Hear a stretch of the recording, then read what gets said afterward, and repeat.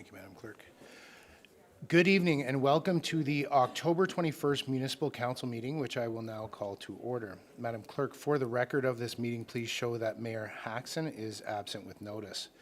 Before we begin this evening's business, I'd like to take a moment to recognize that we have a large number of attendees here tonight for various items on the agenda. Thank you everyone for joining. We have a full agenda this evening, including 2 statutory public meetings under the Planning Act. The first is for a proposed zoning bylaw amendment for a future elementary school and childcare center that is located at Murrell Boulevard and Applegate Drive. And the second statutory public meeting is for a proposed official plan amendment and zoning bylaw amendment for 31 Sand Road.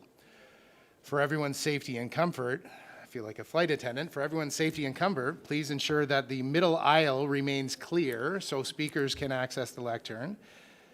Additional space is available for individuals to watch the meeting live in the hall and landing room and in the atrium, and the meeting is also streamed on the town's YouTube channel.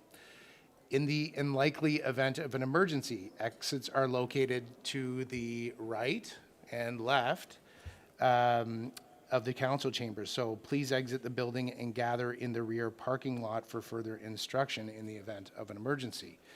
Town staff and fire prevention personnel will monitor building occupancy levels throughout the evening to ensure compliance with safety requirements. We kindly recommend everyone to maintain decorum and respect throughout the meeting. Please allow speakers to be heard without interruption and refrain from applause, calling out, or any disruptive behavior. This ensures that all participants have a fair opportunity to be heard and that the meeting proceeds efficiently. Thank you in advance for your understanding and cooperation. So the next item on the agenda is declaration of interest. Do any members of council have any declarations of interest?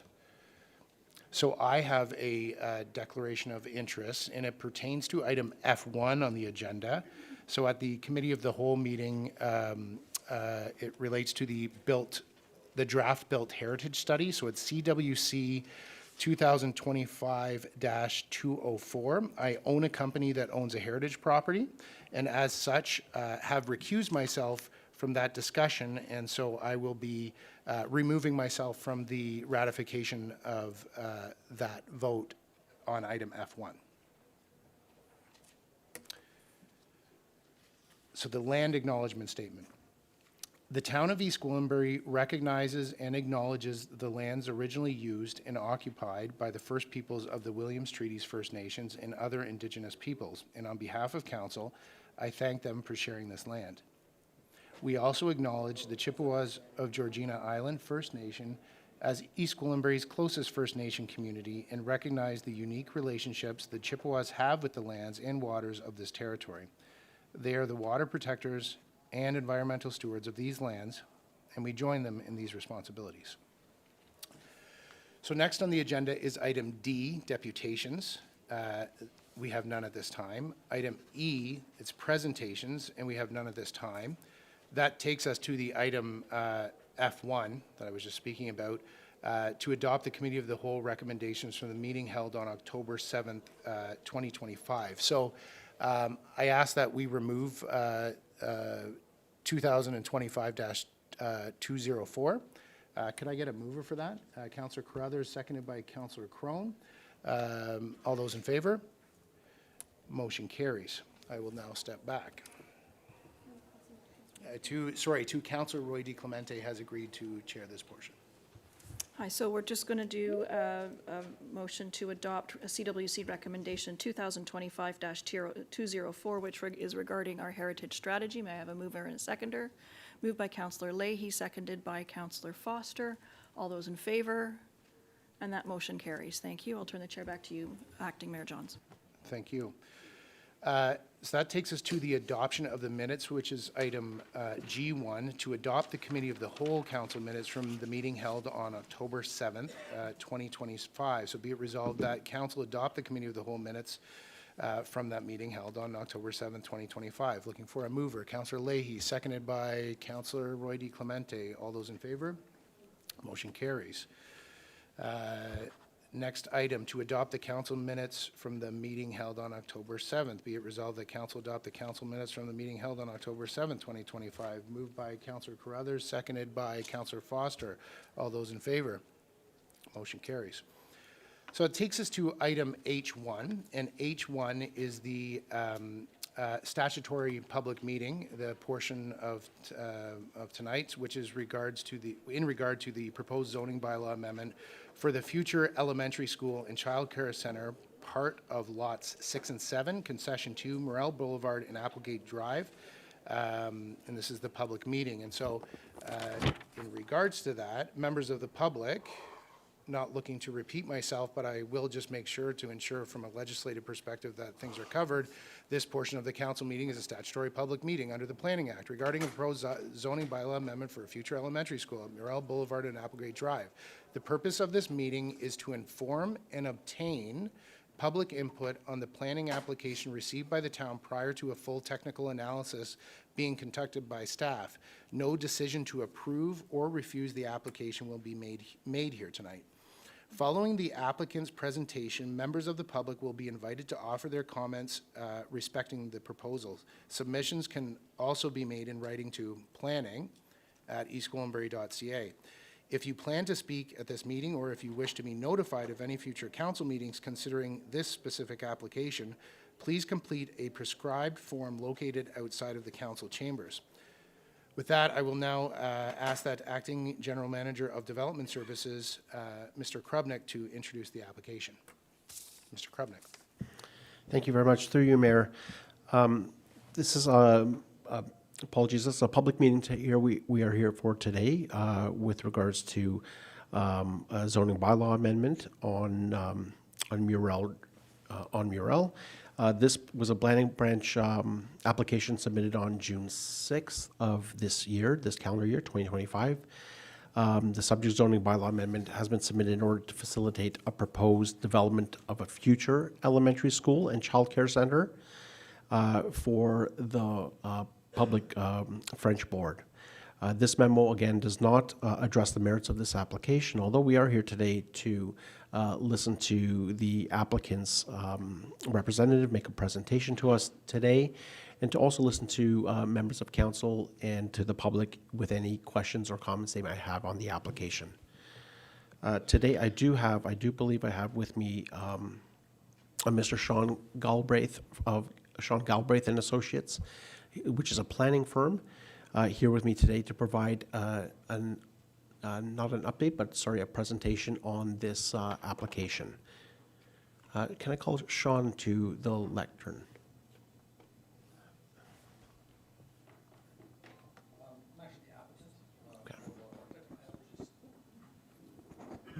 Thank you. Sorry about that. My name is Alex Swarber. I'm with Boulevard Architect. We are the architect on the project. I'm the applicant, and I have Mr. Sean Galbraith with me. We also have Kieran Hagen, who's our traffic engineer from Crozier. The three of us, myself and Sean, will do a quick presentation. I will be doing, Sean will do the sort of the high-level planning matters at the start, and then I'll come back and I'll do a quick presentation about the general site design, the general building design. And Ms. Hagen is here to help with any traffic-related questions or comments. And I'll pass it to Sean. Thank you.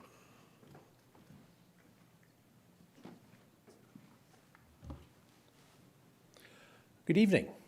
My name is Sean Galbraith. I'm the planner here on behalf of the file. So if we could get the first slide up. There we are.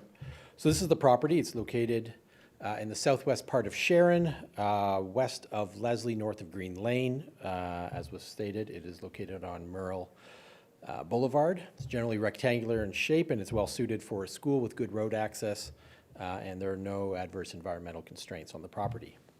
The property was originally proposed and approved for residential development, but the land was sold to the school board to be developed as a school. We can skip ahead 2 slides. There we go. Very quickly, in the York Region Official Plan, it is designated community area, which permits a wide range of urban usage, which includes schools. Next slide, please.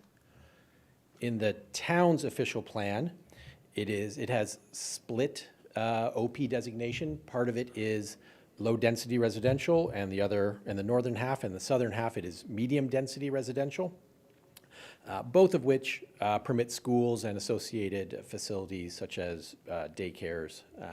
So there's no conformity issue with the official plan for the proposed use. Next slide, please. The zoning is a little more unusual. It actually has 2 different zones and 3 different exceptions on the property. Normally, the zoning bylaw permits schools in residential zones, but the middle slice, the R2 exception 53, for some reason removed schools as a permitted use on the property, and so we needed to rezone the property to unify the property under a single zone, and we're taking the opportunity to rezone it to institutional. And that will ensure that the use is permitted across the property, and then also create the appropriate performance standards for the use on the property. This will also, part of that application, we will also be seeking to remove the hold that was placed on the property. You can see the H1 there, that was put on the property as part of the previous residential development. And that pertains to adequate service, demonstrate there's adequate servicing for the then residential project, but now it's a school. So we don't expect there to be any issues with that, but this will be reviewed as part of the application.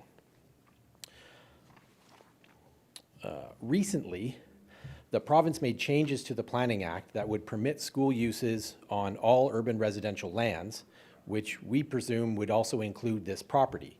Our application was made prior to this change in the Planning Act. So we're still continuing with this application. We think it's appropriate to rezone the property to institutional to include all those performance standards that are specific to schools, which don't exist in the R2 or the R4 zoning category. But the use itself appears to now be permitted as of right through the Planning Act changes. Our application is in part an abundance of caution because this is still such a new change, in part because it's appropriate to have those performance standards for the school applied to the property. That's it from a planning perspective. I'm happy to turn this back over to Alex to talk to you about the actual school design and the programming of the site. And if you have any planning questions, I'm happy to answer them afterwards. Thank you. All right. Next slide, please. Okay.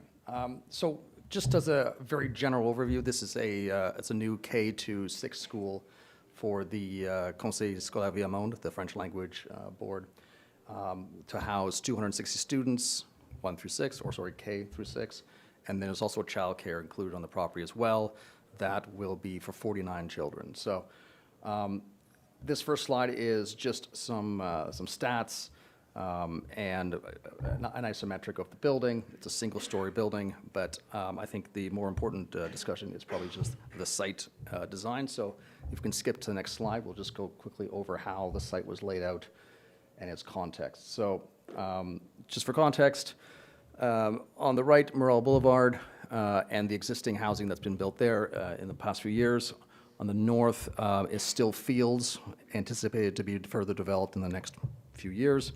On the west, or the left side of the plan, is the stormwater drainage pond for the subdivision, and further off to the left is then the creek. To the south, also currently undeveloped, and my understanding to be developed in the future, and the roundabout at the lower right corner of the page, and that is also the subject, my understanding, of future east-west cross street. But for the time being, we have frontage on Murrell Boulevard and a future frontage on the east-west street. So what we've done is we've placed the building as close as possible to both streets, so in a roughly sort of L-shaped, maybe J-shaped form, so we're up near the property line. Good urban design sort of principles on the two main streets, and that allows us to have all the play areas for the children, with the exception of kindergarten in the back, and it also takes advantage of the view out west over the stormwater infiltration. Is essentially a pond and wetlands, and then the ravine below. So in terms of circulation, we have, our priorities are obviously efficiency and safety and practicality and functionality on these sites. We have to keep our entrances, as far as possible away from roundabouts and other intersections to keep things functioning properly. But what we've done is we've done basically two arms of circulation. So the east-west or left-right across the page is school buses. And so they will line up on the north side of school. And then along the frontage on Murrell is the drop-off. So that's for childcare and for the younger children. So the emphasis here is that we separate vehicular traffic between the two groups. There's no one crossing a live lane of traffic to drop off any children or get on any buses. So within the constraints of the site, we try to make sure that we have a very sort of safe and efficient site design.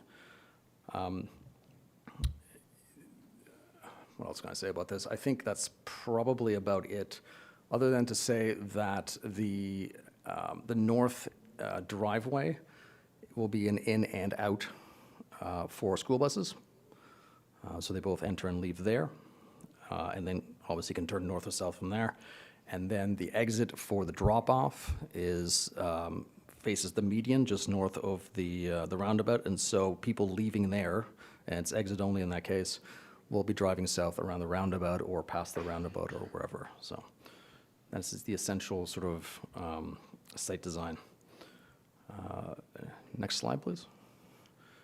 This is just the plan, but just to reinforce the way the building is laid out, we have the main entrance at the top right corner, and that is close as possible to the sidewalk. The childcare is to the left, so along the north side of the school. The kindergartens, gymnasia, libraries, all those spaces, main office are in the north-south bar of the school facing Murrell, and then the classroom ring is at the south facing the future street. Next slide, please. And then we'd also like to speak about the sort of the general design. This is a single-story building. It does have a double-height gymnasium, has a double-height library.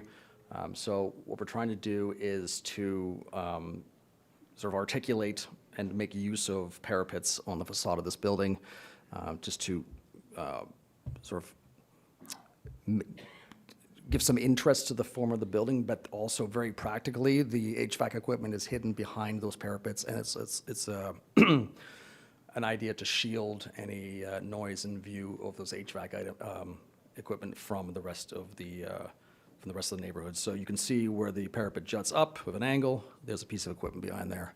So we've taken great pains to use the form of the building to hide those things. Fenestration, we're maximizing that. Lots of natural light. And then also the general palette of the building currently is just sort of earth tone masonry and a bit of bright color at the main entrance to mark that. But that is generally the general idea of the design. I think that possibly there's a few renders in the next few slides. So these are the renders that were submitted for the planning application, obviously. So if you can go to the next slide, we'll just go through those quickly as well. So this is then the view from the northeast corner at Murrell, looking at the front entrance of the school. So the childcare is on the right, the rest of the school is on the left, and then the Murrell Boulevard will be off the image on the left side of the screen. And then this also shows the sort of the main entry of the building. So pedestrian friendly, which is very important for us, and marked with a very bright color. Next slide, please. Again, this is looking directly at the front entry. Our sign has moved on different sides of the building. We might do both. But again, this is from the school buses will be parking basically at the right of the image where the woman on the bicycle is, and then off to the right side is the drop-off for pedestrian, drop-off for parents. Next slide, please. Another view of the main entry. You can see in the background parking opposite the drop-off, and then Murrell Boulevard behind the trees. And I think there might be one more. And that is the view from the rear of the property, looking at the entry to the childcare. Childcare has a separate entry. And then on the left side of the page is the front of the school. I think that's the last one. So I guess at this point, it's questions. Thank you very much. Appreciate Okay. that. That takes us to public comments. And Madam Clerk, I do believe that we have one registered speaker that intended to speak at tonight's meeting. Through you, Mr. Chair, that's correct, and they have virtually joined the session. I believe you have their name in front of you. Mavis. Is Mavis with us? If you are here, we'd love to hear from you. Mr. Chair, I can confirm that we have them join remotely. Mavis, can you hear us? You may have to unmute your mic.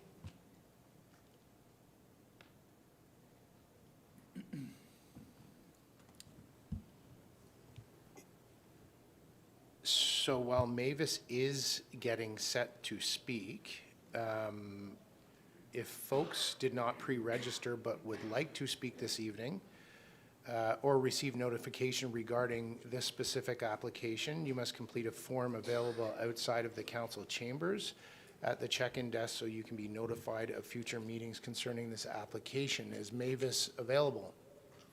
Yes, hi. Hi, Can Mavis. You guys, hi, how are you guys? Wonderful. Thank you for Yeah. coming. Please feel free to speak. Yeah.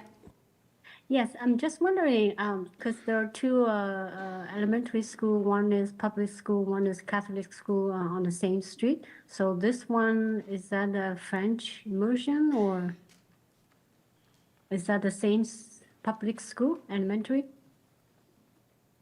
It's the non-Catholic or of the two French boards.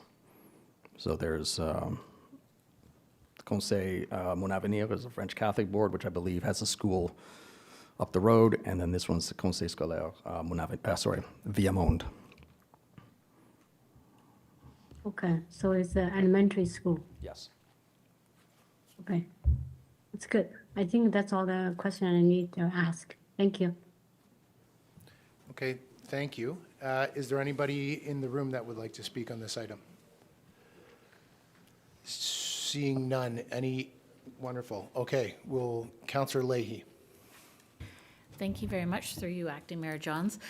It's great to see more schools going into the neighborhoods. They're much needed. And my question is a mathematical one.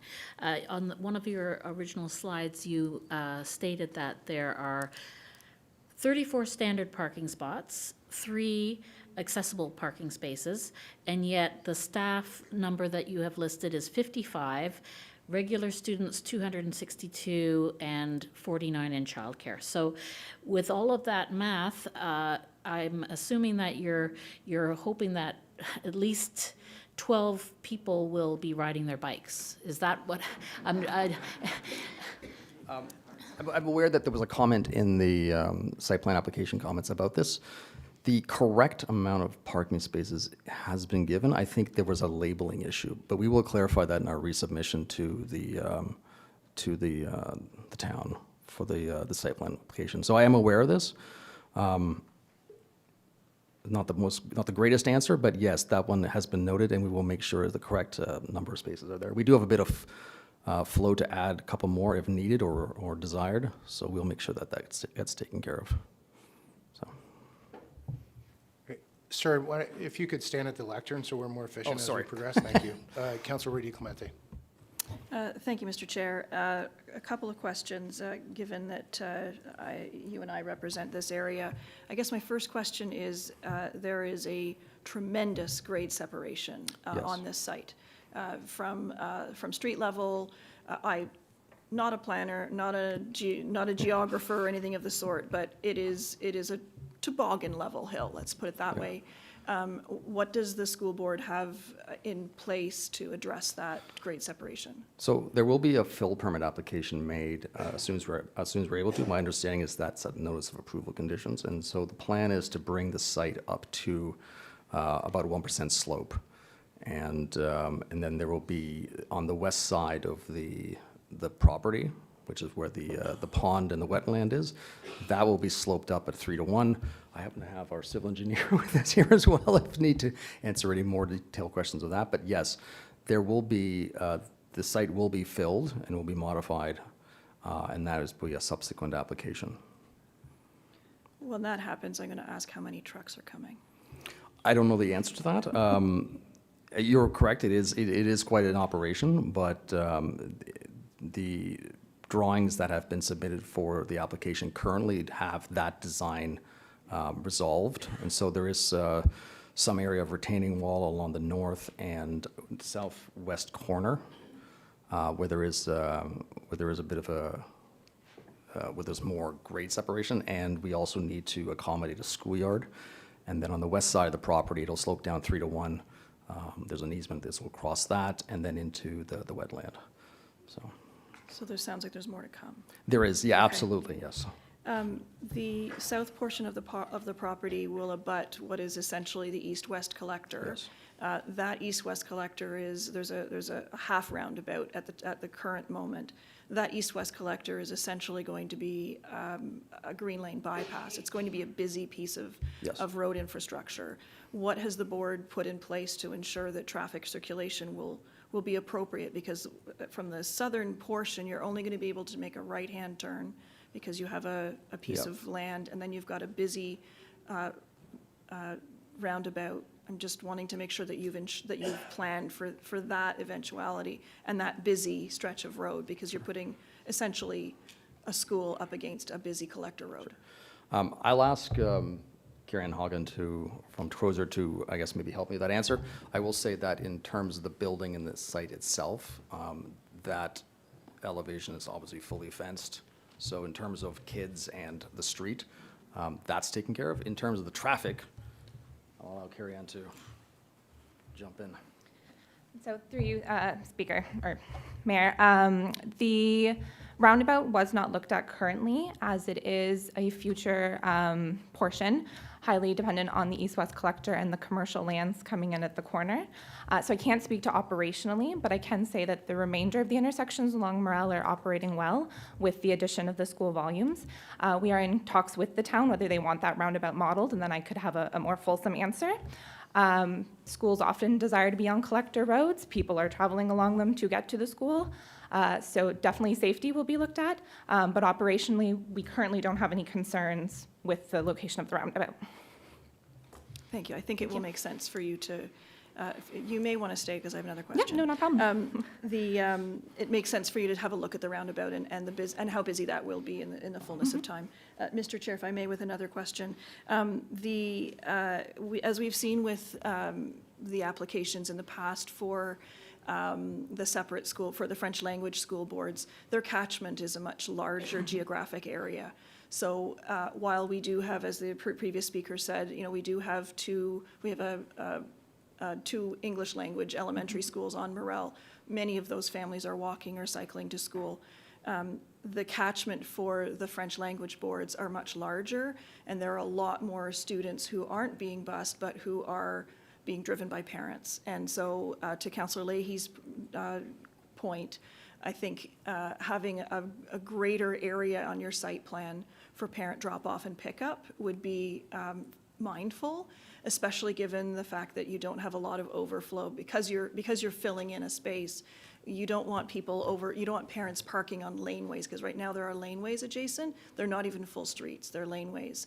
So you're going to have parents parking on a busy north-south collector or on a busy east-west collector trying to get their kids from school. So I just want to be mindful of the fact that your catchment geographically is much larger, and to be careful about that. Yes, if I may just include, I know the French School Board does have a very unique system versus the Catholic and the public elementary schools. The replacement of the current French school in East Gwillimbury is intended for this site, and they bus in about 95% of their students, so that was considered, and we've been a little bit more conservative in our estimate, and only did 75% with the remainder of people arriving by vehicle. Understanding that, again, it's likely not drawing from the direct neighborhood as other public and Catholic elementary schools would. Thank you, I really appreciate that. I guess my other question would be, and I think it's probably for the board itself, and that would be what the plans are for the current school. Because right now they're housed in the old Our Lady of Good Counsel over on William Street in Sharon. So it's in an old school adjacent to a municipal park. So I'm just wondering if you have any information of what is happening with the old building. I think you're renting it, so I think. Regretfully, I do not. We had intended to have a representative from the board, but they were unable to show up, and send their regrets, but I'm not privy to that. So I'll definitely relay the question to them and ask them, or, Thank yeah. you. Thank you. I know that will be one of the first questions that I get from the community on the west side of Leslie is what's going to happen now to this building, so. We'll let them know. Appreciate that. Thank you. Thank you, Mr. Chair. Thank you. Councillor Carruthers.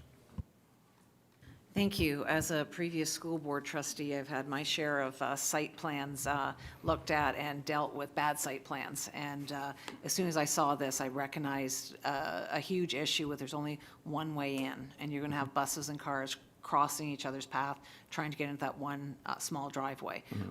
Also, the parking that's already been mentioned, I counted up, there's 50 spots there. That's nowhere close to how many this site will need. So I think we need to see a better circulation plan on this. The one entrance, I think, is problematic. Cars having to cross those buses to get to the drop-off is problematic. So I wanted to mention that. I had written down that they were probably mostly bust, and I'm happy to hear that it was 95%, but you're allowing for 75%. So I think that's important. Do you know the number of buses that will be on site? Exactly, no. We just, I think we've maximized the area that it's allowed. I know we have, I believe, scheduled or about to schedule a meeting with Transportation to discuss this very comment. I think this is one of the only significant comment we got on the application, so we will work through it with them. I can say that the logic behind the plan currently was, get the main entry or the main driveway as far away from the roundabout as possible. And then we also have to deal with the median north of the roundabout, which doesn't allow anyone to enter there unless they are coming south on Murrell.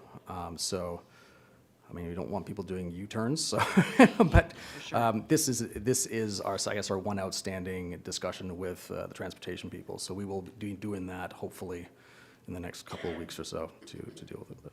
Thank you. Based on experience, this is going to be very problematic at drop-off and pick-up. Even if there's only a few parents dropping off, this is going to be very problematic. Thank you. Councillor Foster, do you have anything, or? Thanks. So I just have a couple of points. One, I would like to reiterate what Councillor Leahy said about the parking, as well as Councillor Roy DiClemente. It's kind of in the same vein of Councillor Carruthers, but just wanted this on the record. When you were speaking earlier, you said that the drop-off was going to be from north to south. Yes. In the site plan, the arrows go the opposite of that. The arrows in the site plan, if zooming in, the arrows actually go from south to north. At the front of the school? Yeah. We should probably correct that. Yeah, because further to Councillor Carruthers, Yeah. or Councillor Roy DiClemente's comment, it was responded to that hadn't contemplated the roundabout. And I'm not sure if that was hadn't contemplated the roundabout from the traffic study or the placement and the flow of that traffic, because there is a median there. And so if people are coming in from the south, they couldn't get across left to go in south and then go north. I can assure you that's a typo, embarrassing as it is, but I mean, the design of that lane is very clearly that people would pull in and then drop off on the passenger side, again, onto the sidewalk at the school, so thus not having the children cross, and then there are parking spaces against the street. So yes, we will make sure that that gets corrected in our discussions of transportation, but the intent was that drop-off is passenger side against the school. Okay. Yeah. Apologies for the confusion. Glad that has been documented and noted. So, any other questions, comments from the dais here? No. So with that, I will read the resolution and look for the mover and seconder on this. Be it resolved that the Development Services Memorandum dated October 21st entitled Proposed Zoning Bylaw Amendment, Future Elementary School and Childcare Center, part of Lots 6 and 7, Concession 2, Murrell Boulevard and Applegate Drive, public meeting, file ZBA 25.09, related file SPA .25.05, be received, and and that the presentation from the applicant be received, and that the comments received at this statutory public meeting be addressed by Development Services Planning Branch in a comprehensive report to a future council meeting date. Mover, Councillor Leahy, seconder, Councillor Carruthers. Any more discussion? All those in favor? Motion carries. Wonderful, thank you. If you could, sir, there is a lineup outside, so those of you that were, if you did want to stick around, I kind of encourage you, the ability to leave now would be great to allow others to come and join this. So thank you for coming, but. Here you go. I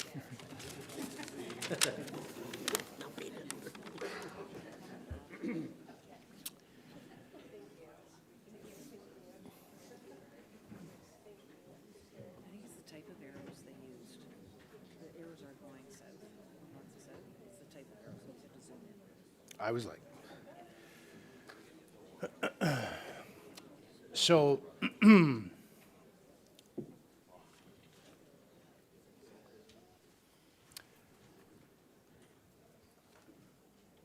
Okay. I'm about to make a statement here, folks. I have received legal direction advising me from speaking publicly on matters related to the 31 Sand Road application. This application appears next on tonight's agenda. In keeping with that direction, I will be relinquishing my position as chair for this item to ensure full compliance. As acting mayor and in consultation with the town clerk, I have the authority to designate another member of council to chair the statutory public meeting. This is under Section 9 of the procedure bylaw, where it says I may designate another member or as a presiding officer during any part of the council meeting or when he or she leaves the chair for any reason. So to this end, I have asked Councillor Roy DiClemente to assume that role.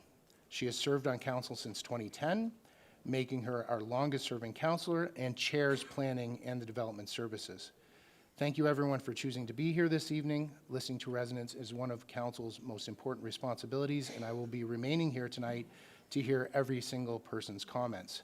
We will now pause briefly, about 1 minute, to allow for the transition in the sharing responsibilities. Thank you.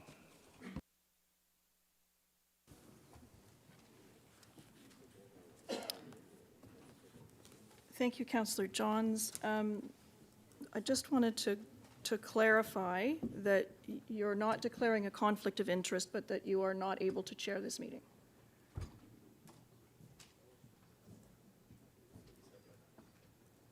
Councillor Johns, are you continuing to participate in this meeting and you're just not chairing?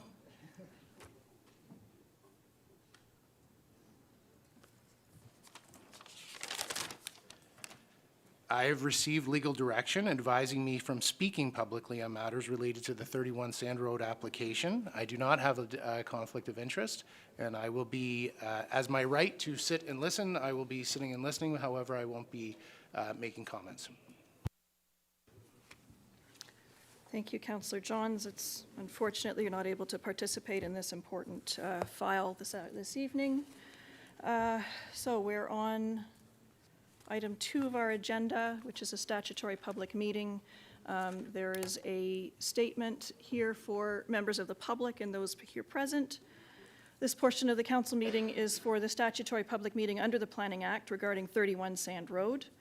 The purpose of this meeting is to inform and obtain public input on the official plan amendment and zoning bylaw amendment applications. So there's 2 applications that have been received by the town before staff conduct a full technical analysis of the application.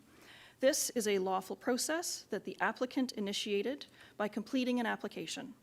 No decision to approve or refuse the applications has been made or will be made here tonight. We will begin with an application, with a presentation from staff, I believe. Is there a staff presentation? Madam Chair, there's a presentation from the planner on this Okay. applicant's planner on this From the application. applicant. Okay, so we're going to hear from the applicant. Following the applicant's presentation, members of the public will be invited to offer their comments respecting the proposal. Your comments must be relevant to this proposal. And given the number of individuals who wish to speak tonight, please be courteous to all of the people who have taken time out of their schedule to provide feedback and come here this evening regarding this proposal. If you wish to speak about something unrelated to the proposal, you will be asked to use the deputation process on another date to speak about these other matters. I thank you in advance for your courtesy and cooperation. We recognize the significant level of community interest in these applications, and we want to ensure that everyone who has taken the time to attend has a fair and equitable opportunity to be heard. To help us achieve this, each speaker will be given up to 5 minutes. If an earlier speaker has already raised your points, a simple "I'm in agreement with previous speakers" will be welcomed in order to reduce repetition. This allows us to hear as many different perspectives as possible. Given the number of speakers tonight, it may not be possible to hear from everyone in a single sitting. If that happens, Council will adjourn tonight's meeting at a reasonable time, and we'll decide what that'll be later, I think, and continue with the balance of the statutory public meeting on another date so that all interested members of the public have the opportunity to be heard. We'd prefer not to do that, given that next week is when we will watch the Blue Jays win the World Series. So if you have additional comments that you could not address within your time, or if you would like to provide a more detailed submission, or you think of something after this meeting, we encourage you to share your comments in writing with staff, and the email is planning@eastgwillimbury.ca.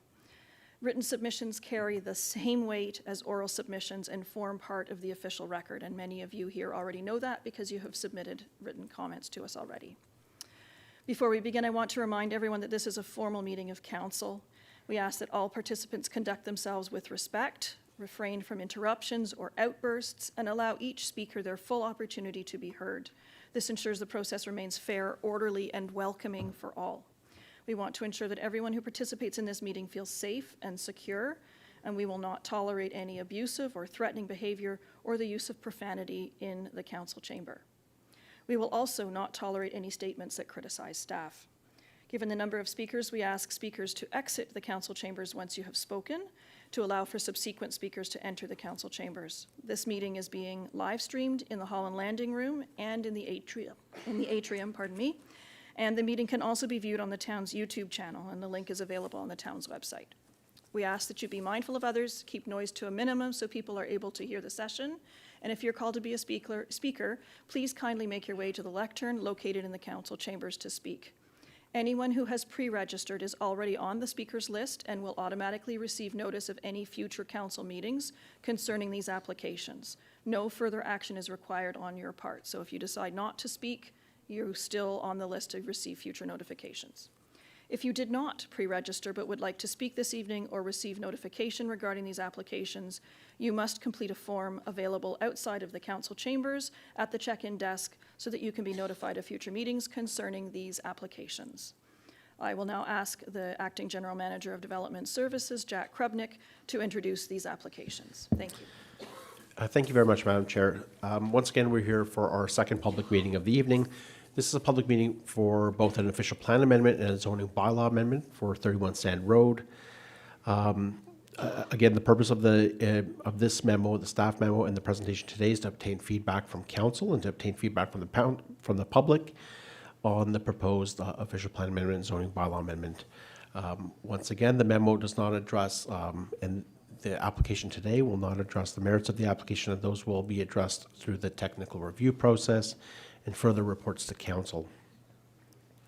I will note that, or reiterate that we are in the early stages of processing this application, and although the public meeting is a provincially legislative requirement intended to provide a public forum for applications, residents and members of the public can continue to provide written or oral feedback to staff up to the date of us bringing forward a recommendation report to council. I will also note, and the applicant can clarify this further as well, that the applicant has also retained a heritage impact, a heritage consultant, and has also initiated a heritage impact assessment to evaluate any potential heritage resources on site. And that heritage impact assessment will also be peer reviewed by the town once submitted to the town. Presently, I will call upon Valentina Chu from the Goldberg Group to deliver the presentation on behalf of the applicant. Thank you, Mr. Krupnik. Would the applicant's presenter please come forward? And they are remote. Okay. Is that Ms. Chu that I see there? Yes, good Okay, thank you. evening. Please proceed. Good evening, everyone. Thank you so much for having me tonight. My apologies for not attending in person. My colleague Adam Layton was supposed to attend and he had to attend to a medical emergency. And so I've stepped in last minute, and as such, I'm attending virtually. So my apologies for that. My name is Valentina Chu. I'm a planner at Goldberg Group, here on behalf of the development application at 31 Sand Road. Before I begin this presentation, I would like to make the following note. Following the submission of our original application, our team has made every effort to be transparent and collaborative throughout this process. We have remained in regular communication with town staff and councillors to ensure that all feedback is heard and considered. On October 1st, we held a non-statutory community information meeting, which was attended by approximately 170 community members. And we sincerely appreciate the strong turnout and engagement. Since that meeting, we have carefully reviewed all comments and that were received from residents, and as well as technical feedback from the town, which were received separately. Our goal has been to understand both perspectives and to determine how we can address as many of the concerns as possible. We recognize that there is no single solution, and some of the technical comments and community feedback are at times contradictory. However, we're genuinely trying to find balanced approach on addressing those comments. And also the planning objectives and environmental and heritage considerations. In response to the input that we've received thus far, we had originally requested to postpone the statutory public meeting to a later date to allow us some more time for preparing revisions and present a couple of updated options for discussion. However, due to logistical challenges, the town was not able to postpone this meeting. So as a result, since this meeting is formally tied to what was originally submitted, the presentation will be of the same plan that was originally submitted and presented at the October 1st meeting. And that said, the team has already started working on alternative concepts and expect to share these revisions with staff and the community over the coming weeks. We remain fully committed to transparency and collaboration. And to demonstrate this, the ownership group has voluntarily agreed to, at the request of the town's development management, to extend the 120-day Planning Act timeframe to 150 days and not to file an appeal of the application during that period. This additional time will allow us to continue working closely with the town, with town staff, councillors, and community in the hope of achieving a plan that is more broadly supported. So here is we have a summary of the key comments that we received and are actively working on addressing. And these comments can include concerns that the density is too high. There is a lack of variety in unit types. There was a preference for more detached homes, fewer townhouses, as well as heritage and archaeological significance of the log cabin and surrounding lands. Opposition to the proposed emergency connections to Cotton Court South, requests for housing types suitable for seniors wishing to downsize, concerns about the cost and requirement for existing homes to connect to municipal sewers, any plans for trails or landscaping features behind the project, tree preservation and arborist-related matters, mixed feedback on the inclusion of small-scale commercial units along Sand Road, traffic impacts associated with the new development, and questions about responsibility for municipal infrastructure costs. We are committed to working with the town, the council, and the community to review these matters carefully and to determine the best approach to address them and refine the plan. And we want to thank the town councilors and community members for their time, engagement, and constructive feedback. And we truly believe that through continued dialogue and collaboration, we can arrive at a plan that reflects both the community's character and the town's long-term vision. And with that, I will begin my presentation. Next slide.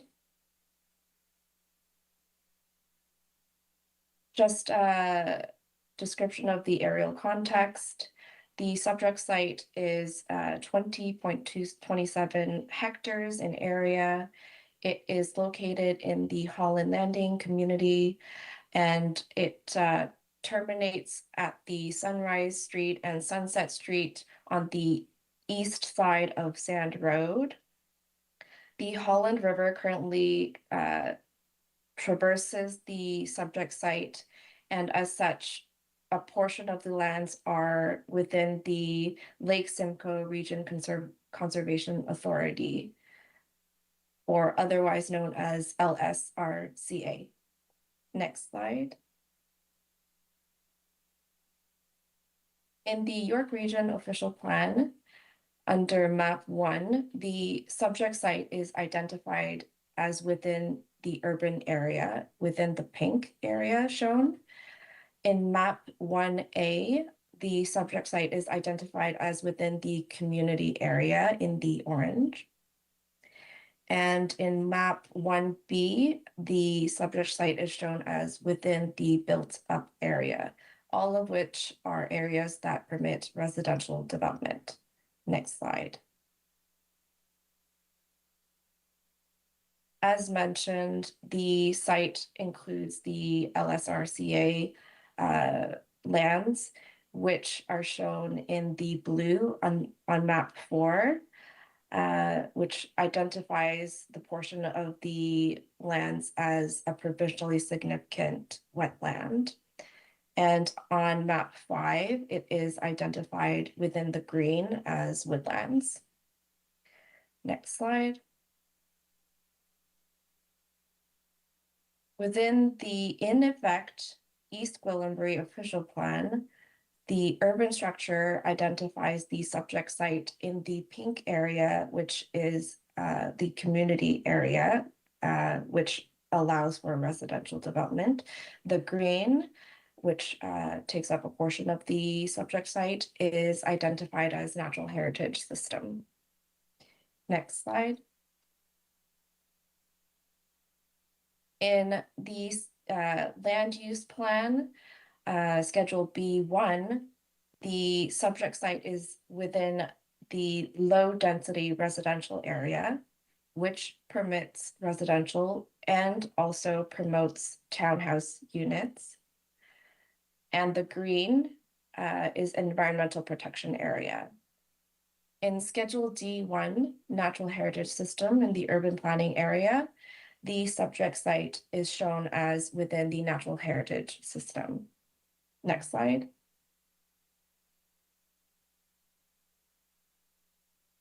And the East Gwillimbury Official Plan 2022 is not yet in effect, but still relevant.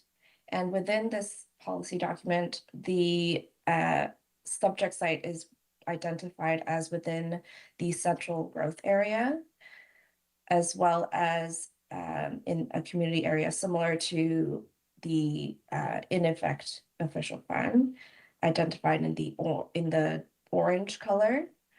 And also in the green color, it's within the environmental protection designation. Next slide, please.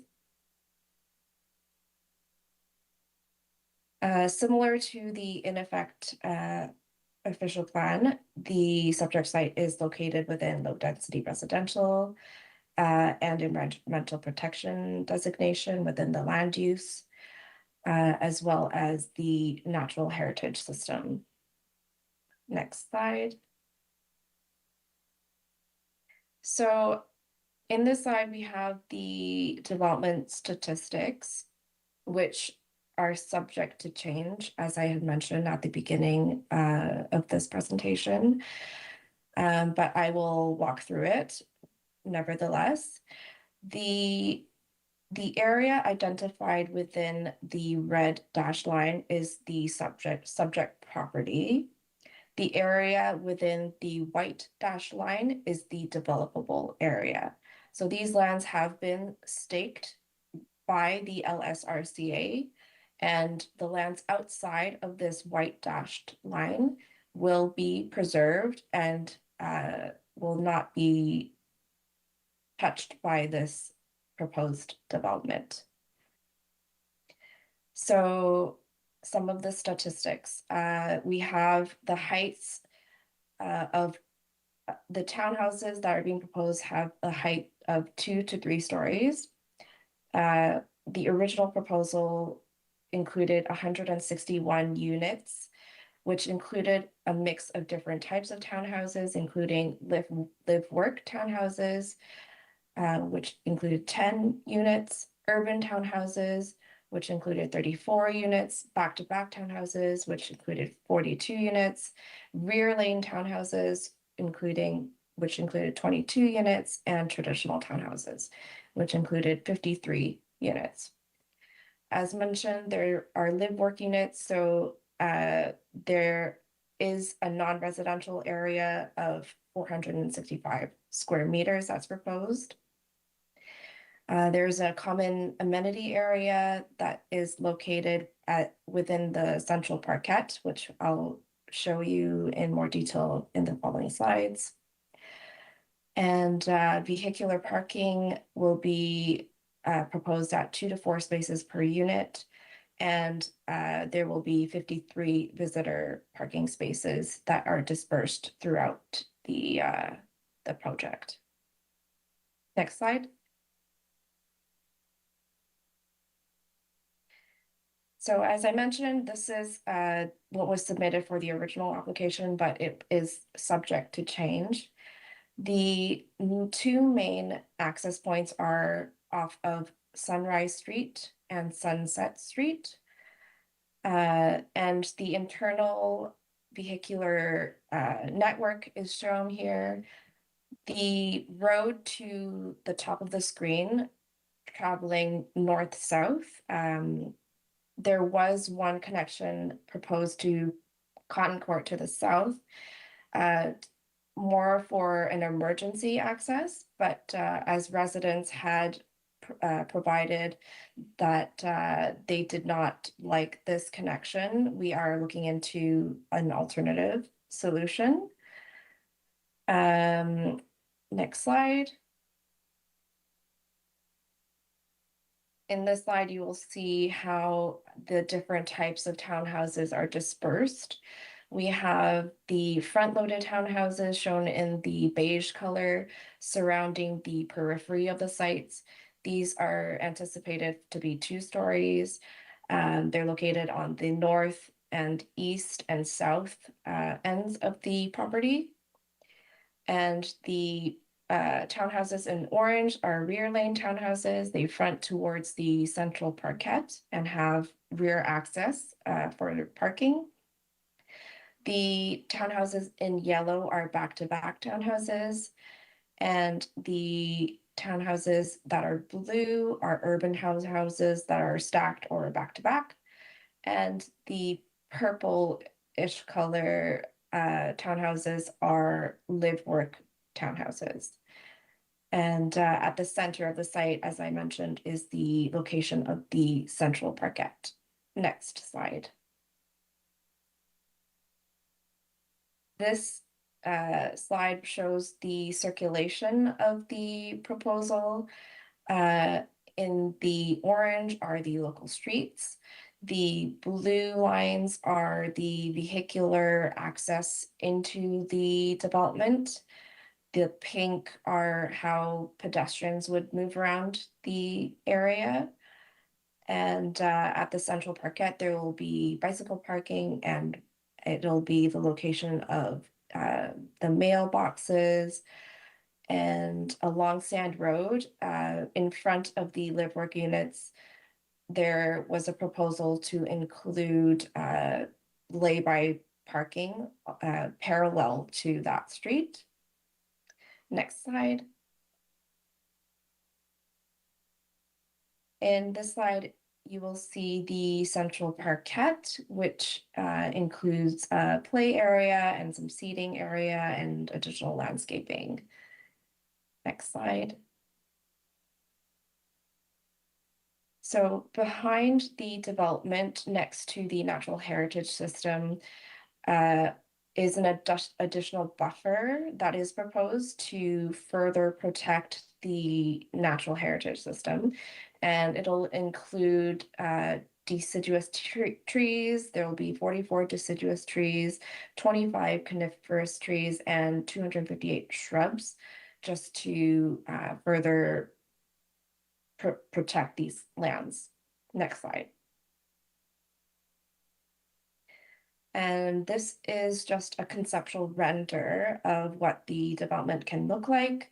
This is a view off of Sand Road, and you'll see the example of the live work units to the left. Next slide. This is a view of the parkette area that is internal to the development. Next slide.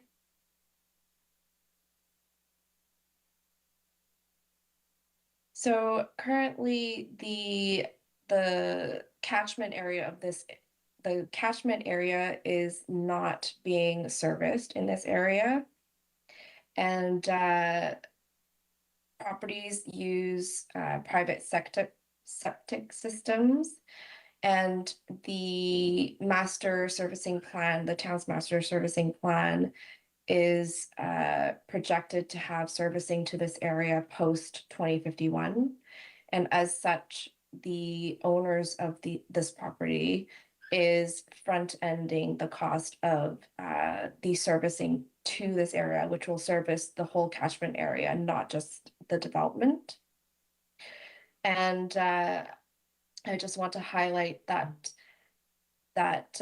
residents have the option of connecting to it, and it is not something that will force residents to connect. And this is still being discussed with the municipality how that works, but that's the information that we currently have. And that concludes my presentation. Although we did add a couple more slides after this slide. So if we can move to the next couple slides after this one. So I just wanted to touch on the heritage discussion. The subject site was not listed or designated for heritage, and the owners had no prior knowledge of any heritage value or existence on the subject site. However, it was brought to our attention by residents that there is a log cabin that may be of heritage value. And I have roughly outlined the location of that building, and that log cabin is located in the vicinity of that red hatched area. And all I can say about it is we have retained a heritage consultant to review the merit of this potential heritage building, and that is currently being investigated. As Jack had mentioned, the heritage consultant will prepare a report which will be peer reviewed by the town and will coordinate with the town afterwards once that has been determined. Next slide. One item that had been of interest is the archaeological features.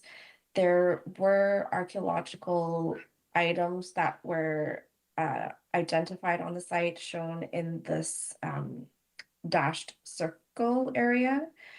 And that location is within the buffer area of the proposed development, which wouldn't be impacted by development, but it is going to be further analyzed. And our archaeological consultant is going to perform a stage 3 analysis on this site and coordinate with the applicable First Nations communities. And that's all I had for my presentation. Thank you for having me, and I welcome questions. Thank you, Ms. Chu. We'll ask you to remain on the line so that you can hear from the community as well as the other statements that are being made tonight. I did want to give staff an opportunity to address one element of that presentation, which had to do with the ability of the town, or the request for the town to postpone this meeting. From my understanding, this is a process that was triggered by the applicant making an application. And so I'm just looking to staff, either you, Mr. Valchich, or Mr. Krupnik, to provide some comment on why the meeting wasn't postponed, given the community's feedback. Thank you, Madam Chair. Happy to answer that question. So there was a request that was received by the applicant to cancel and postpone and reschedule the statutory public meeting. I want to note that at the time that we received that request, this meeting had been scheduled in accordance with the Planning Act provisions. It had been advertised, and the public expectation was that they had the ability to come tonight and provide their input. The public has every right to be here and to provide their views on this application.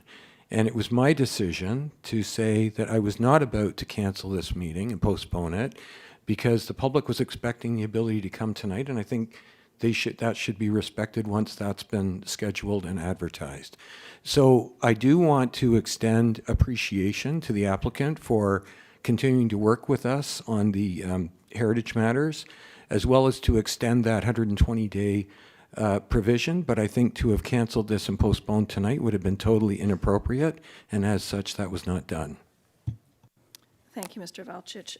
I will advise the group here tonight that we have reached, and it's a first, and I've been here since 2010, it's a first, we've reached the facilities capacity. So there are registered speakers waiting to enter the building. So if you have had the opportunity to speak and address council and are able to do so, we kindly ask that you watch the remainder of the meeting virtually to allow other people to come into the facility and participate this evening. So at this point, I'm going to call 3 individuals at a time to come forward to the reserved seating area at the front of the chambers. There's 3 chairs with signage on them, and we'll proceed in the order of the speaker list. And as each individual finishes, the next person on the list will be invited to move forward. And again, once you have spoken, we ask that you do exit the building so that we can get more people in to be able to speak. So, Councillor Crothers. Madam Chair, I attended the community meeting regarding 31 Sand Road on October the 6th. It was very well attended, and it was brought to my attention at that meeting there's a group of speakers that the community would like to put forward early in the process. This group of individuals has worked very hard to try and capture the community sentiment in a way that will allow us to begin this process by hearing the wide scope of community concerns with minimal repetition. I appreciate the length that they've gone to organize themselves in this way. Jeff Brown, a community member who has organized this, has informed me that the group consists of 10 speakers who have already have an established speaking order. And with this in mind, I'd like to respectfully ask that we consider beginning with this list submitted by the community members. And here's the list.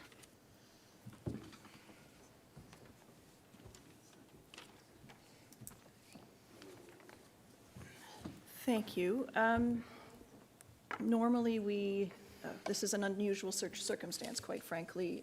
It's usually the order in which people have registered, but given this organization and the intense scrutiny on this, I'm just wondering, members of council, do you have a problem if we proceed with this? No. No? Okay. Thank you. Councillor Leahy. Through you, Madam Chair, should we put forward a motion to accept it so that we all vote on accepting this list that the other council members have not had advanced knowledge to look at? I believe, and I don't have the time to cross-reference it against the speakers list that I have in front of me, but I believe all of these people on this list have already registered to speak. Is that correct? Mm-hmm. Is that your understanding, Councillor Carruthers? Mm-hmm. Okay, so, Madam Clerk, do we need a motion to do that? Since I believe it's at my discretion in the chair to be able to call people to the microphone. Yes, okay. So we're going to proceed with the first list of 10 people. So the first 3 names on that list is, I think it's Joff Brown, Rob Smith, and Rachel Malcove. If you could please come forward.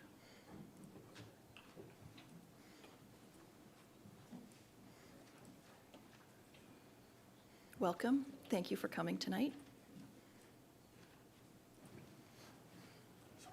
And you know what I'm going to do, since there's a spot open, I'm also going to ask for Amanda Mayette to come forward, please. Go ahead, Mr. Brown. Good evening, Madam Chair, councillors, and members of the public. My name is Joff Brown, and I'd like to thank everybody who has reached out to our group tonight from across the country, who, believe it or not, is watching this meeting with bated breath. Holland Landing is definitely on the map tonight, more so than when Samuel Wilmot actually created the map of Holland Landing in 1811. You probably know me from speaking about the historic log cabin that was rediscovered on the 31 Sand property, but I'm not here tonight to speak on this topic. There's far more important historical matters to discuss. I've personally spent, and I've loved doing this, more than 200 hours in archaeological research preparing this 5-minute speech, amongst other things. Its facts are all documented. My job is to do my best to ensure that this site is returned to its rightful landowners and restored to its rightful place in history, where all can recognize and appreciate the significance of this property.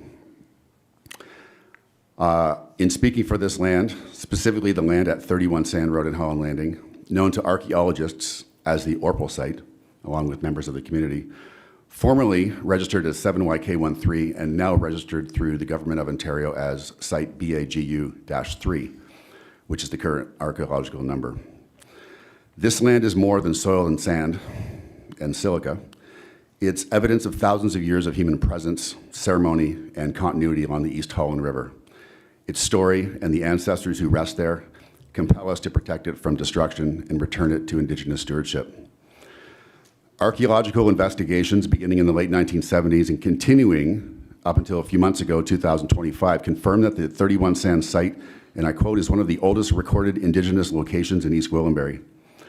Artifacts recovered include diagnostic tools from the Middle Archaic period. For those that don't know what the Middle Archaic period means, it means that indigenous settlements have existed on this land up to 5,000 years ago, confirmed. Fieldwork excavated and documented calcined bone deposits. And if you don't know what calcined bone deposits, I'll tell you, they are a strong indicator of human indigenous activity, typically associated with cremation, indigenous burials, or other rituals involving fire. The most compelling evidence in this case is the human burial that was unearthed in the early 1970s on the 31 Sand Road property, first documented by its owner, Tony Orpel, later confirmed by archaeologist Gordon Dibb in 1979, who I actually had lunch with last weekend, and furthermore, by the 1990 ASA Archaeological Services report. This burial was donated to the Whitchurch Stouffville Museum, if you can believe it. But according to archival correspondence by Gordon Dibb himself and the ministry's past and present curators, which we've also spoken to, the human skull and remains were lost from museum collections, and their whereabouts today are unknown. When archaeologist Gordon Dibb did the first study on the 31 Sand property, I couldn't believe this. He extracted 136 indigenous artifacts, 136, from the site, and are now cataloged at the Trent University Archaeological Department. The 1988 report, just after, on phase 1 of the master plan of the archaeological resources for the town of East Gwillimbury, prepared by ASA Services Incorporated, identified the 31 Sand Road site as, and I quote, a significant archaeological resource that must be protected from disturbance of any nature until it has been fully investigated. That's back from '88. ASA excavations at this time recorded another 129 indigenous lithic artifacts, including projectile points and burned chert flakes. These artifacts can also be found at Trent University's archaeological archives. I have the master list of that and photos of all of them. If you don't know what chert tools are, they are made from silica. ASA also stated that in the future, I want to be sure you understand this, in the future, should deeply buried cultural deposits be revealed in the event of any future disturbance, like human burials, the Ministry of Culture and Communication should be notified immediately. The area first excavated by Gordon Dibb, which lies in the plowed fields at the very front of the 31 Sand Road property. You could actually see them in the presentation from Goldberg tonight. Where the development is proposed need to be reinvestigated. Human bone was also excavated from that area. Altogether, there have been 268 artifacts extracted from the 31 Sand site. This is not including the 3 small artifacts located in the current study reported to the town by AS&G. And the additional 3 artifacts that are in the Orpel family's current possession. And if you're wondering, like I am right now after reading my own words, has the picture been painted yet that this is a significant heritage site? In addition, and I didn't know this in my research, there are 5 archaeological dig sites in less than 1 kilometer from 31 Sand Road and 51 within 5 kilometers. 31 Sand Road, from my research, was the epicenter of Indigenous history. As a reminder, I wanted to point out that on the Town of East Gwillimbury's website, the current 2025 AS&G's archaeological report that was submitted as part of the complete application lists the BAGU3 site, the Orpel site, or 31 Sand Road, classified as an Indigenous campsite and burial site. By designating the 31 Sand's entire site as protected heritage and restoring it to its Indigenous stewardship, East Gwillimbury can set a precedent, one of which where reconciliation is practiced not in words but in land itself. Let us instead act with integrity. Let us recognize this land as sacred, historical, multi-generational, Indigenous, alive with meaning. And I wanted to I'm just going to go through this quickly, and I want everyone to speak tonight, but in compiling this report, I've spoken with 2 different archaeologists in person, 4 reports with archaeologists who have been on the site in total, invited to one of their homes, spoken to the curator who houses all these artifacts at Trent University, spoken with the curator at Markham Stouffville Museum.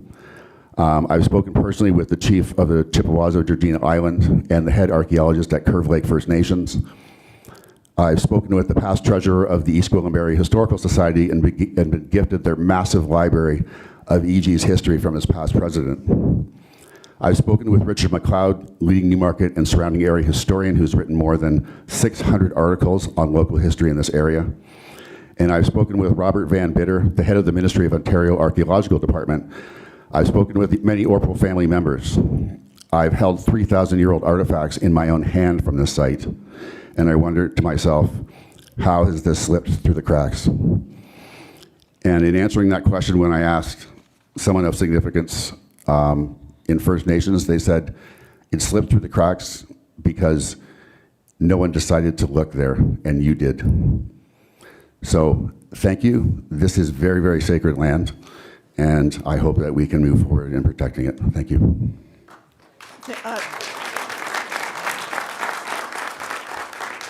Thank you, Mr. Brown. I will note that you were almost 7 minutes, but I just want everyone to know that we need to be respectful of everyone's time, and I will also remind you that this is a public meeting under the Planning Act, and we do not appreciate, and we're respectfully requesting that you do not applaud or cheer or catcall or anything of the sort. So I know everyone's emotions are very high, but this is supposed to be a procedural matter under the Planning Act. So thank you, and I appreciate your respect in this. I will note that we have we have a Rob Smith, which I think is the man here, but we also have someone named Robert Charles Smith, who's also here. Okay, so we have two of you here, so I just wanted to make sure that we were calling the next person, the correct person. So please go ahead, Mr. Smith. Thank you. I am Rob Smith, and good evening, Acting Mayor, members of council, and of course, members of our community. Continuing on from Geoff Brown's archaeological indigenous report, I affirm that the findings at 31 Sand Road confirm what the evidence has long suggested. 31 Sand Road, as part of the East Holland River, served as a continuous cultural indigenous corridor used seasonally for fishing, tool making, and trade from at least 3000 BCE through the woodland period. Protecting this land is not about halting progress. It's about redefining it.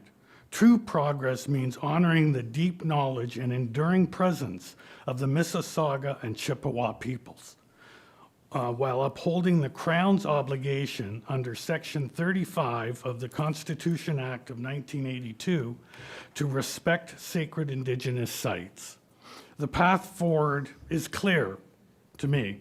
1, the town of East Gwillimbury must suspend development approval until full consultation with the Williams Treaty First Nations is completed. 2, the property should be designated under Part 4 of the Ontario Heritage Act as a site of Indigenous archaeological and spiritual significance. And 3, the land should be co-managed or transferred to Indigenous authorities, enabling protection of burial grounds, ceremonial use, and public education on the region's deep time history. This approach aligns with national and international frameworks. Canada's United Nations Declaration of the Rights of Indigenous Peoples Act of 2021 affirms the right of Indigenous peoples to maintain and control their archaeological and ceremonial heritage. Returning stewardship of what is known as the Orpal site would be a tangible local act of reconciliation. Ontario Heritage Act and the Funeral, Burial, and Cremation Service Act both mandate protection and, where possible, re-preparation of Indigenous human remains. Furthermore, the Truth and Reconciliation Commission's call to action, number 79, directs all levels of government to integrate Indigenous heritage values and memory practices into the conservation of heritage sites. For 50 years, the story of 31 Sand Road has been overlooked. I've lived there for 37 years now and spoke with the Orpals daily. I know all the Indigenous artifacts that have been found, the human burial, the old log cabin where John Graves Simcoe traded with local Indigenous people. As Geoff said, and many did not know, that there's over 260 artifacts were found and remain stored at a university. And yes, the human burial is real, documented by 3 archaeological reports and a museum record. This land also lies within the territory covered by the 1923 Williams Treaty, signed by Mississaugas of Scugog Island, Alderville, Curved Lake, the Beausoleil, Rama, Hathaway, Hiawatha, and the Chippewas of Georgina Island. Those treaties never exhausted the spiritual connection of Indigenous people to their burial grounds, ancestral sites. In 2018, both Canada and Ontario formally affirmed that the Williams Treaty signatories retain harvesting rights and traditional responsibility for the care of the land. To build over 31 Sand Road would be to ignore not only our legal duties, but our moral responsibility to history itself. Protecting this site is not an obstacle to development. It is an act of integrity. By designating the land as a heritage site, we protect an irreplaceable cultural record and set a precedent on how reconciliation can look at the local level. The evidence is here. The laws are clear. The moment for respect is now. Thank you. Thank you, Mr. Smith. Appreciate that. Rachel Malcove, please come forward. Welcome. Hello, thank you. My name is Rachel Malcove. I've lived on Cotton Court for 30 years, my entire life. Good evening, Acting Mayor, members of the Council, and members of the public. Tonight I'm speaking to address the serious inaccuracies and omissions in the Stage 1 and 2 archaeological assessments prepared by ASNG Archaeological Consulting, Inc. for 31 Sand Road, a report that the Town of East Gwillimbury has accepted as complete. On close examination, this report is not complete. It contains factual errors, missing references, and misleading conclusions that directly affect the town's planning process and the legal protection of Indigenous burial sites on this property. ASNG's own Table 2 lists the Orpal site, Borden BAGU 3, as a multi-component other campsite burial dating to the Archaic and early woodland periods. Yet the consultants failed to reference or summarize prior excavations of that site, especially the 1988 study led by R. Dean Knight and Gordon Dibb, which uncovered 129 artifacts, including Brewerton projectile points and a polished quartzite piece. The omission of this earlier work violates Section 1.1 of the 2011 Standards and Guidelines for Consultant Archaeologists, which requires prior findings to be summarized and assessed. Without that evidence, the report minimizes BAGU 3's importance and conceals its burial nature. Even more troubling, the ASNG report makes no mention of the on-property BAGU 3 site, also excavated by Dibb and Knight, where an Indigenous human skull was found. This omission is significant. If BAGU 3 is indeed a burial, as ASNG's 2025 report confirms, it makes no archaeological sense that a single human remain at BAGU 3 would exist in isolation. The BAGU 3 site is part of the same cultural landscape and should be re-examined for additional burial remains. Their connection deserves urgent archaeological reassessment before any development proceeds. The ASNG report's executive summary incorrectly states that the study area lies on the easternmost portion of the property adjacent to Sand Road. In reality, Sand Road forms the western boundary. This directional reversal misrepresents the fieldwork location and could mislead regulators and the public. Additionally, BAGU 3's location is not shown on any map or figure, even though it is a known burial site. This failure to depict it visually is a direct breach of transparency and a violation of best practice under the Ontario Heritage Act 48.1, which protects known sites from alteration by anyone except a licensed archaeologist. The report also cites a reference, MCM 2024B, that does not exist in its bibliography, another sign of careless preparation. In a field where every detail must be verifiable, missing citations compromise the integrity of the entire assessment. The field methodology description omits whether open fields were plowed and weathered before testing as required by Standard 2.1.1. The authors never explained why plowing was not viable. They also failed to include any Indigenous community consultation or traditional knowledge input, even though the property lies within Williams Treaty's First Nation territory, a direct contradiction of Section 1.1e of the 2011 standards. Equally concerning, ASNG gave the new Fine Spot BAGV-161 an archaic cultural label based on only 7 lithic flakes, a speculative conclusion unsupported by diagnostic evidence. Meanwhile, the much more important burial site at BAGU 3 is omitted entirely from the recommendations. Finally, the PIF number P1345-0099-2024 listed in the report cannot be located in the ministry's registry, meaning the entire report may not have been legally accepted by the Ministry of Citizenship and Multiculturalism. By accepting this report, the town has inadvertently relied on incomplete and inaccurate information. The omission of BAGU 3 means the town's declaration of a complete application under the Planning Act is not legally sound. The Provincial Policy Statement 2020 is clear. No development or site alteration shall occur on lands containing archaeological resources until they have been conserved. If construction proceeds now, both the developer and the town could be in violation of the Ontario Heritage Act 48.1 and the Funeral and Burial Cremation Service Act 165, which strictly prohibit disturbing known human remains without registrar approval. This report must be withdrawn and corrected. A revised or addendum report must: 1. Acknowledge BAGU 3 as a burial site with cultural heritage value. 2. Re-examine BAGU 3 for additional human remains, as its single skull discovery likely represents part of a larger mortuary context. 3. Undertake new Stage 3 and 4 assessments of both sites under verified ministry license. 4. Include William Treaty's First Nation consultation and ministry oversight before any soil disturbance occurs. Until these steps are complete, no development or grading should be permitted at 31 Sand Road.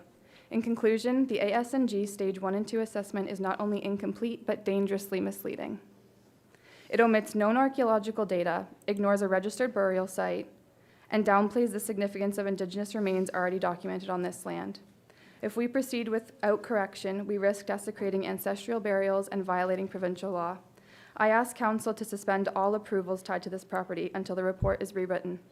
The BAGU-3 site is archaeologically reassessed, and the First Nations communities with cultural authority are fully consulted.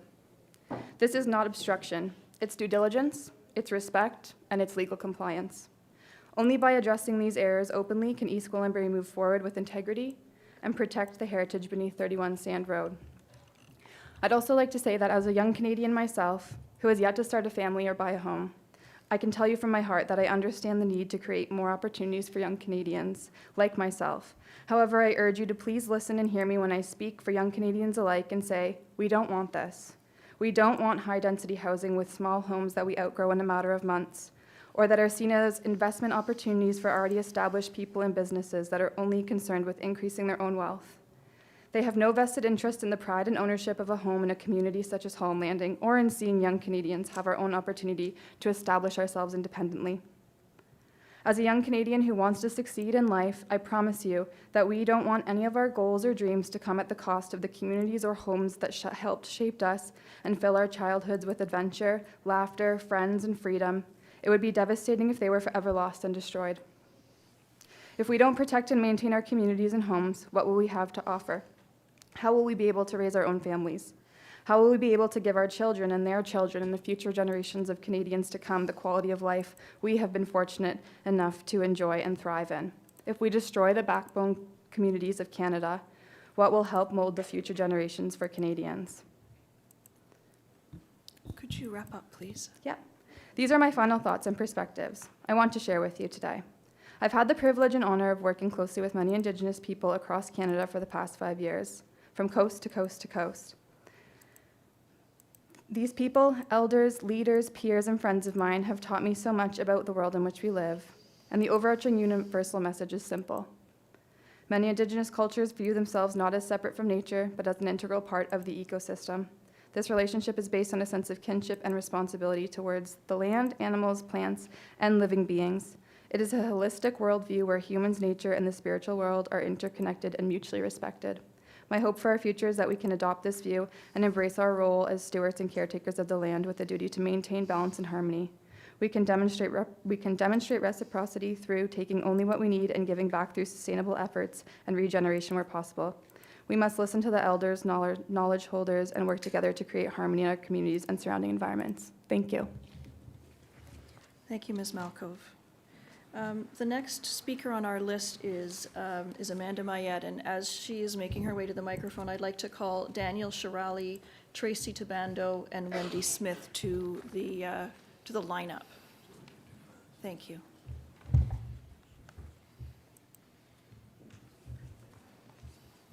Welcome, Ms. Mayette. Thank you for being here. Good evening, Madam Chair, members of council, and members of the public. Tonight, we turn our attention to a small but extraordinary place, Lot 111 West, Holland Landing, known historically as the Upper Canoe Landing, Pine Fort, Fort Gwillimbury, and later Johnson's Landing. Its story spans over a century and mirrors the early development of Canada itself. Today, it is known as 31 Sand Road. The story begins in the late 1700s when the Hudson's Bay Company and the Northwest Company were the dominant forces in the Canadian fur trade. Seeking new inland routes to avoid American interference along the Great Lakes, both companies looked to the rivers of Upper Canada. In 1791, surveyor Samuel Holland, of which our little town is named after, mapped this region for Lieutenant Governor John Graves Simcoe. Simcoe used those surveys on his 1793 expedition north from York. On his return journey that same year, he scouted the banks of the Holland River and identified what became Lot 111 West, 31 Sand Road as an ideal government and military landing site, a connection between Lake Ontario and Lake Simcoe via the new planned Yonge Street, which runs just east of 31 Sand Road. Historical maps confirm 31 Sand was once owned by the government. Soon after, around 1794, a fort was built up the river as many historians suspect it was disassembled and moved to 31 Sand and named Pine Fort, later Fort Gwillimbury. It became a key transfer point for voyageurs, Indigenous traders, and fur shipments. Here, the Northwest Company, which eventually became Hudson Bay Company, and its voyageurs met Indigenous traders, transferring furs, goods, and supplies. The location served as a hub of early commercial exchange, bridging Indigenous trade systems and the European fur trade network. This all happened on the 31 Sand Road property. That same year, a fortified trading post, the Pine Fort, or Fort Gwillimbury, was established at 31 Sand Road, Lot 111 West. Later references explained that it was nicknamed Gwillimbury after Mrs. Simcoe's maiden name, Gwillem. That same year, 1821, settler and innkeeper Josh Johnson acquired the part of Lot 111 West, the 31 Sand Road property. He built a wayside inn and dock at the water's edge, known thereafter as Johnson's Landing. Travelers, traders, and mail carriers stopped here en route north. The fort's pine timbers were likely repurposed for the inn's structure, its hand-hewn pine logs still noted beneath the later cladding. In the 1830s, the upper landing again became a point of innovation. In 1834, the steamboat Peter Robinson, approximately 90 feet long, was constructed and launched here on the shore of 31 Sand Road. Think about this. A 90-foot-long steamboat was built on the shore of the river at 31 Sand Road. The Holland River was navigable up to Lot 111, and this site was part of the region's earliest pioneer-era shipbuilding and transport network. You can see the evidence of this with the many sites of locks that are historically designated and preserved, starting in downtown Newmarket, north to the Davis Drive Tannery, north to the Rogers Reservoir, and further north to downtown Holland Landing and beyond.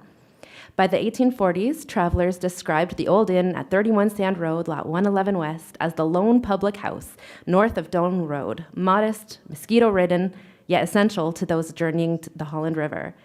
In the decades that followed, the Johnson family continued to live on the property.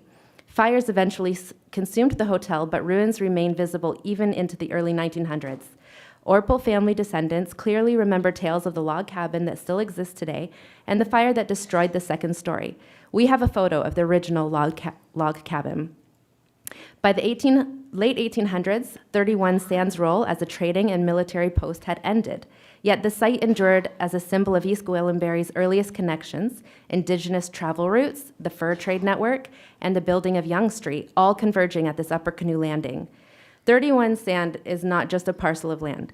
It is where Indigenous paths met colonial ambition, where trade and travel shaped the birth of Ontario's heartland, from the Pine Fort of 1794 to the Johnson Inn of 1821, and finally to the quiet riverside of the late 1800s.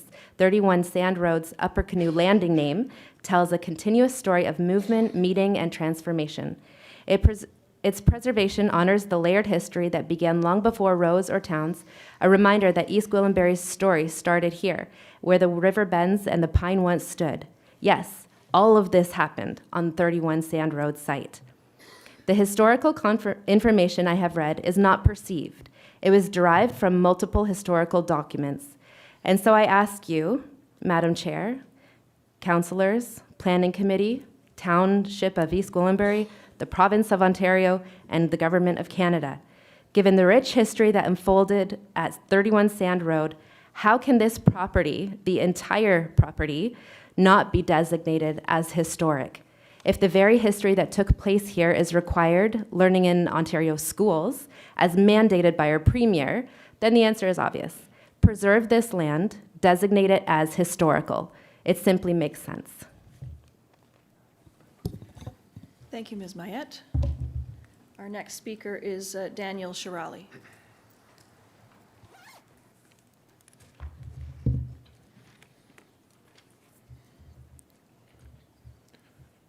Good evening, Acting Mayor, members of council, and everyone here tonight.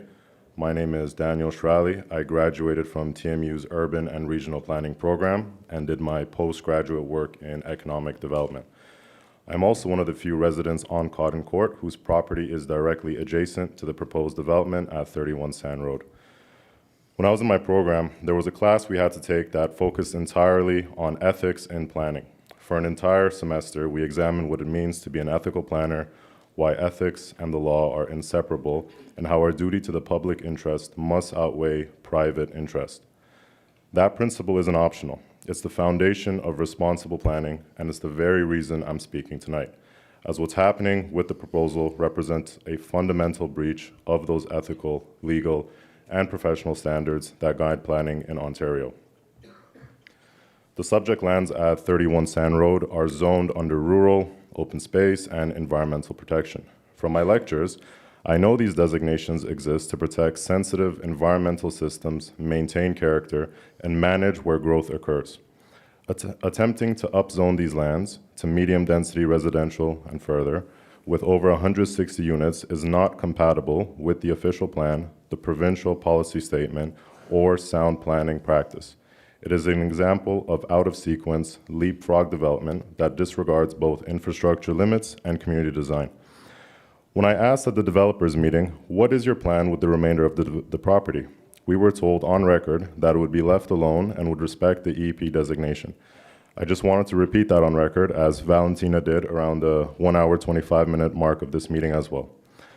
I believe I speak for everyone in the community that we hope that the developer does not backtrack on those words, using the possible development of 31 Sand Road to then set a precedence.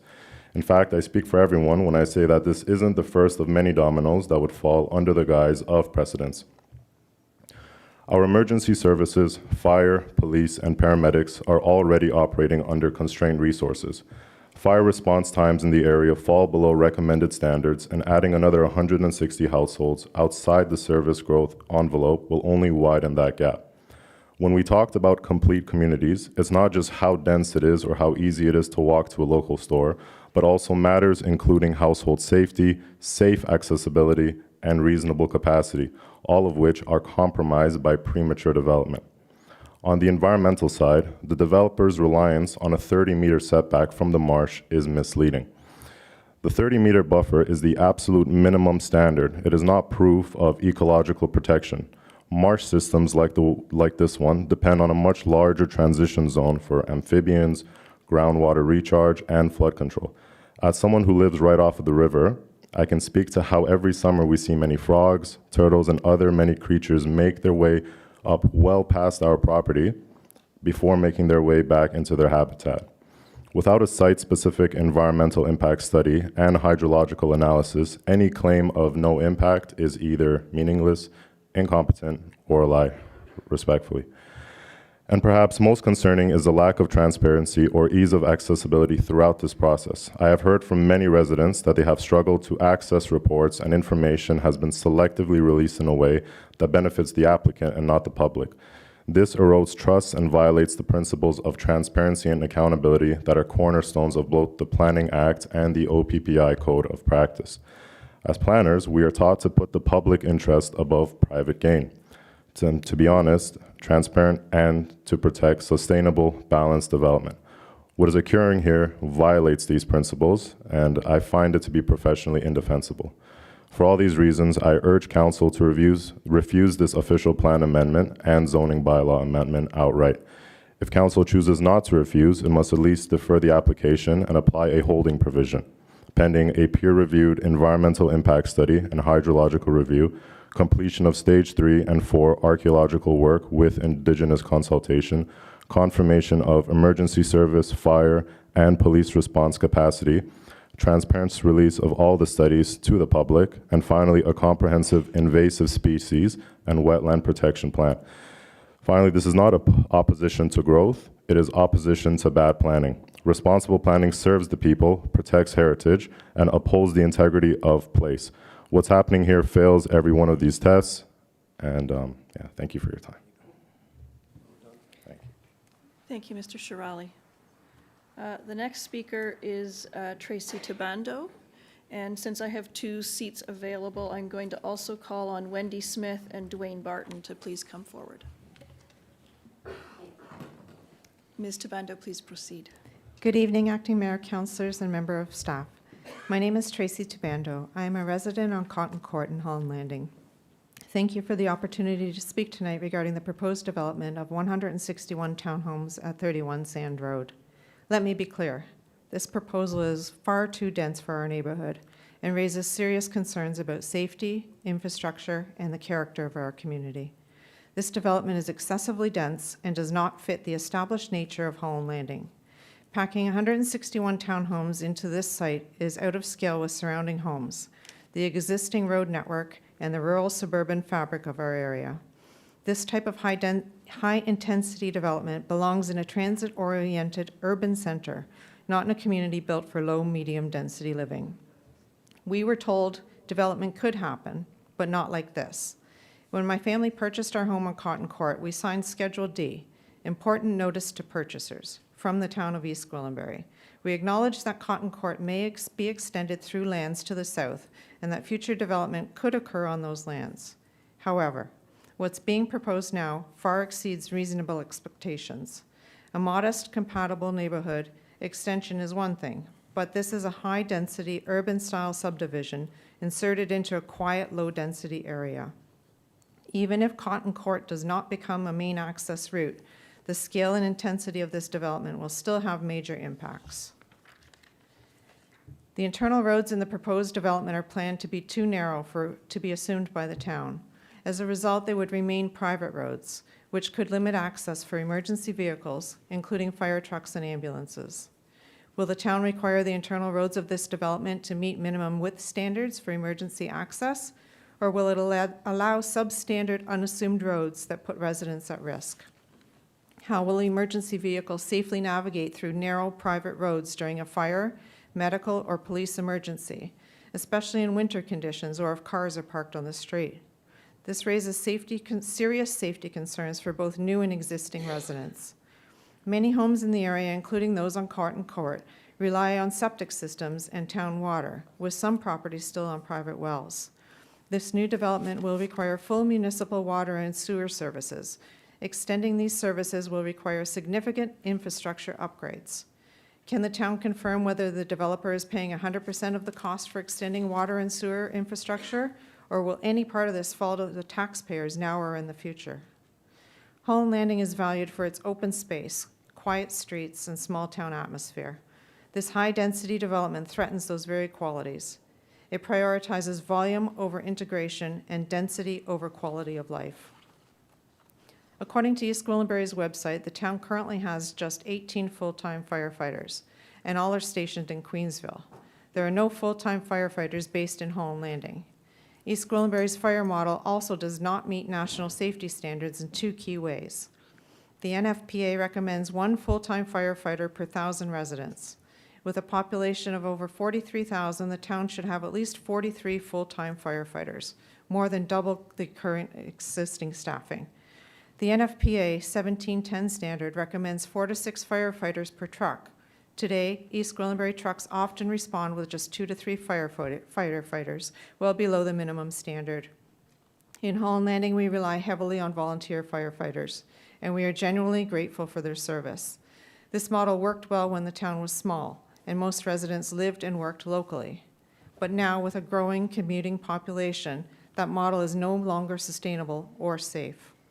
We all understand that in an emergency, every second counts, whether it's a house fire, a child choking, or a heart attack. Crews may have to choose between two life-threatening situations, not because they want to, but because they simply don't have resources. With only 18 full-time firefighters serving a population of 43,000, how does the town justify approving more high-density development without first meeting basic emergency staffing standards? Is the town actively planning to build or staff a full-time fire station in Holland Landing? If not, why? How many minutes would it take for a full-time fire crew from Queensville to reach 31 Sand Road during peak traffic or winter weather? Is that response time acceptable? And when multiple calls come in at the same time, as often happens, how is it decided which call takes priority? Who gets help? Who has to wait? We are not against growth. We acknowledge the potential for growth development when we purchased our home. But this proposal is too dense, incompatible with existing infrastructure, and places an unfair burden on our community without enhancing safety or livability. Why is council willing to approve urban-level density without urban-level services? On behalf of my family and many concerned residents, I respectfully ask council to reject or significantly reduce this proposal and work with the community on a plan that fits the land, respects existing residents, and puts safety first. Thank you. Thank you, Ms. Tabando.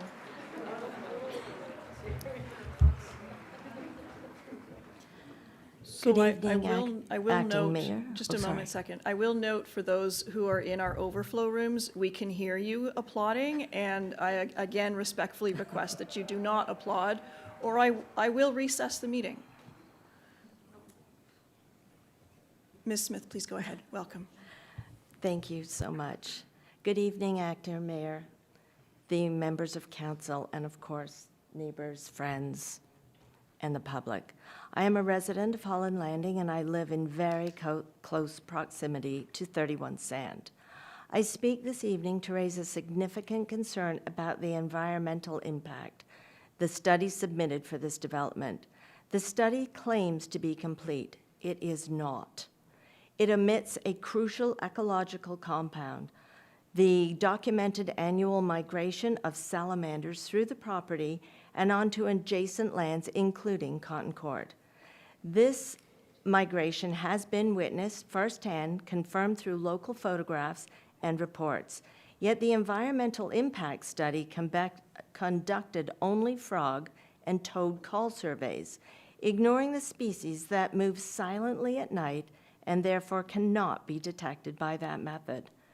The late Simcoe Region Conservation Authority has made clear in writing that the blue-spotted, yellow-spotted, and Jefferson hybrid salamanders qualify as significant wildlife habitat under the Planning Act when breeding or migration corridors exist.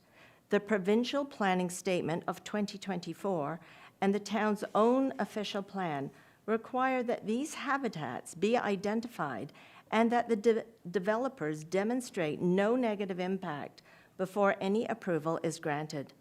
That standard has not been met.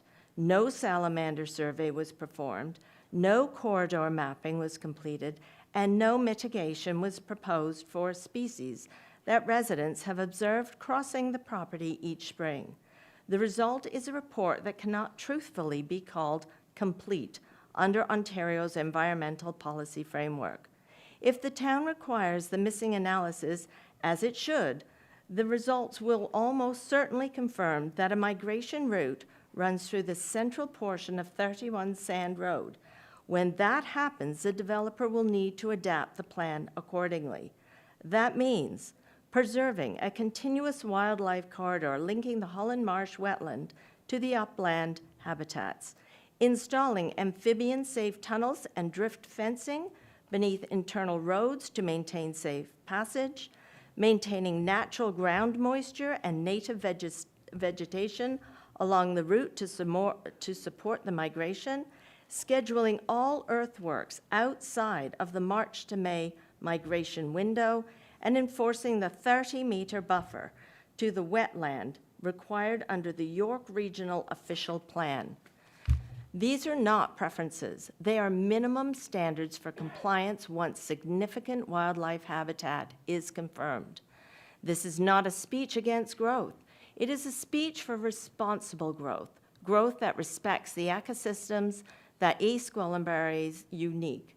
Our municipal plans and the Lake Simcoe Protection Plan exist for this very reason, to balance development with stewardship. I respectfully ask Council to withhold any approval of the 31 Sand Road proposal unit until a comprehensive salamander-specific environmental impact assessment is completed in collaboration with the Lake Simcoe Region Conservation Authority and the Ministry of the Environment, Conservation and Parks. Only then can this town say with certainty that its decisions reflect sound, science, and long-term responsibility. Thank you so much for listening and for your dedication to evidence-based planning. Thank you, Ms. Smith. I'm going to call Dwayne Barton to the microphone, and then I'm also going to ask Sophia Lenkoff and Andrew Lenkoff to get in the chute, if you will. Okay. Go ahead, Mr. Barton. Thank you and welcome. Thank you. Good evening, Madam Chair, members of council, and members of the community. I am a resident of Hall Landing as well, specifically Oriole Drive. Tonight I'm speaking about the soil and land use conditions at 31 Sand Road in Hall Landing, the proposed site for 161 townhouse units. This property lies beside the East Holland River on what geologists call glacioclusterine sand, deep, fine deposits left when glacial Lake Algonquin flooded this plain. In simple terms, the ground here is almost pure sand, and that sand is mostly quartz. Quartz is crystalline silica. When distributed, it can produce fine silica dust, what regulators call respiratory crystalline silica, or RCS. RCS is designated substance under Ontario Regulation 490-09. The Ministry of Labor and the U.S. National Institute for Occupational Safety and Health both warn that breathing this dust can cause silicosis and lung cancer. The law requires owners to identify whether silica is present and to inform contractors under Section 30 of the Occupational Health and Safety Act. So, this site's sandy geology means silica exposure is not hypothetical, it's inherent. To date, there is no public record of a designated substance silica assessment for 31 Sand Road. There is also no posted dust mitigation or air monitoring plan for evacuation, stockpiles, or truck traffic. These emissions matter. Ontario guidance expects such plans to describe wetting methods, wind speed limits, covers, and wheel wash systems. Without them, there is no proof that dust will be contained or measured. Concrete numbers are the most persuasive evidence. Has baseline air monitoring been done? Are the readings for particulate matter or respirable silica during site preparation? If not, council and residents have no assurance that controls will meet provincial expectations for designated substance and municipal nuisance dust bylaws. The property partly overlaps the river floodplain. Similar low-lying areas in East Gwillimbury have received imported fill in the past. Poor quality fill can bring heavy metals, hydrocarbons, or construction debris. The town site alteration bylaw exists precisely to prevent that. No fill records for 31 Sand Road are public. A Phase 1 environmental site assessment should confirm past land use and any imported soil. If that Phase 1 flags concern, a Phase 2 with soil sampling should follow. Those steps align with Section 4.4.11 of the town's official plan, which allows council to require environmental testing and withhold approval until a clean record of site condition is filed. Even though the project is residential, construction exposure is occupational, and dust can travel beyond the fence lines. Silica has no identified safe long-term level for the public. Windborne silica can affect neighborhoods on Sand Road and Oriole Drive, some within 100 meters of the site. This is very concerning. The town has clear authority to attach conditions to approval, completion of environmental testing, submission of a designated substance assessment, and a comprehensive dust and air quality management plan with real-time monitoring. These measures align with provincial regulations and protect both workers and residents. I request to Council to 1. Require the developer to file a designated substance assessment identifying crystalline silica and other regulatory substances. 2. Require disclosure of a dust mitigation and monitoring plan before any grading or excavating begins. 3. Require a Phase 1 ESA and Phase 2 testing if warranted to confirm the soil and fill quality under Regulation 153-04 standards. And 4th, condition site plan approval of these reports being reviewed and accepted by the town and Lake Simcoe Region Conservation Authority. How the developer submitted application for development could have been deemed complete. How the developer submitted application for development could have been deemed complete without the above-mentioned reports and testing is a question that merits serious investigation. It is difficult to understand how the town could have accepted an application that so blatantly omits critical studies and data on issues with the potential of causing long-term health impacts, including serious or even terminal illness. The steps above are practical and evidence-based and meet Ontario's legal framework and the town's official plan. They protect health, reduce liability, and ensure that development proceeds only when the ground, air are proven safe. Thank you. Thank you, Mr. Barton. I'm going to ask Sophia Lenkoff to come forward. Welcome and thank you for being here tonight. Good evening, Acting Mayor, members of Council, and members of the community.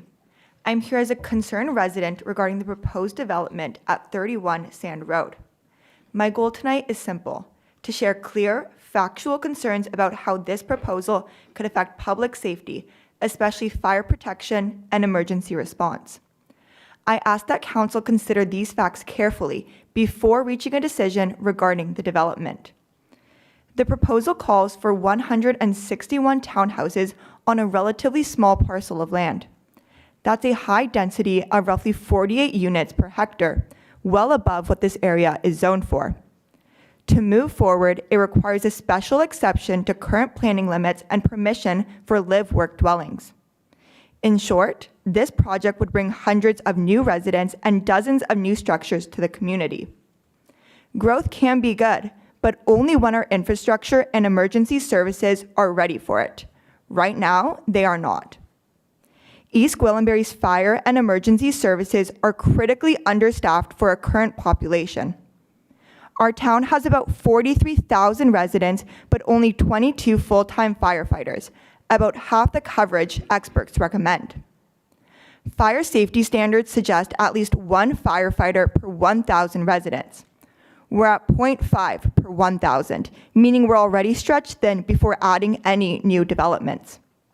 Neighboring towns meet or exceed this standard. East Gwillimbury is trying to cover multiple growing communities: Holland Landing, Sharon, Queensville, and Mount Albert, with one small career firefighting force supplemented by part-time volunteers.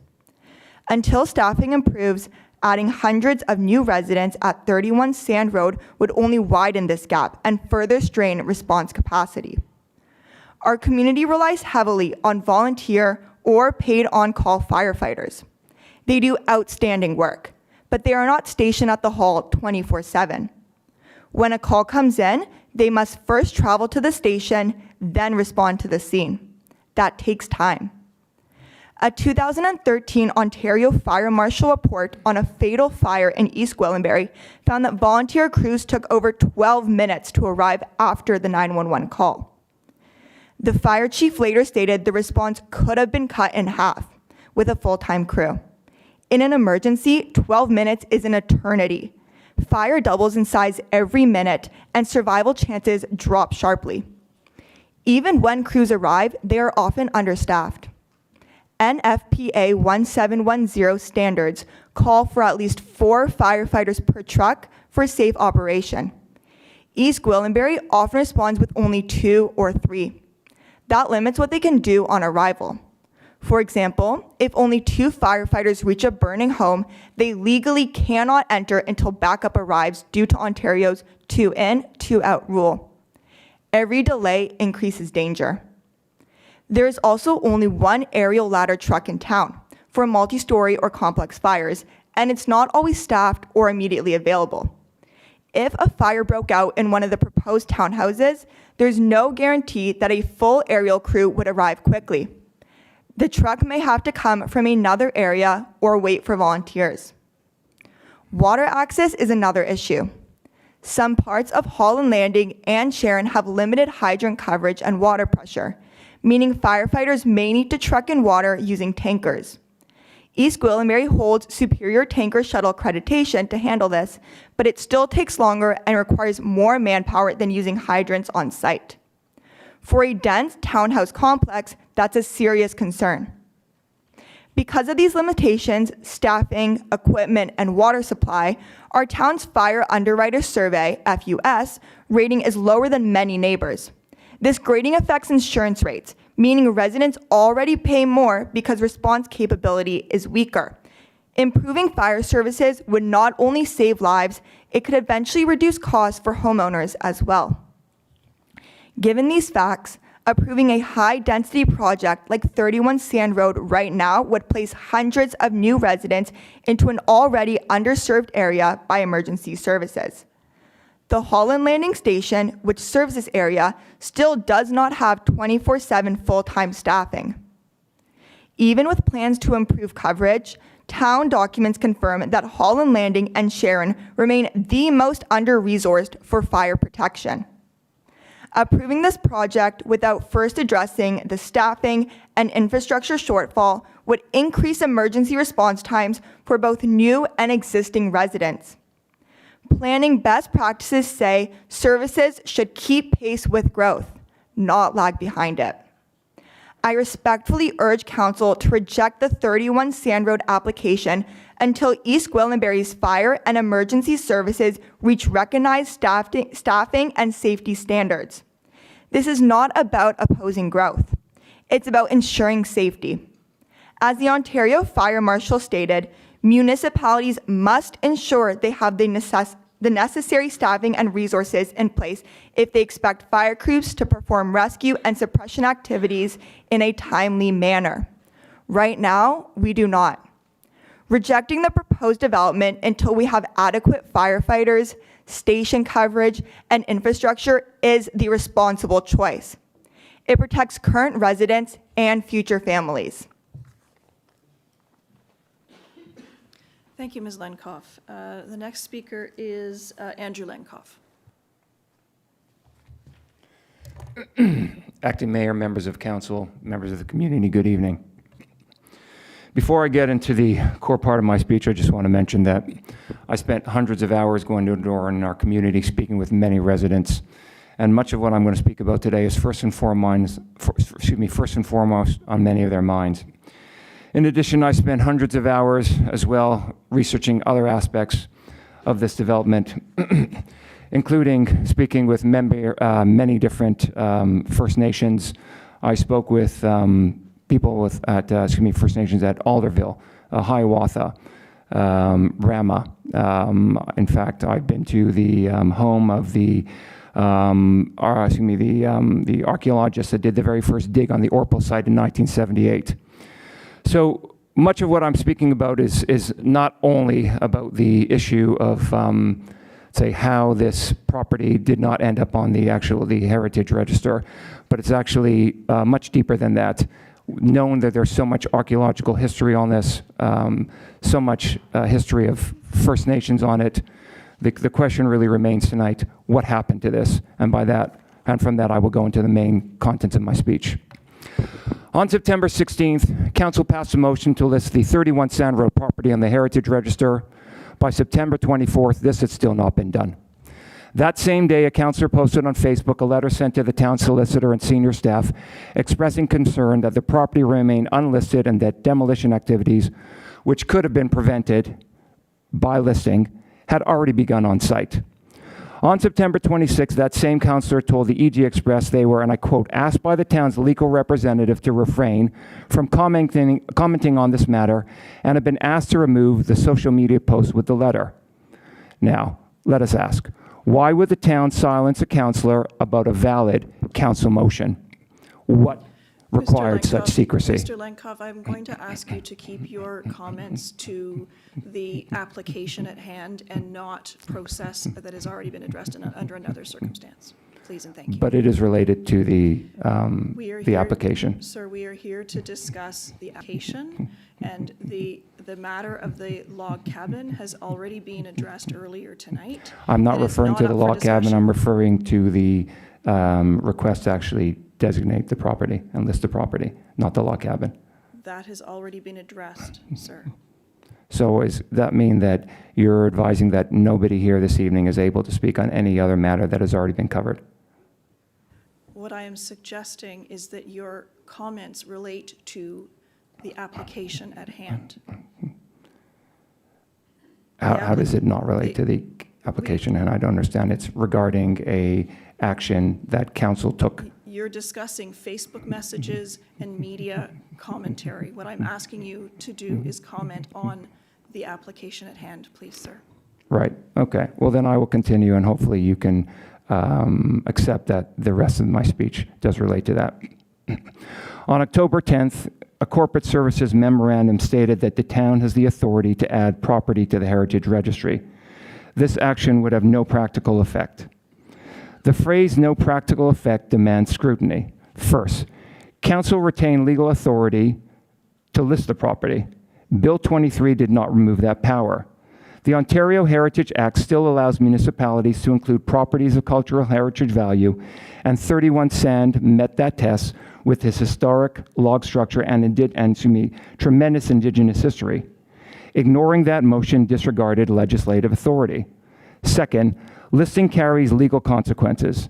It triggers a 60-day notice before demolition, a critical window to document, assess, and mitigate loss. It is not symbolic. It enforces due diligence before heritage is erased. Were structures demolished because there were items of historical or archaeological significance the public was not meant to see? Why destroy them before a heritage impact assessment was done? Third, listing has planning weight. It compels a heritage impact assessment and obligates developers to address how heritage will be conserved or commemorated. It also ensures transparency and public trust. It records 31 Sand settler and Indigenous heritage and shows that council honors its own motion. The town's archives state 31 Sand, and I quote, must be protected from disturbance of any nature until it has fully been investigated, end of quote. Indigenous artifacts were found there. Why wasn't it protected? Furthermore, the Provincial Policy Statement 2020, Section 2.6.2 states, and I quote, development and site alteration shall not be permitted on lands containing archaeological resources or areas of archaeological potential unless significant archaeological resources have been conserved. If Doug Ford's government passes a motion, it's carried out. Why wasn't this council's motion? The question begs to be asked, how is the municipality being run as it relates to the 31 Sand Road application? This naturally raises questions about how the development application was handled. Now let's think about this for a moment, because it was briefly touched on before. The town deemed an application complete for a proposed development on Sand Road without a designated substances silica assessment, despite the Ministry of Labor warning that breathing silica dust from sand can cause silicosis and lung cancer. After all, it's called Sand Road for a reason. Given the natures of discussion between members of certain members of council and the proponent, 31 Sand GP Limited, I have lost faith in council and the mayor to act in the best interests of Holland Landing residents.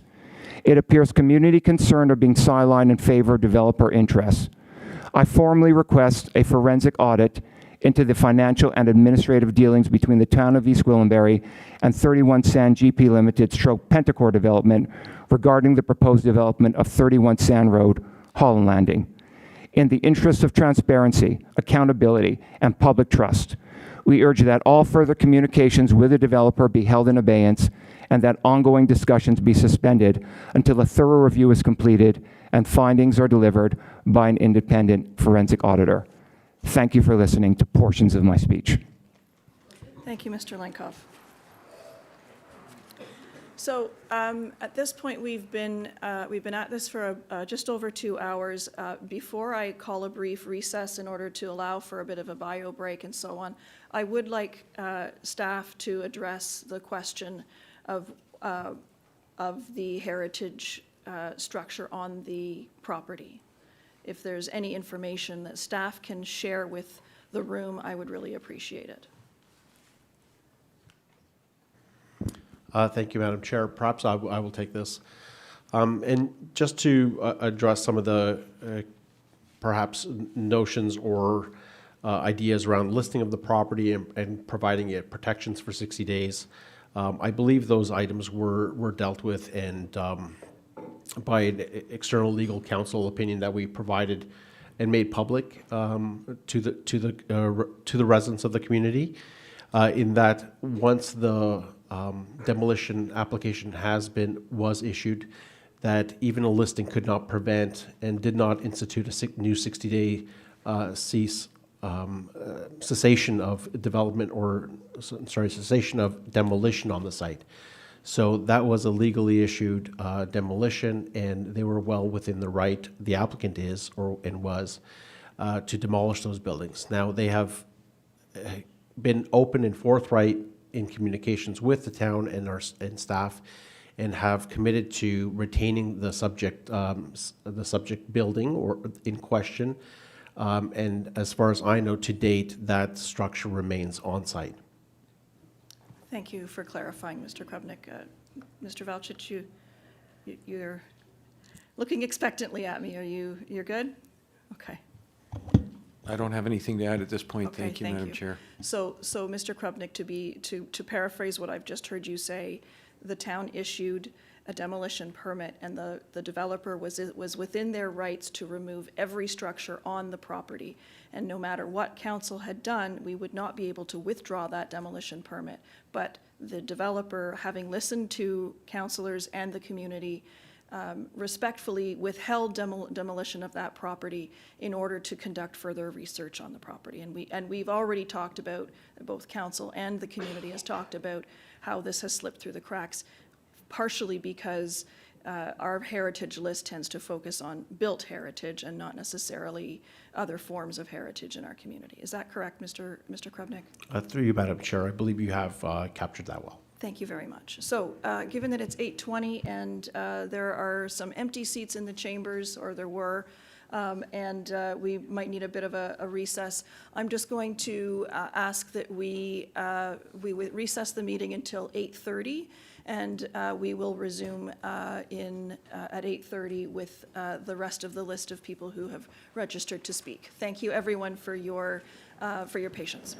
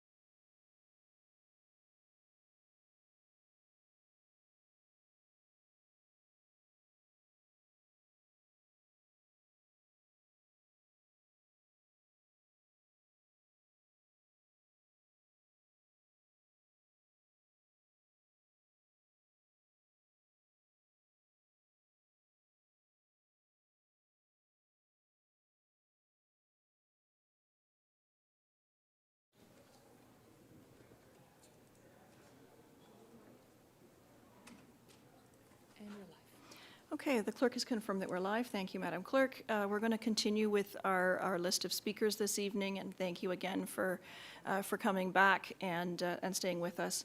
The next speaker on our list is Carl Hunter. Please come forward.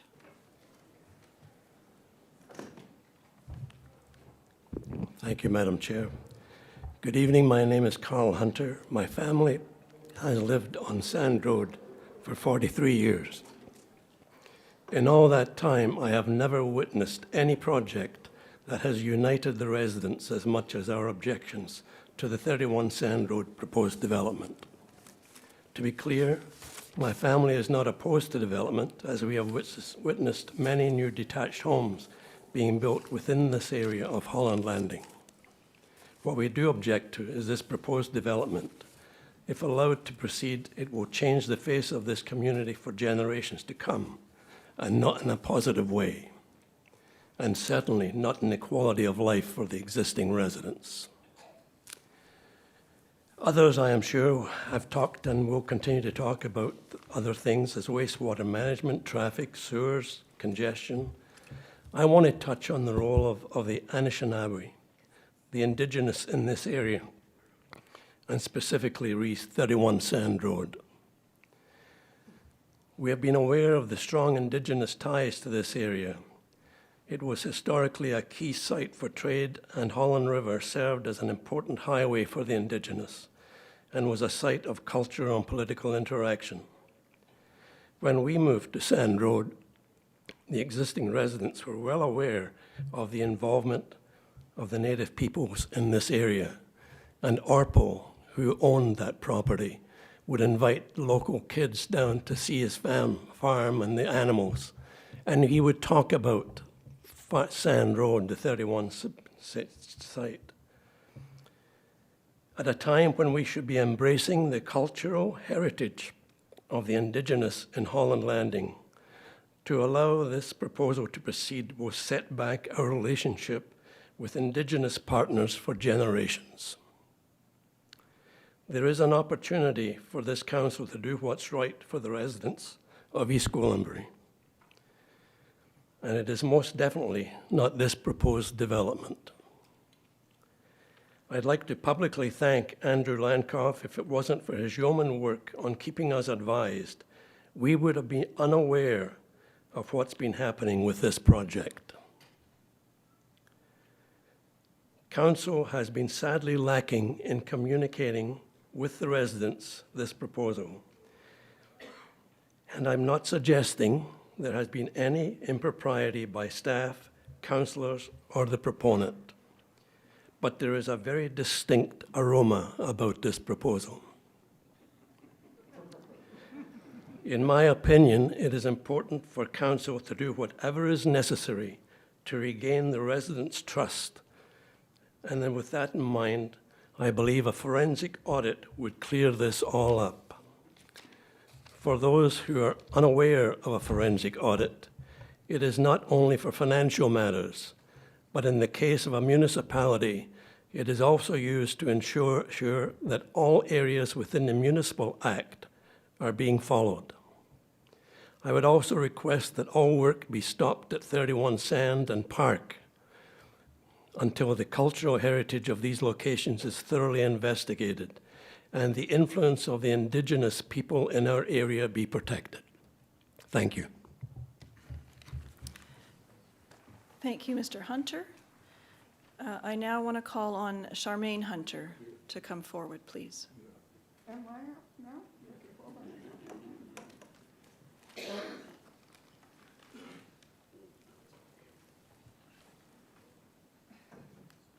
Good Lord Almighty.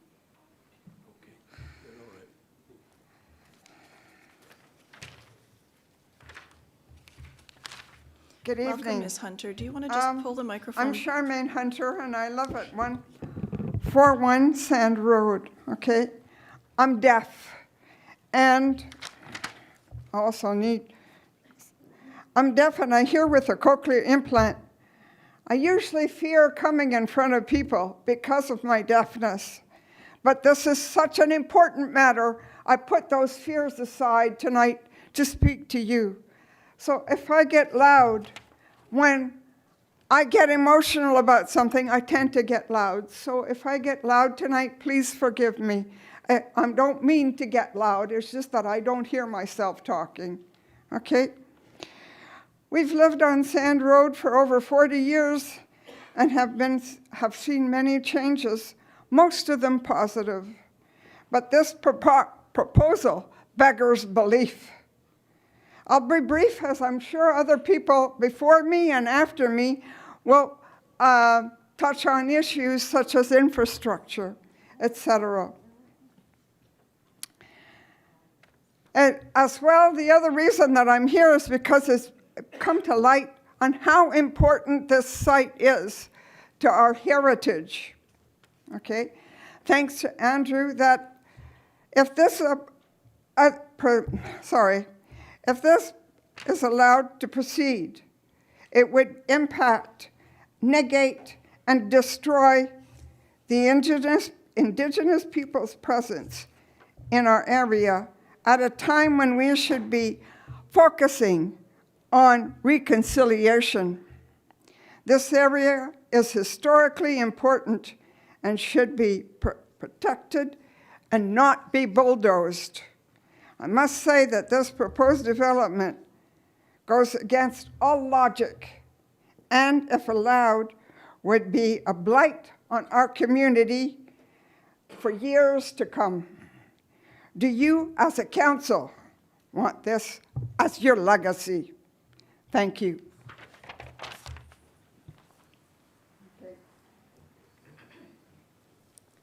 Thank you, Mr. and Mrs. Hunter. So I neglected to fill the speaker seats. My apologies. The next set of speakers, I'm going to actually ask for 4 people to come forward, and that way we'll be able to move a little bit quicker.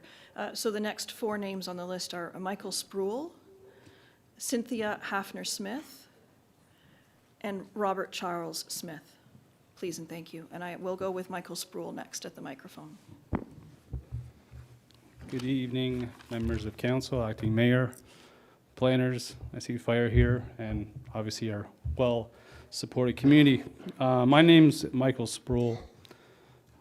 I don't want to separate facts from emotions here, but a bit of backstory setting the table for myself. I grew up in Newmarket. My wife grew up in Schaumburg area. The compromise to moving in Holland Landing, which we moved in 2011, was land, green space, privacy, knowing we can have an outdoor fire, knowing with our 2 young sons we can have backyard rinks, play badminton. These are all things that this development does not support. This is cramming and this is over-intensifying development.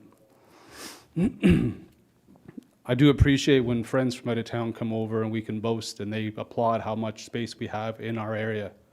It's uncommon to buy properties with this size. It's uncommon now for developers to develop properties of this size. It doesn't fit the community, it never will, and it never should. I do want to make a note that this is a private development. We're proposing narrower roads. Previous speakers had touched on services. Previous speakers had touched on how underfunded stuff are, understaffed. This development does not support something of that nature. I do ask council and existing neighbors that although a dense property is maybe in the area and in the cards, it doesn't fit. An increased shadowing, reduced privacy on homes, it doesn't match the current community, which most of us take pride in our ownership on. There is flaws in the reports that other members have spoken about.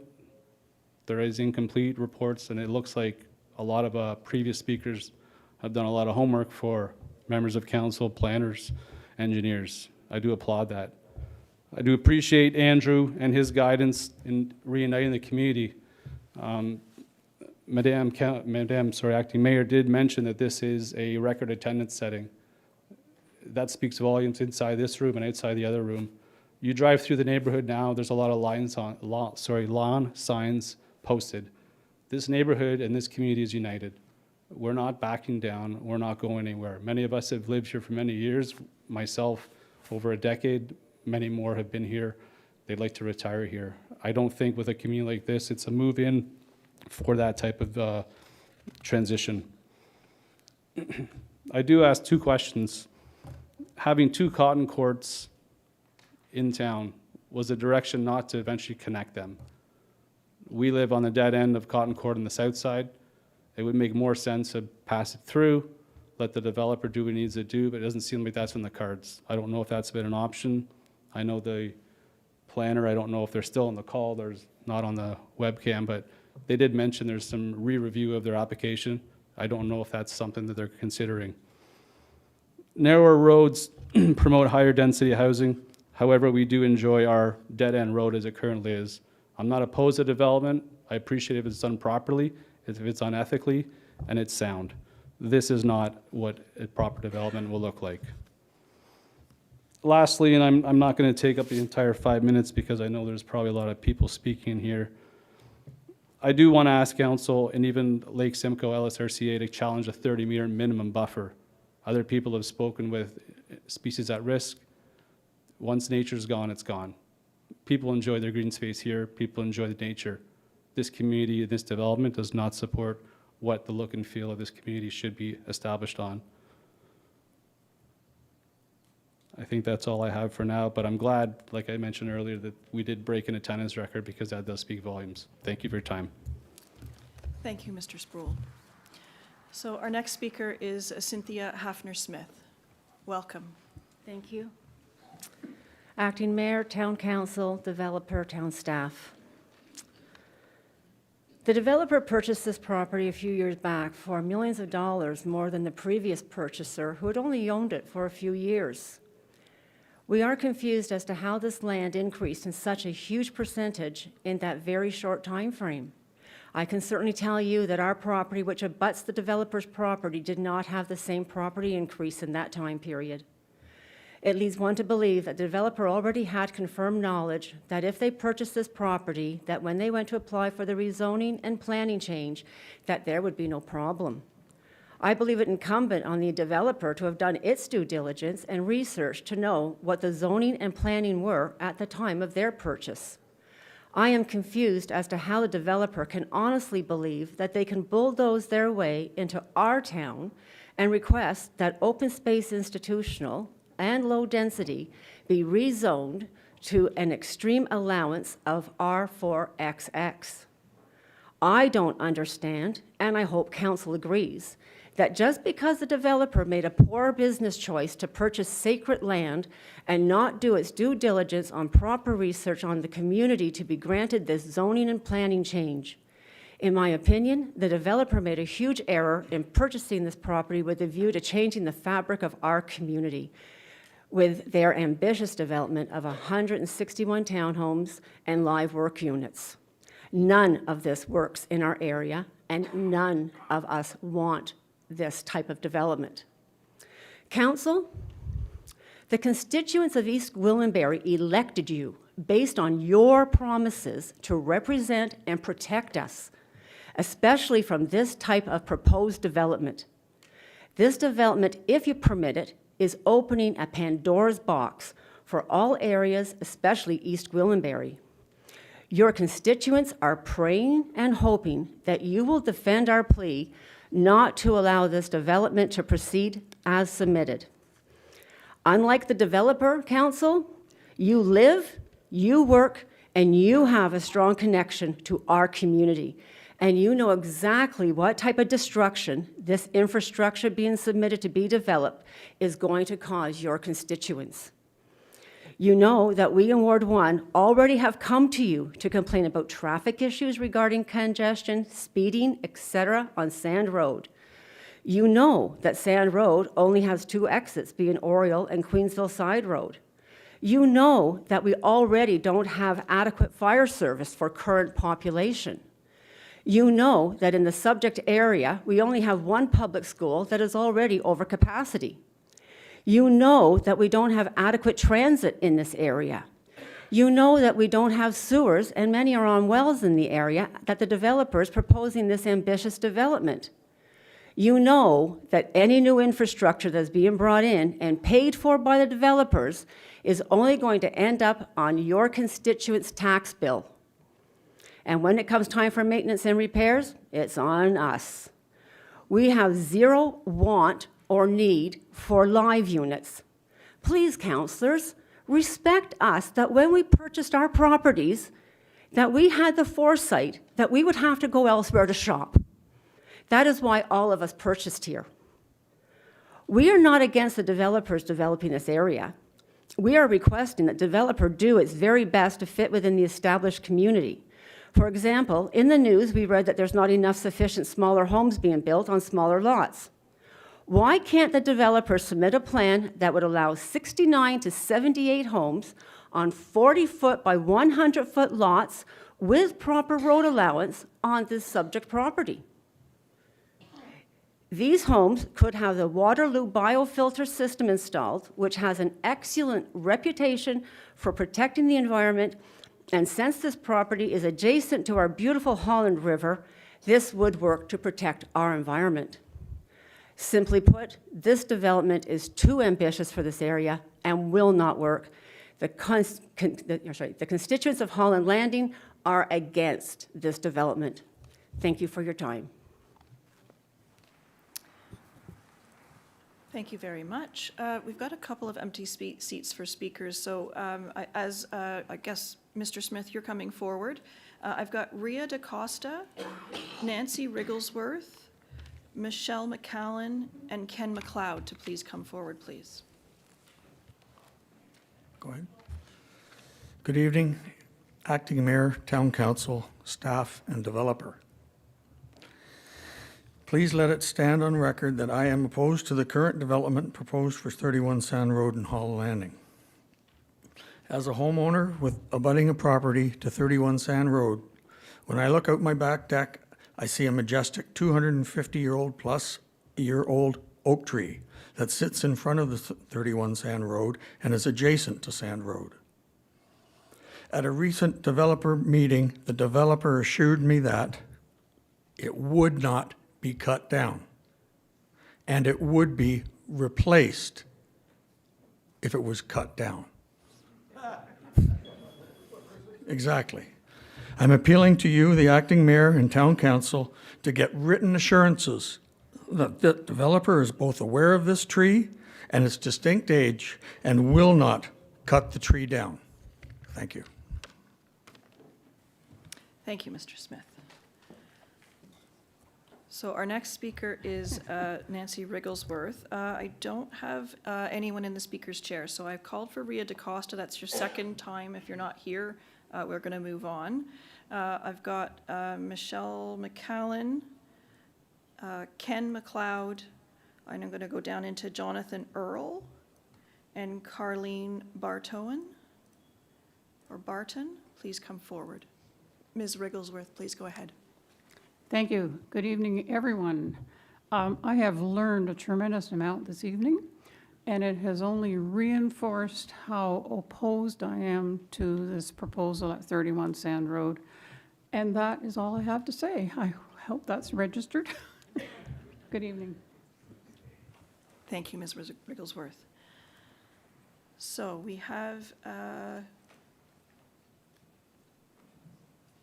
you Colleen? Please come forward, Colleen Barton. Okay, so Lauren Alexo. That's Pauline. I'm Pauline Conchal. Pauline, okay, my list says Colleen. My apologies. It's okay. It's okay. Good evening, everyone. I'm not that tall. You can pull it down towards you. It moves. Yes, okay. Right towards your mouth. Thank you. Oh, my glasses. So while she's getting her glasses, can I ask for Lauren Alexo, Linda Hack, and Helen Blackwood, as well as Shelley Bertini to come forward, please? Okay. Go ahead. I oppose the excessive planned development of 31 Sand Road because our community is well established with single home on a large lot that we value, cherish, also our quality of life. Also, extra people will put more strain on our hospital. Yesterday, there was 172 patients in ER. plus a long line outside waiting to be seen and triage. They were crying, they were in the cold. Nobody was there for them. Our hospital cannot sustain our current population, and then yet the city, the people we have elected seem to allow more building house over house. We need leaders to advocate in our behalf and stop this insanity, which is called common sense. Thank you. Thank you very much. So the next one is Lauren Alexo, please.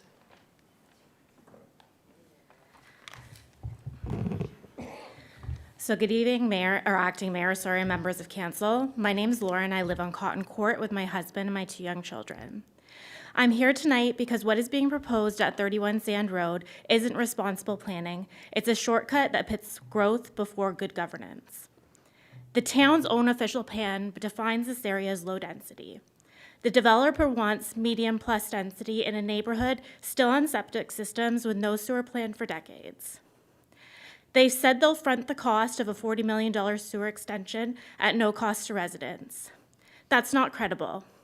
Once those pipes are in the ground, the town and its taxpayers will own them, maintain them, and pay for them long after the developer is gone. We already face gridlock at school hours, narrow roads with minimal sidewalks, and emergency services stretched thin. There has been no transparent traffic study, no confirmed servicing plan, and no proof that this proposal can be supported safely and sustainably. That isn't growth, it's risk disguised as progress. We are not anti-development, we are for responsible development. Growth that aligns with official plans, respects infrastructure capacity, protects the environment, and strengthens community, not strains it. So tonight, I'm asking you not to delay this. I'm asking you to say no, because saying no isn't anti-growth, it's pro-integrity.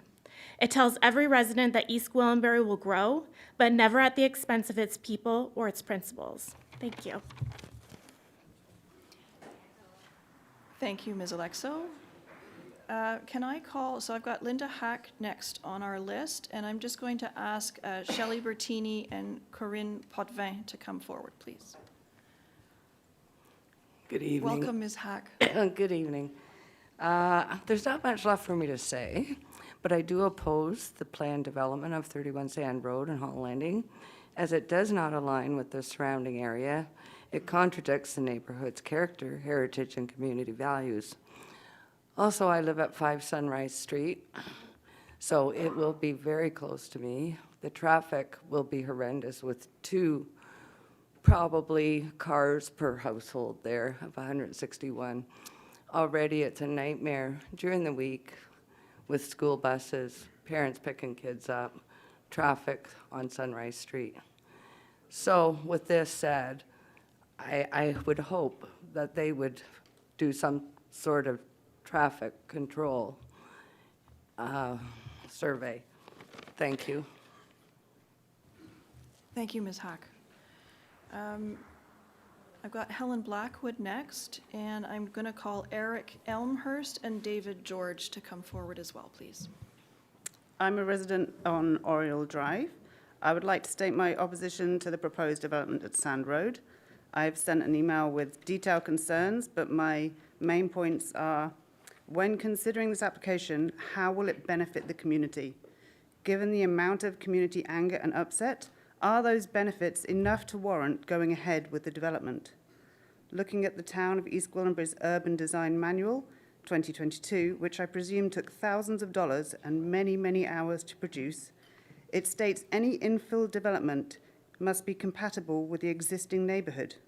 161 townhomes in a neighborhood composed of detached single-family homes is clearly not compatible. The lot sizes are incompatible, the style of homes is incompatible, and the setback from the road is incompatible. In addition to my concerns of incompatibility, I have concerns about the lack of privacy for existing dwellings. There are no trees planted to block the views between the townhomes backing onto Cotton Court residents. And I'm also in opposition to the removal of the existing tree canopy that's there.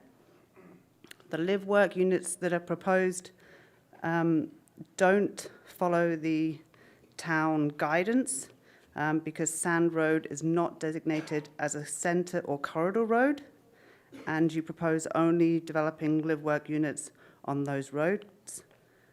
Increased traffic is a concern, both on Sand Road, but also running through Sunrise to Park, on Centennial and Oriole. Like others have said, we already have speeding issues on those streets, and bottleneck points and congestion at Yonge and Highway 11 and Bathurst and Highway 11.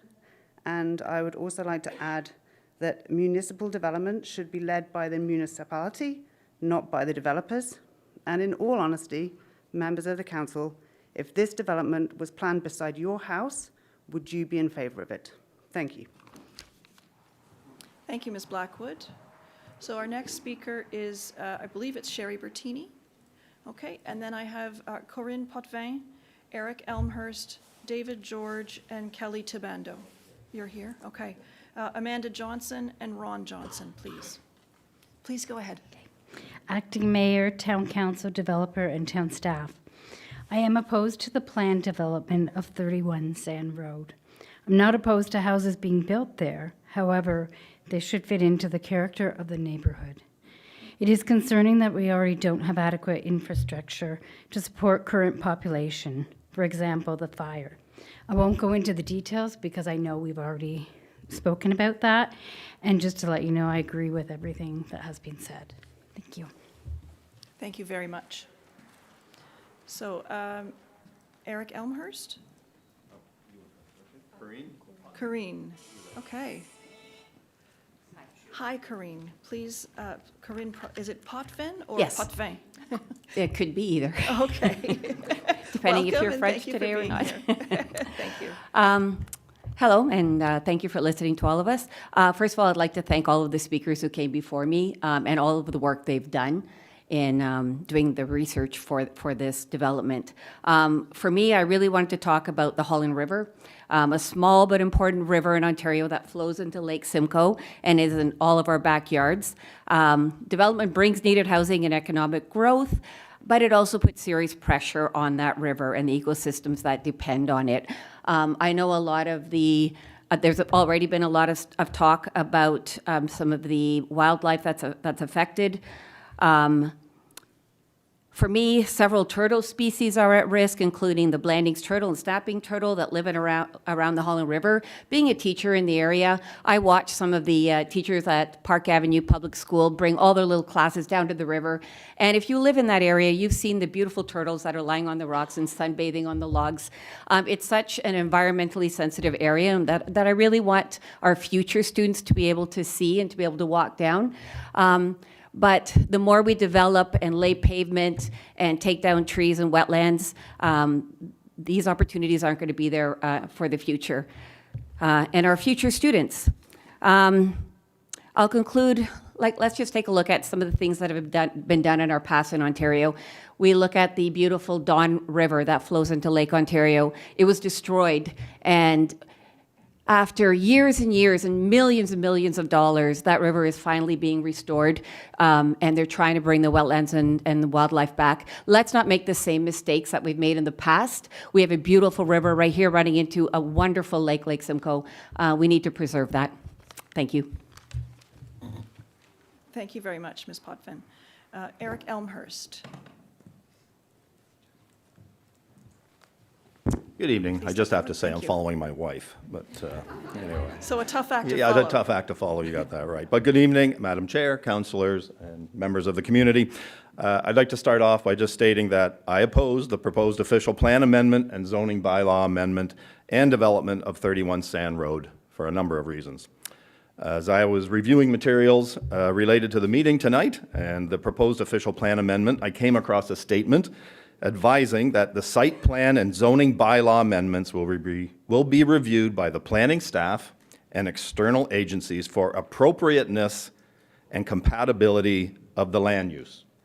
Now, for those who may not know the definition of appropriateness, it is the quality of being suitable or proper for purpose.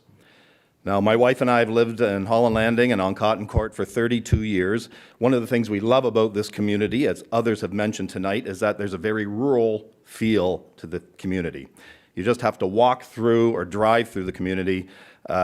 Or I guess if you don't have time for that, you can look at the applicant's presentation tonight and specifically slide 9, because it's also very clear from that the proposed plan for the property is neither appropriate or compatible.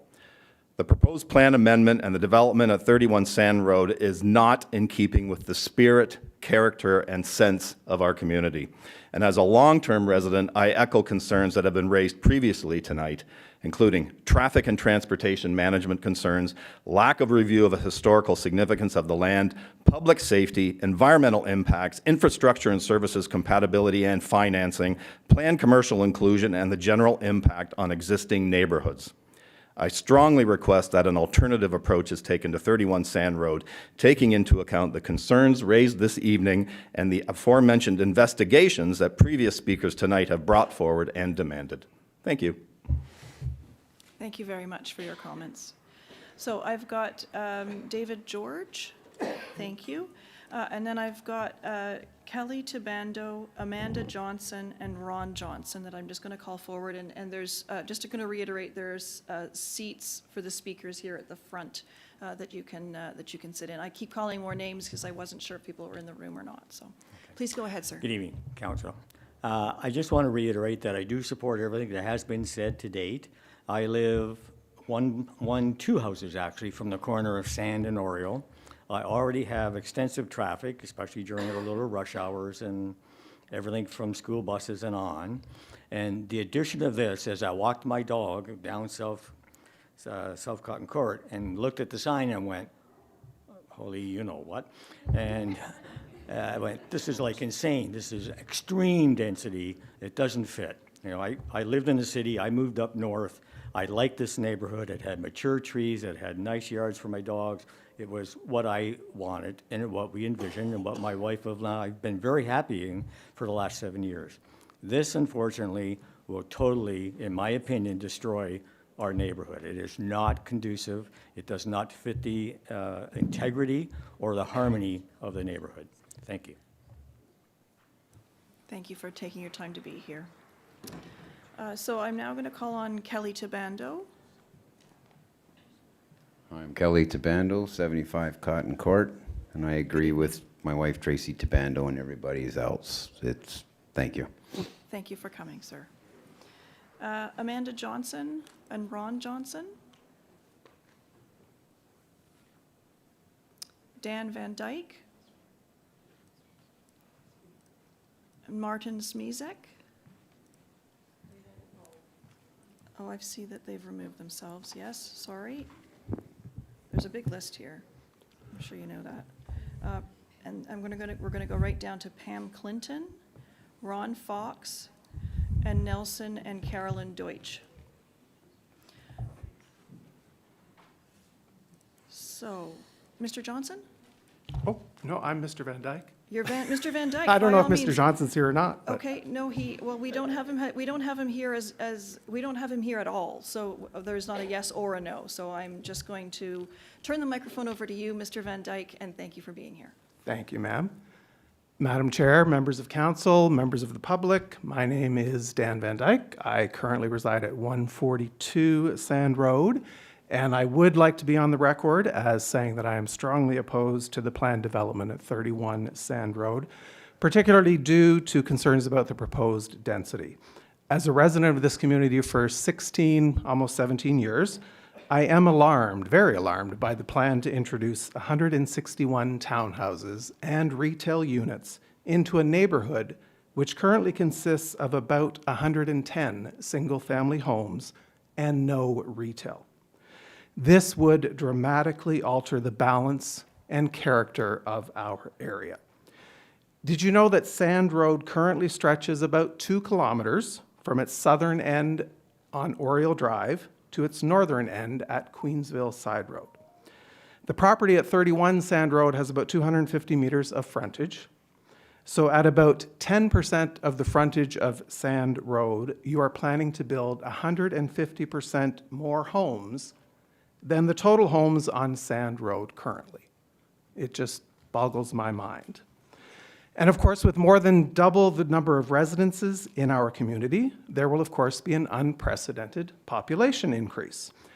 The 2021 census indicated that there are approximately 3.4 people per single detached house in York Region.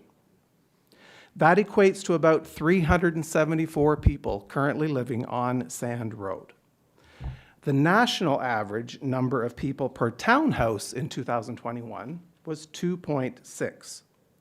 So that would equate to approximately 420 additional people living directly on Sand Road, more than twice the current population.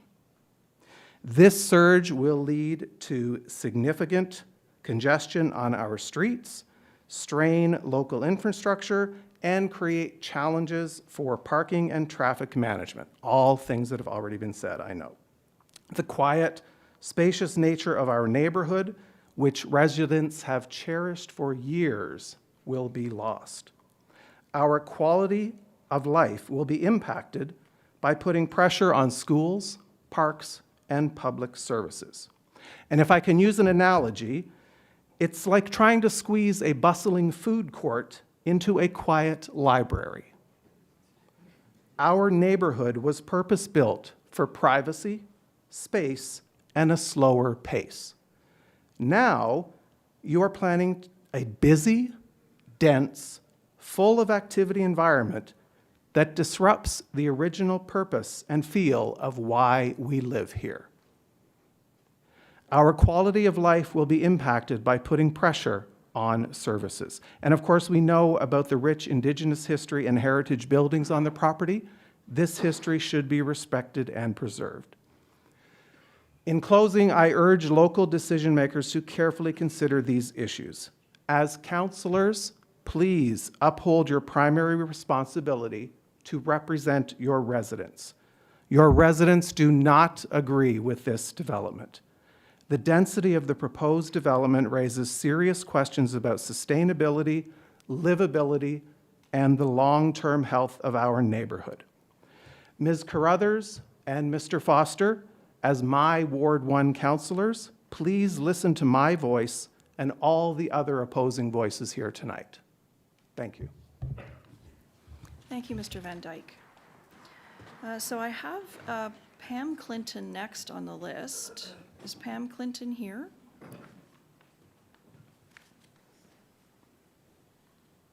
Calling once.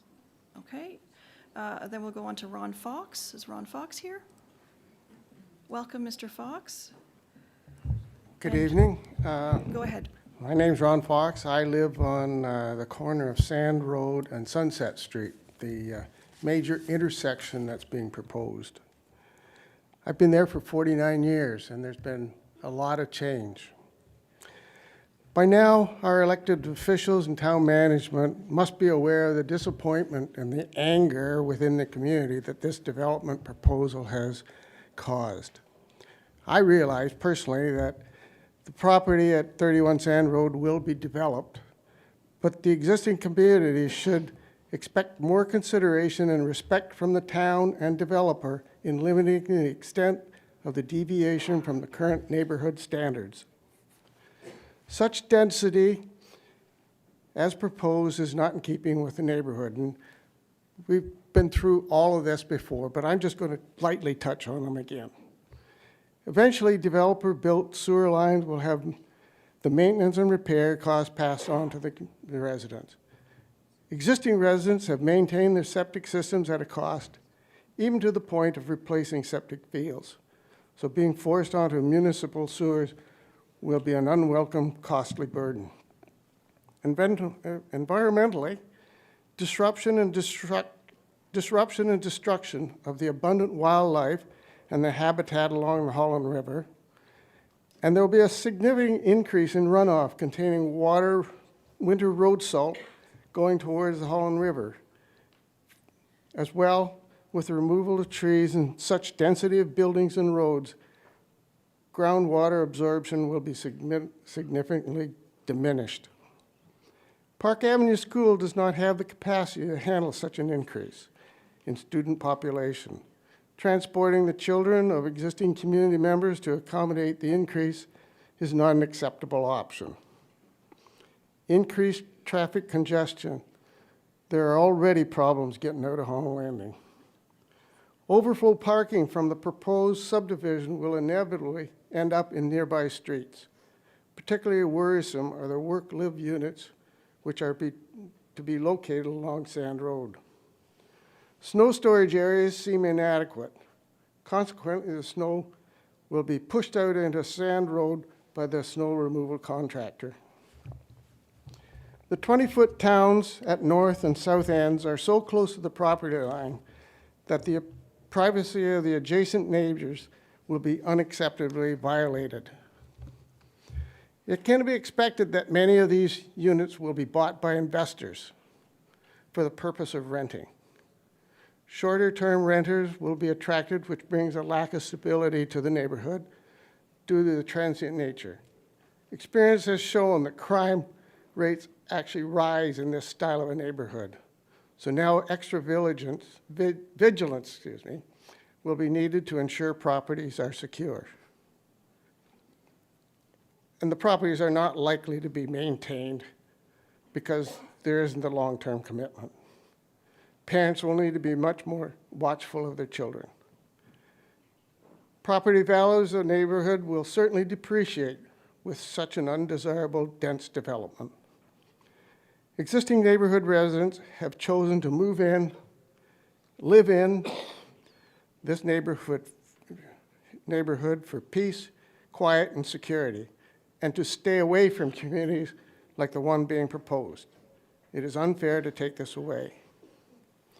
The town needs to protect its residents, so please do not make it easy for the developer to get such a plan approved. So in closing, I say to the councillor, mayor, we are counting on you. Thank you. Thank you, Mr. Fox. Can I ask, I'm not sure how to pronounce the last name, so I apologize if it's not correct. It's Denise Che or Say, as well as Emily Say or Che, Marshall Tonner, Kyle Herbertson, and Corrine Tonner, please. And then I'm just going to recognize Mr. Nelson Deutsch to come forward, please. Welcome. My name is Nelson Deitch. My wife is Carolyn. She could not be here tonight. She's been waiting for a gallbladder. She's waited over 4 months already, and it's supposed to happen sometime in the latter part of November. So it is very difficult with health services. But I especially, I agree with almost everything that was said. I live at 11 Cotton Court, so it's just one house between us and this proposed property. But I want to especially zero in on something that I love to do. I love to go for a bicycle ride. I have been down Sand Road recently. Just a few days ago, I ran into about a 16-year-old young man named Alan. And he's looking at the sign, and he's saying, well, what is this?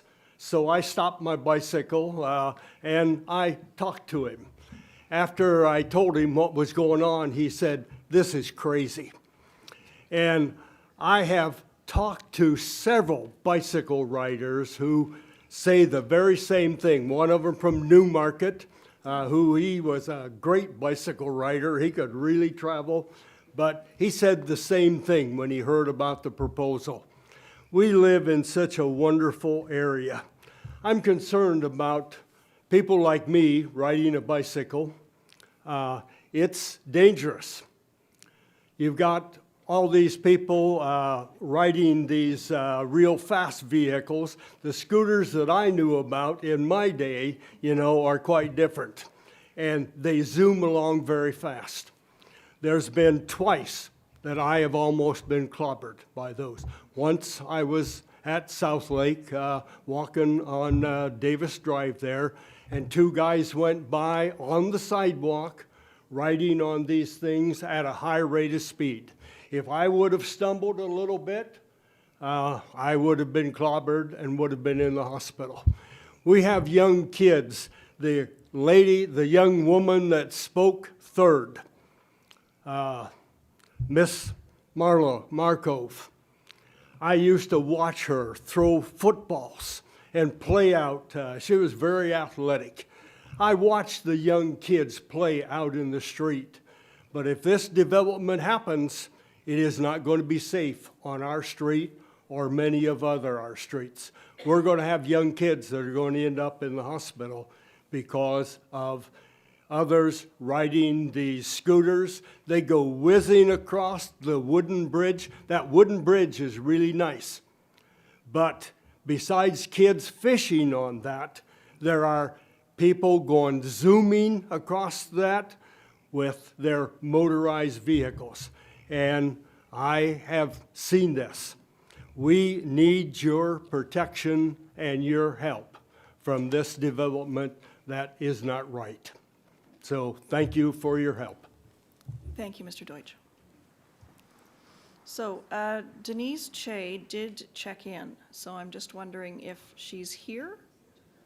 If she happens to identify herself to someone in the audience, we'll have her speak when she does get here. So I have Marshall Tonner, Bueller. Marshall Tonner, please come forward. And then after that, I've got Kyle Herbertson, Corrine Tonner, and Gerald Ertl. Welcome, Mr. Tonner.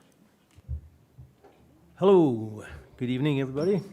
I was planning to have a little speech together until I watched that history lesson delivered earlier today, and on all of the information that came in about the Indians and their presence there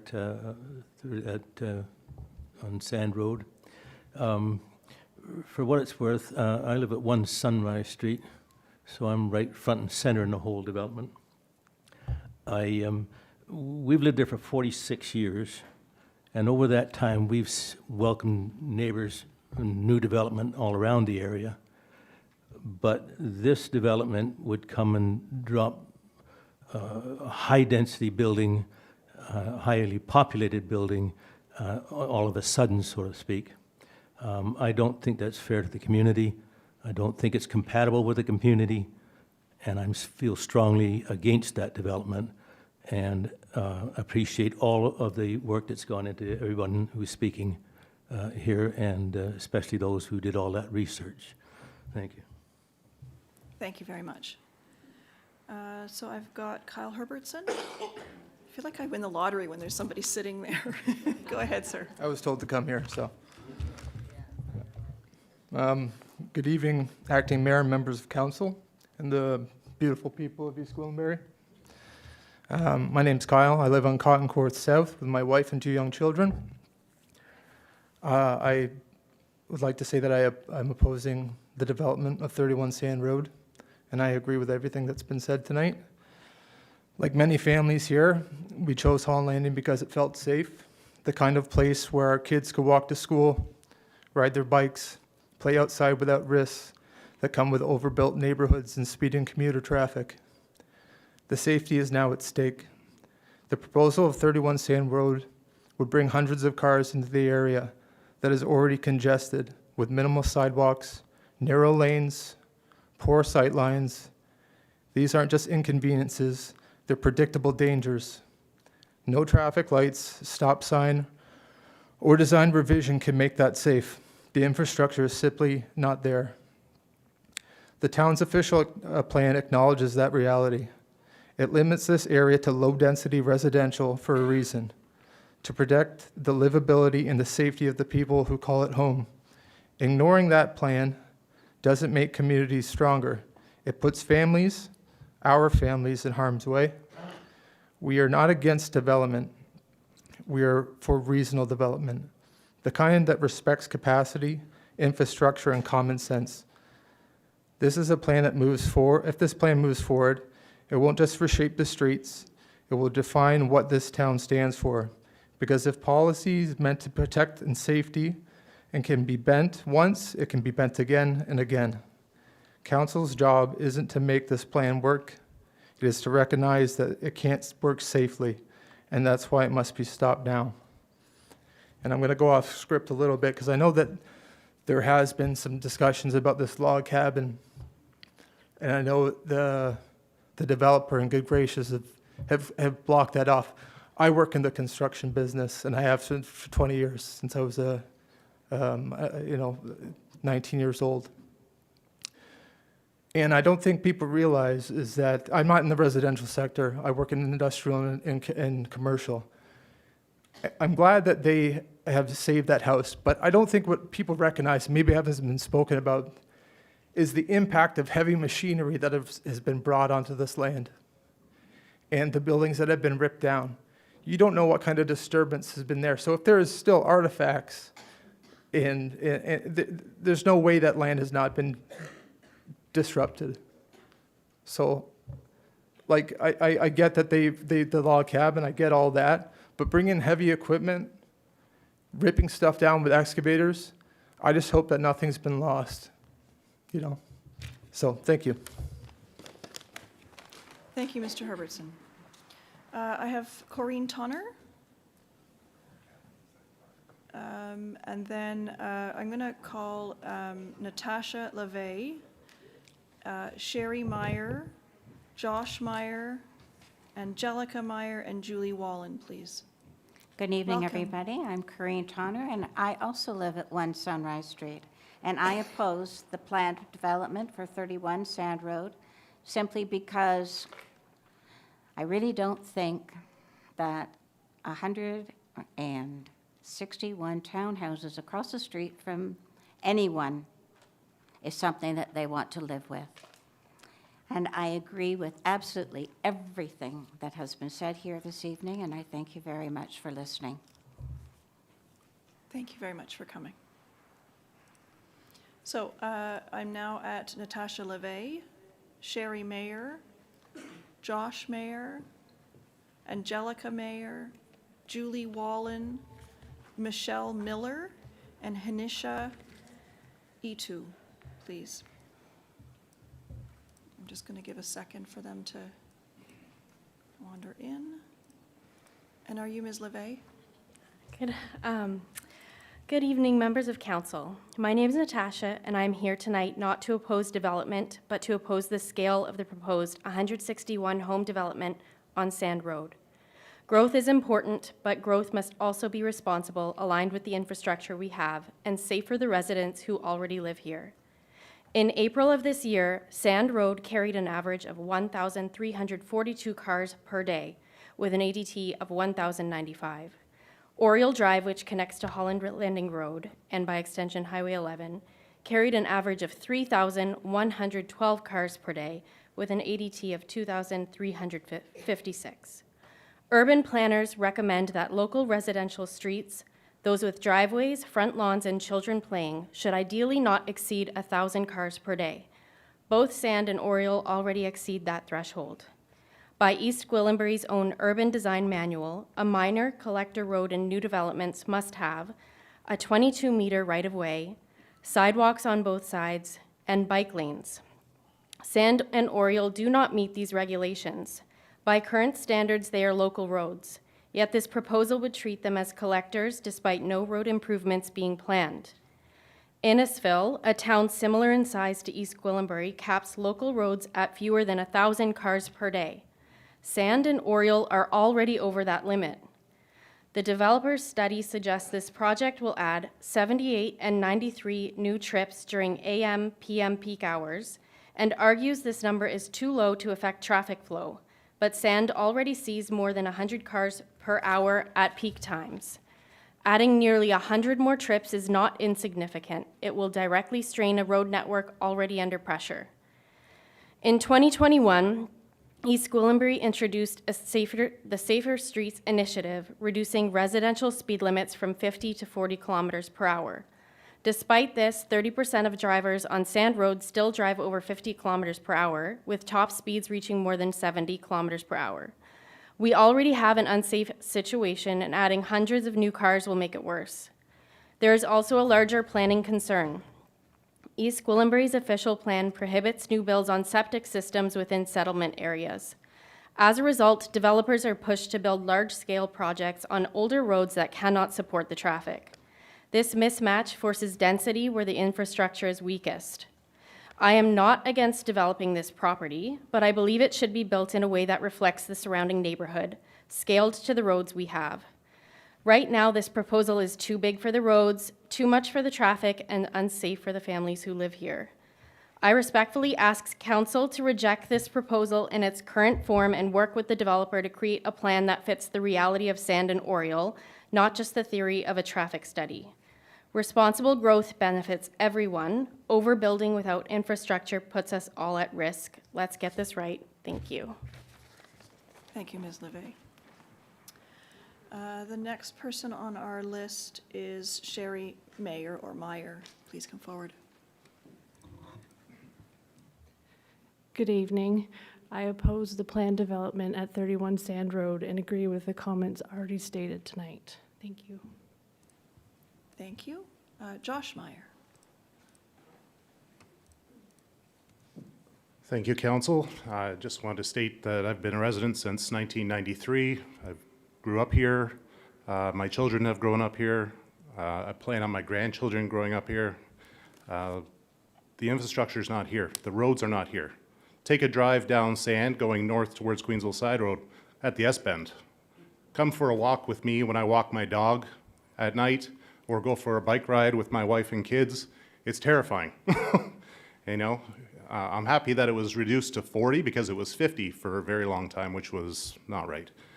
You know, go for a walk down to see all the beautiful Halloween decorations at one of the narrowest points on Sand Road right now that cannot be widened. How are you going to widen that? There's a sidewalk on one side, no bike lane. I drive a pickup truck. If anybody is even remotely on the road, you cannot pass two cars. You know, people are bike riding, you cannot pass two cars. So I am opposed to the development at 31 Sand Road. Thank you, sir. So I've got Angelica Mayer coming next, and then I'm going to call on Julie Wallen, Michelle Miller, Hanisha Itu, and George Keltika. Go ahead, Ms. Mayer. Yeah, good evening. My name is Angie Meyer. I live on Tall Pines Trail. Been there for over 30 years with my son, daughter-in-law, my grandchildren. It's a beautiful area. The reason that we've lived up there for so long is because it's a nice, quiet community. It's a nice rural area. I don't agree with the development going in on Sand Road for a lot of the reasons that have already been mentioned. I'd also like to say that it was very educational with a lot of the comments today about the heritage. I'm pretty sure some of the people, like myself, didn't know that existed. So I would like to thank those people for bringing that to everybody's attention. Thank you. Yeah, I was making notes and thinking that maybe we have some new candidates for our Heritage Advisory Committee. They've done such great work. Julie Wallen, are you here this evening? Michelle Miller? Okay, before you get started, I'm just going to call a few more people. Hanisha Ito, George Keltika, Reza Anghai, and Sana Mirshahi, please. Go ahead, Ms. Miller. Thank you. Acting Mayor, members of council, and fellow members of the community. I've prepared some comments about many issues about this application, but most importantly, I want to recognize the important Indigenous history attached to this property that I learned more about tonight. My comments pertain to some of the other issues impacting the community, and they're issues that keep popping up, so I apologize for the repetition. This application must be firmly opposed. This proposed development, as we've discussed, requires sewer services in a community of homes on septic. We've seen what happens in other communities when infrastructure is rushed to accommodate overdevelopment. King City is a prime example. When sewer services were extended there, current residents were not given a choice. Bylaws were used to enforce them to connect, costing homeowners an average of $20,000 to hook up from their property lines and decommission their septic systems. Then came higher water bills and ongoing maintenance costs. That kind of financial burden should never fall on current residents due to new development. Worse still, my understanding is that York Region has not granted East Gwillimbury the capacity to expand water wastewater services. Approving a development based on infrastructure that doesn't even exist yet isn't planning. It's wishful thinking. It's irresponsible to gamble with taxpayers' money and quality of life based on future infrastructure that's uncertain or unfunded. Let's also consider the character of our community, which we've talked about tonight. The existing neighborhood is defined by long-term residents and stable home ownership, not by high turnover rental units or transitional housing. This proposed high-density development threatens that balance. We also have a significant aging population in EG and in Ontario as a whole.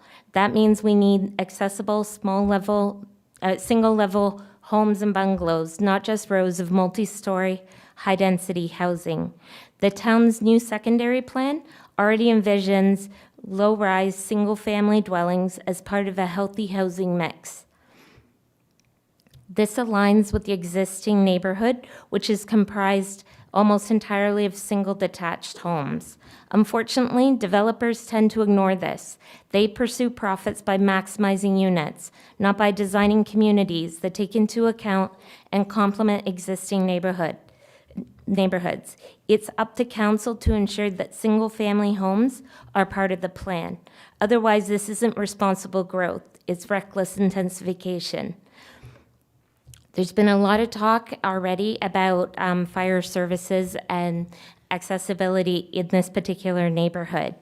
We cannot risk lives just to force more homes into a condensed development with roads that are not designed to handle that amount of congestion.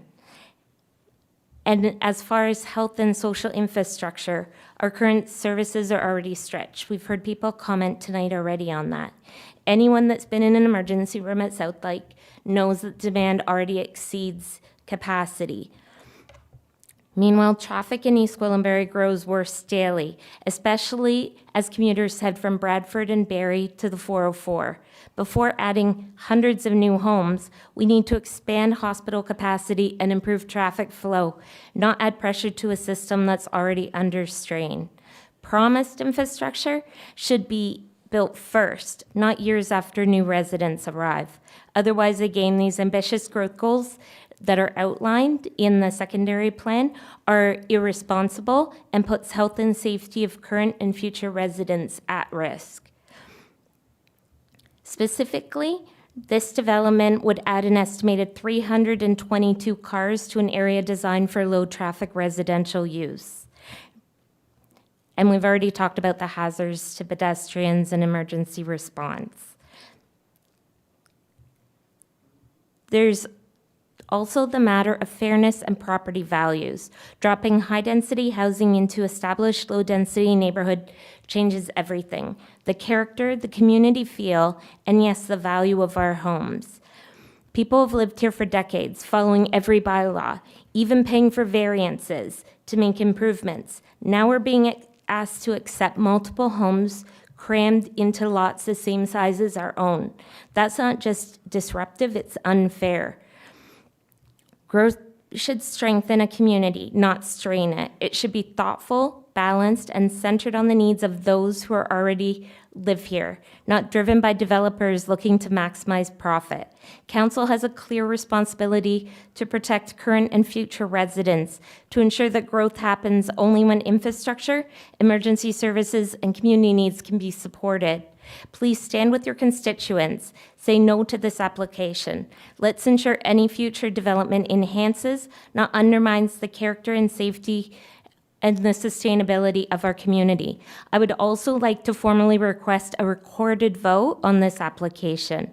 Thank you for taking the time to listen to our concerns. Thank you very much for your time. Hanisha Itu, welcome. Good evening, members of the council and fellow residents. I'm here today to express my concerns regarding the proposed development at 31 Sand Road and some of the red flags with what's been proposed and with the town's process. First and foremost, in reviewing the plans, I cannot help but wonder what percentage of these homes will be designated as affordable. More importantly, how is affordable being defined? With limited public transit options and amenities in the area, it seems unrealistic to expect that most households won't require at least one, if not two vehicles. True affordability requires more than just low upfront costs. It requires access to the services and infrastructure that make day-to-day living feasible without being reliant on your private vehicles. Now, this brings me to my next point, traffic. And I've studied the developer's own transport assessment study that they conducted in May 2024. The projected increase in traffic volume after addition of 161 new homes is only 58 cars leaving the development during the morning rush hour. And that's only between 6:45 and 7:45. So just 1 hour, they found these numbers. And 55 cars entering in the late afternoon, which is only 4 to 5. That's all they looked at. Meanwhile, if you look at Goldberg's presentation today, you're going to see that they added 2 to 4 parking spaces per townhouse unit. Quite frankly, I find these projections overly optimistic and unrealistic. Now, this study only addresses traffic on Sand, Sunrise, and Sunset Streets. Nothing about the main connecting roads, which is Oriole and Holland Landing, or Holland Landing and Bathurst, which has been like a nightmare recently in terms of traffic, with an increase in cars on the road and growing families. If you look at the traffic study, some of the proposed strategies by the developer to reduce traffic includes bike lanes, transit info packages that's going to be given to the residents, Presto incentives, and promoting remote work, which is ironic given that the government is urging everybody to return to office, and that's what most companies are doing right now. Now, while these are well-intentioned, these measures won't realistically reduce car reliance. I highly doubt that many families will opt to bike or take a bus during the harsh winter months for their basic daily needs. Now, this raises a bigger question. How does this development align with the town's official plan? And you have a policy in there, 3.5.4, which is intensification. It calls for higher density housing to be focused in centers and corridors. What that means is where you have existing services and already access to transit. And this policy also talks about protecting the character of existing neighborhoods. It's hard to see how 161 tightly packed townhouses is going to fit within such a low-density, single detached area like Holland Landing. The scale and the design is very out of place, and it risks undermining the unique character of the community. Finally, I must ask, why are we allowing this process to go so far, fellow councillors, if the plan is clearly misaligned with the town's own goals and policies? The town should be proactive in thoroughly reviewing the developer's application and ensuring that it truly serves the community's best interests. There are other locations in our town, area better suited for this kind of high-density development, such as Second Concession and Green Lane. I urge the town to reconsider and ensure future developments truly reflect our community's needs and principles of smart and sustainable growth. Thank you. Thank you very much, Anisha Itu. I'm going to call on George Keltika. I think he may have left already, but I'm just going to confirm that. Reza Anghai, Tara Hunter, June Evans. Sorry, my computer overscrolled.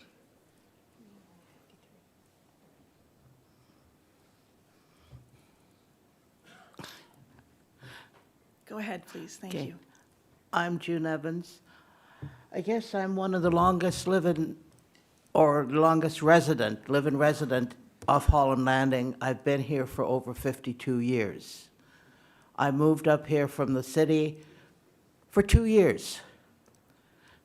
Over 52 years later, I'm still here. I had terrific neighbors. One of them has been here longer than me, and some of them less. Others have moved. But the proposal at 31 Sand Road does not meet anybody's standards.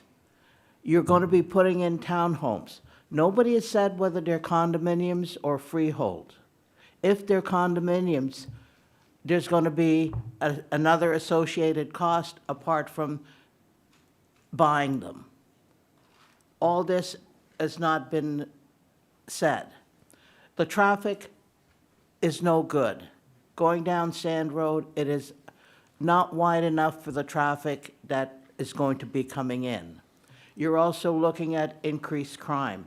Look at what's happening in Queensville, the increased crime that they've had there. You have not been approved for the big pipe, access to it completely. So how can you put in the homes?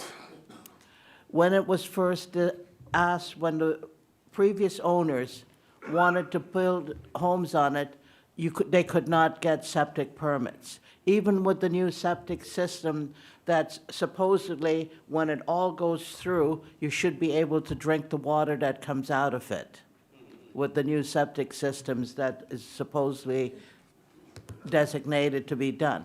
But you're going to be putting in sewers. That's not been approved as yet. How can you do that? You know, it is not right. And as they say, the schools cannot accept it. We don't have a high school in East Gwillimbury. We have a school in Mount Albert. We have 5 elementary schools, plus 3 Catholic, and now we're looking at another French immersion.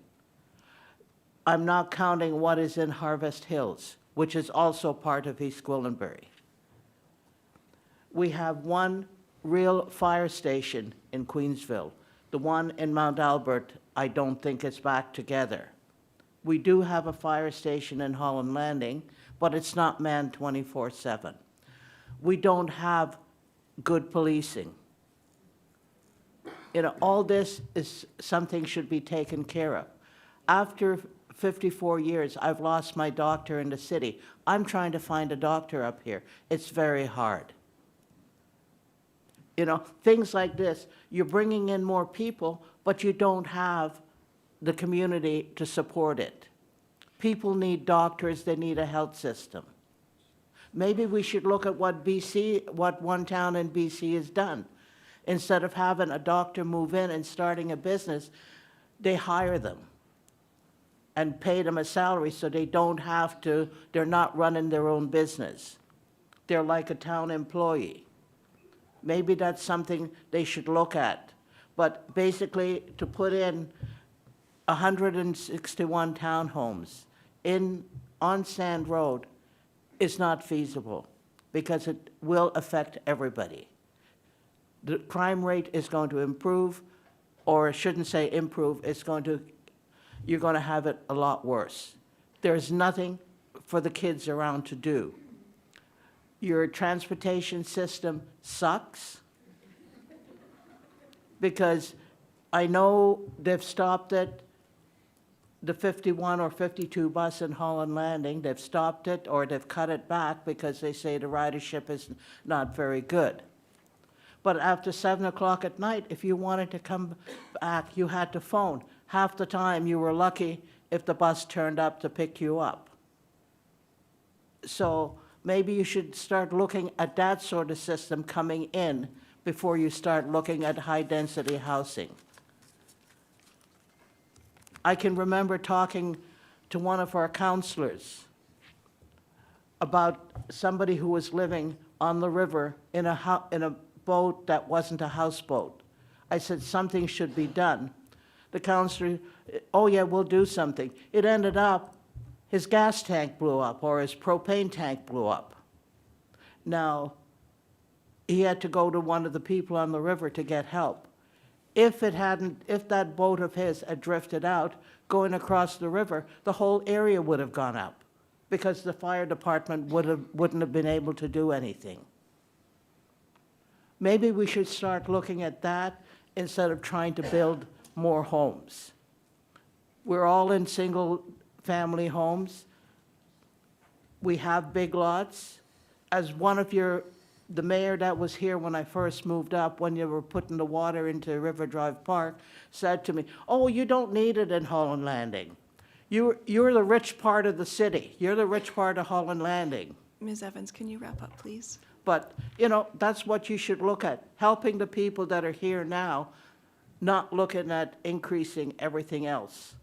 Thank you. Thank you very much for your time. I'm going to call, we've actually got quite a few seats in the front row now, so I'm going to call Brian Bailey, Tracy and David Fletcher, Jim Pickering, Michael Genova, and Yulia Panchenko, as well as Victor Panchenko. So I feel like whenever I call, I get one or two people. So I'm wondering if you're Mr. Pickering. I'm Brian Bailey. You're Brian Bailey. Welcome. Please go ahead. Good evening. My name is Brian Bailey. I live on Kilpatrick Drive in Hall Landing. Thank you for giving me this opportunity to speak and voice my concerns regarding the proposed development. When the town erected the sign on that property and laid out the details of the proposed development, I was flabbergasted. I found it incomprehensible such a large number of dwellings would be proposed. I cannot understand the complete disregard for the existing neighborhood and how this proposal will affect us. The number of units proposed is not appropriate for the area and should not be allowed. I object to the request to amend the official plan and applicable bylaws. There is no need to make these changes other than to increase profits for the developer. Please understand the concerns and objections you hear tonight and vote to reject this proposed development. Thank you. Thank you, Mr. Bailey. Mr. Jim Pickering. Jim Pickering here. Michael Genova. Yulia Panchenko. Welcome, Ms. Panchenko. Hello, good evening. My husband just left. He had to pick up the kids, but I'm sure that I will be talking like he would agree with me. And my mom as well, she lives with us. We live in Kilpatrick Drive, which is very close to 31 Sand Road. And like many our neighbors and other residents, we strongly oppose the proposed ultra-dense development. We are fairly new to the community. We came 4 years ago from Aurora, which has grown immensely. We lived there for 10 years. We were sure that we would retire there, but at some point we decided to look for quieter neighborhood, for the nice place to raise our 3 kids. And here we are. And of course, I understand that we couldn't predict that we would see such a development, I would say crazy development in this very neighborhood. And I just wanted to say that we understand that it is like the growth in our communities is unavoidable, but we're sure that it can be done the right way. And we think that it is quite unfair to the people already living here for many, many years to try to squeeze in townhouses and add lots of population, lots of traffic. And we wouldn't like to see these quite nice streets to become dangerous, because that's what always happens when the town grows. My husband and I, we came from the countries where it is quite, we used to live in in large cities. It was quite dangerous to go out at night, and we didn't want this future for our kids, so that's why at some point we came to Canada, and at some point we moved to Holland Landing. And with this development that is being planned for 31 Sand Road, unfortunately we see that the streets might just become dangerous for our kids. And another thing that I wanted to say is we residents, we urge you to please take into consideration all our voices, and thank you so much the residents who did just great job research, and I do hope that we will have the positive outcome. Thanks so much. Thank you, Ms. Panchenko. I'm going to call, I've got another grouping that I'm going to pull forward. Melissa Berridge, Robert Bader, Megan McKinnon, Eleanor Nevins, and Karen Baldwin, please. Good evening, Ms. Berridge. Good evening, Acting Mayor, Council members, staff, and fellow residents. Thank you for giving me the chance to speak tonight. I've listened to the voices before me, and I share many of their concerns. We've heard a lot of concern from people that live very close or right by 31 Sand Road. However, I'd like to speak to how it affects the whole community. I actually live on the other side of the river. I live on Parkside Drive. I have 2 young children who within the next year will go to Park Avenue Public School. When the bridge at the end of Oriole that had been talked about for years was finally built, we were so excited.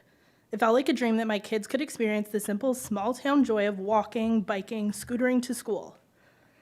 That is something that I personally remember very fondly from my own childhood, and it meant so much to think that they would also have that too.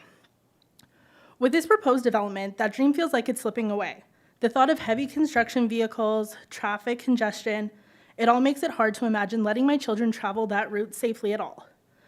What should have been a moment of independence and connection to our community is in turn turning into another car ride and adding to another car in that line of traffic. I know that growth is important, but I hope you'll also consider what we lose in the process, the small, meaningful things that make our town special. For families like mine, it's not just about traffic or noise, it's about safety, childhood, and the kind of community we would like our children to grow up in. Thank you for listening and considering the very real, very personal impact this would have on families in the town.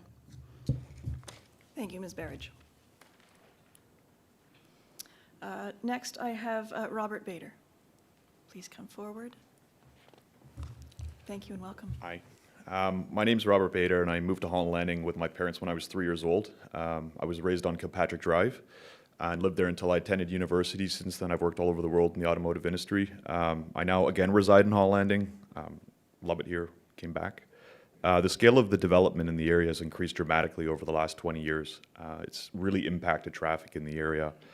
And you can really tell there's a lot of changes going on. Certainly, there's some consistency in our area on Sand Road, but certainly there's a lot of changes in the area.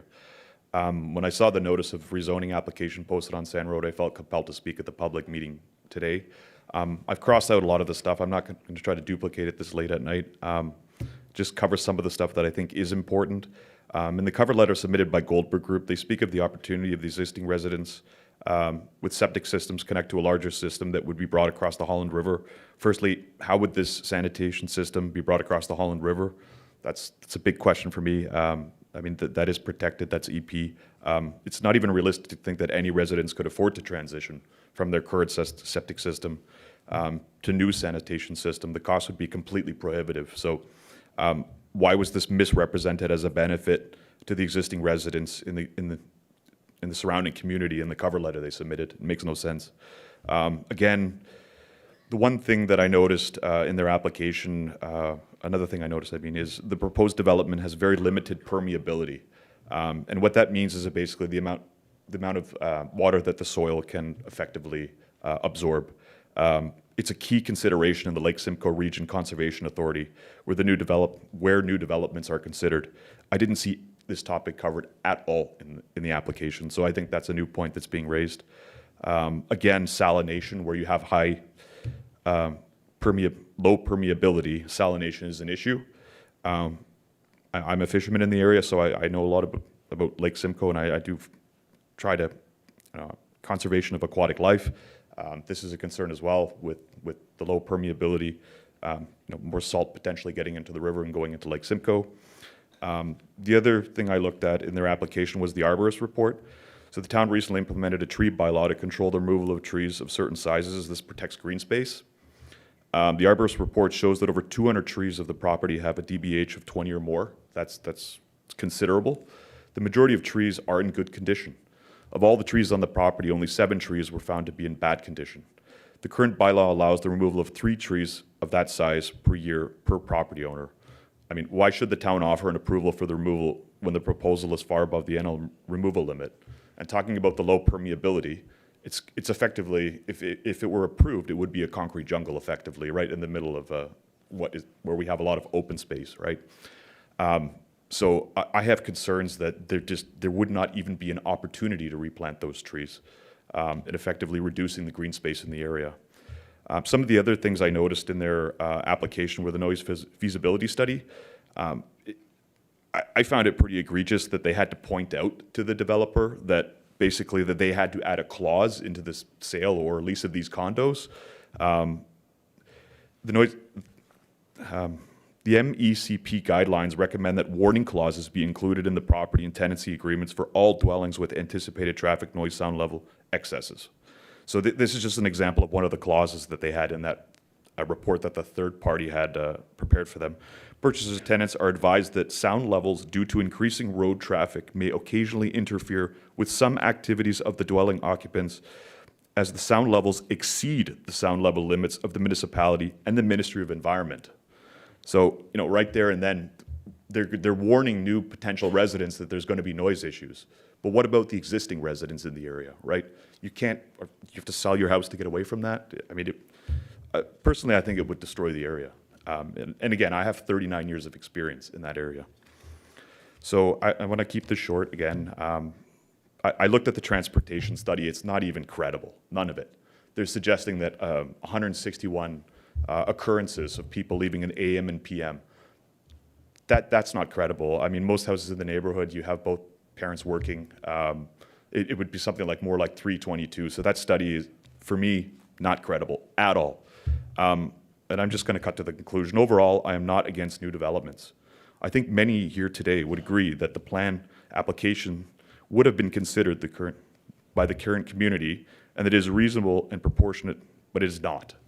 The density proposed is 5 times higher than the current density in the neighborhood. It's simply a push to make as much money as possible without consideration for the current residents in the community. To put it simply, it's all about the developer.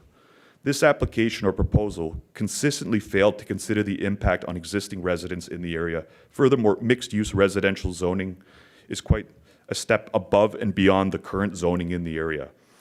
So the application of the developer is not in line with the characteristics of the current community and would adversely impact all residents in the area.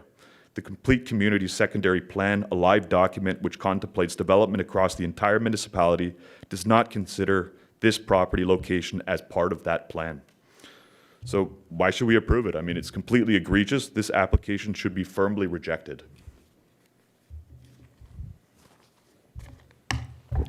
Thank you very much. And I commend you for coming up with some different comments for this evening. I appreciated that. Okay, I've got Megan McKinnon, and then as she's just getting set up, I'm going to call on if Eleanor Nevins is here, Karen Baldwin, and Tom Pilkington, just to get started there, and then I'll turn the microphone over to you. Welcome. Good evening, everyone. My name is Megan McKinnon. I'm a resident on Kilpatrick Drive, very close to the 31 Sand Road development. This proposal at 31 Sand Road is not just a development proposal for me. This feels like a little bit of a turning point. This moment that the council approves a rezoning and a development such as this, it could become a serious precedent. And once the character of our neighborhood is gone, it can't come back. People all here chose this neighborhood for a reason, not because it's busy or has easy to access commercial units or because it's on the rise, because it's quiet, mature, and rooted in community. It is one of the remaining pockets of Old Holland Landing that still feels woven into nature, not just built on top of it. 31 Sand Road, as we all know, sits along the Holland River, which is more than just the river, it's an ecological corridor, and not just a line on a developer's map or survey. The trees here have lived long enough to outlast us, families, and entire generations. We cannot replace history. When you lose something like this, it is gone forever. It's also important to recognize that this neighborhood is already struggling under the existing traffic load. Every rush hour, residents wait extended periods at Queensville and Leslie, and the mess at Yonge and Bathurst is already too much to handle for us currently. To move forward with this development without a full traffic assessment of these choke points and the 404 access is not planning, it's irresponsible. Adding hundreds more vehicles into a bottlenecked single-access neighborhood puts pressure not only on convenience, but on safety of our children. As heard tonight, we now know that this land holds historical Indigenous cultural importance, including evidence of burials and artifacts. Clearing it for a high-density project is not just a planning decision. It is symbolic and erasure instead of reconciliation. Indigenous teachings emphasize connection to nature, community, stewardship, and shared belonging. Those values already live here in the residents who've come together tonight for this cause. Approving this development for a private community, commercial units that we don't need or want, and minimal green space destroys more than trees. It erases this meaning. I would assume that your official plan was created to prioritize planning over pressure and deeply considering public interest over developers' financially driven motives. If this rezoning and redevelopment is allowed on a stable residential street, what stops a single home next door from being torn down to a 6-unit townhouse being put on one of these lots? That is how neighborhoods disappear, not overnight, but one slow approval at a time.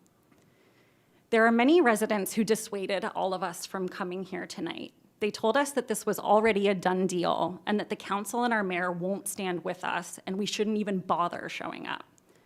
But all of us here tonight are choosing to be here because it's proof that we still believe that all of you are here listening to us. Your decisions really mean something to us in the future of our neighborhoods. Last night, we all saw the Blue Jays win as the underdogs. And tonight, those of us who have chosen to show up here tonight, we're the underdogs. We don't have profit margins or on-staff lawyers or lobbyists. What we have is our homes, our river, each other, and our trust in you. Please don't let people walk away believing that their council is powerless or unwilling to protect the places that matter most. You will all be remembered for not what you approved, but for what you had the courage to protect. And tonight I'm asking you to protect Sand Road, protect the Holland River, and to protect cultural heritage, to uphold your own official plan, and say no to this rezoning and development as it stands. Thank you. Thank you very much.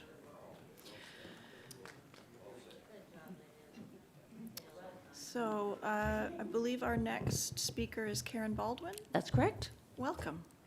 Good evening, everyone. I'm Karen Baldwin, and I live at 214 Sand Road. I'd like to thank you for the opportunity to address council tonight regarding the proposed development. And I would like to state that I oppose this development for many reasons. Firstly, 31 Sand Road is a historical and Indigenous site linked to the first landing, and it should be treated with respect, not used for high-density housing. Secondly, the development is not aligned with the character and community values of our neighborhood. We moved to this area and we stay in this area because we have lots of space around our homes. We have green spaces, we have trees, we have animals. If we wanted to live in a high-density neighborhood, we'd be in one of the newer developments where the only view we get is into our neighbor's window. Third, the development is not aligned with the town's official plan. According to the strategic plan of EG, one of the objectives is, and I quote, to build complete communities that support the ability for residents to connect to amenities, services, employment, and each other. Sand Road is not a corridor. It is a residential street. We have no services to speak of. We have no amenities. There's no close gathering space. There's no grocery store nor pharmacy. We don't even have a convenience store within walking distance. And worst of all, we don't have the buses that allow people to access the amenities and services and the rest of EG. What happens if there's a fire in one of the townhouses? They're all connected. That fire spreads so quickly. You can't get a fire truck in if you can get enough people to get a fire truck out of the fire station. Fourthly, developing this site would have a critical impact on the environment and the adjoining conservation lands. Did you know that in the spring, the turtles come up from the river, from the Holland River, and they cross Sand Road to lay their eggs? These are critical and endangered species. We have the snappers, we have the blandings. Can you imagine what the devastation that the cars are going to bring to those endangered species? They're going to end up as roadkill, and we're going to end up losing them forever. This is not environmental stewardship to allow a development like this. And lastly, I'd like to talk about the safety to the community. Have you ever walked or driven down Sand Road? From Oriole at the south going north, Sand goes north for about 1.6 kilometers, which, by the way, is the distance from Yonge and Green Lane to Upper Canada Mall. There's no stops, there's no slowing. Yes, it's zone 40K, but you know what? Those of us who try and stay within the speed limit are always passed by people racing up and down. But after 1.6K, you go into two blind corners, two 90-degree blind corners. I happen to live on one of those corners. And do you know that I'd say at least once a week, at least, I am almost hit when I'm trying to back into my driveway. And I back into my driveway because it's not safe for me to back out of my driveway. People come screaming around those corners, and then all of a sudden, there's something in the road. They slam on their brakes. There's skid marks all over. My neighbors have cars. I happen to be on a good corner. My neighbors have cars in their front yards all the time because people are not slowing down. And that's with the cars that we have now.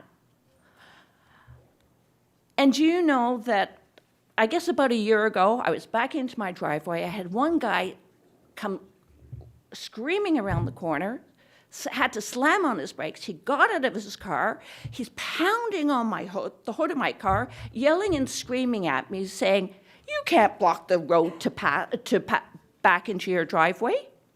And this is with the current traffic we have. Now, let's do some math. 161 townhomes. I'm going to go with 150 because the math is easier. We don't have buses. Each of those units is going to have at least 2 cars. Okay? So that's 300 cars. Those cars are going to come and they're going to go. That's 600 cars. Can you please wrap up? Yes. Thank you. We're going to add people coming and going. So let's say that's another 150 cars each way, another 300 cars. So we're 900. You add commercial, and let's say between employees and residents, 15 coming and going, another 300 cars. We're already at 1,200 cars, and that's a conservative estimate. you know what? The density of this development is unfeasible. It's traffic, the traffic in the area is going to be horrendous. There's going to be fatalities on that road. And you as council have the ability to say, no, let's protect our community, let's protect our residents. Again, I'm not against development, but I'm looking at a responsible development. Thank you. Thank you very much. So, Mr. Pilkington, yes, I just wanted to announce to the room that we are at approximately the halfway mark. Okay. Well, then you'll enjoy my presentation. Madam Acting Mayor and members of council. Go ahead. I came tonight to learn about others' concerns, see how they jive with my own, and I wrote up a little piece for myself to talk about, but I can say that all my concerns have been raised at some length by others before me, so I'll simply state that I stand with my neighbors and friends in the community, and for all the reasons that have been presented already, and I certainly hope that, that we're heard. Thank you. Thank you, sir. So I was going to suggest a bit of a break, but I think we've been moving pretty quickly through the list. It's going a lot faster the later we get. And I will remind people that if you get worn out and you want to submit comments in writing to us, those are just as important as if you are at the microphone tonight. So I've got Leah Earle, Jenna Lau Caruso, Chris Bradley, and Bev Jordan as our next speakers.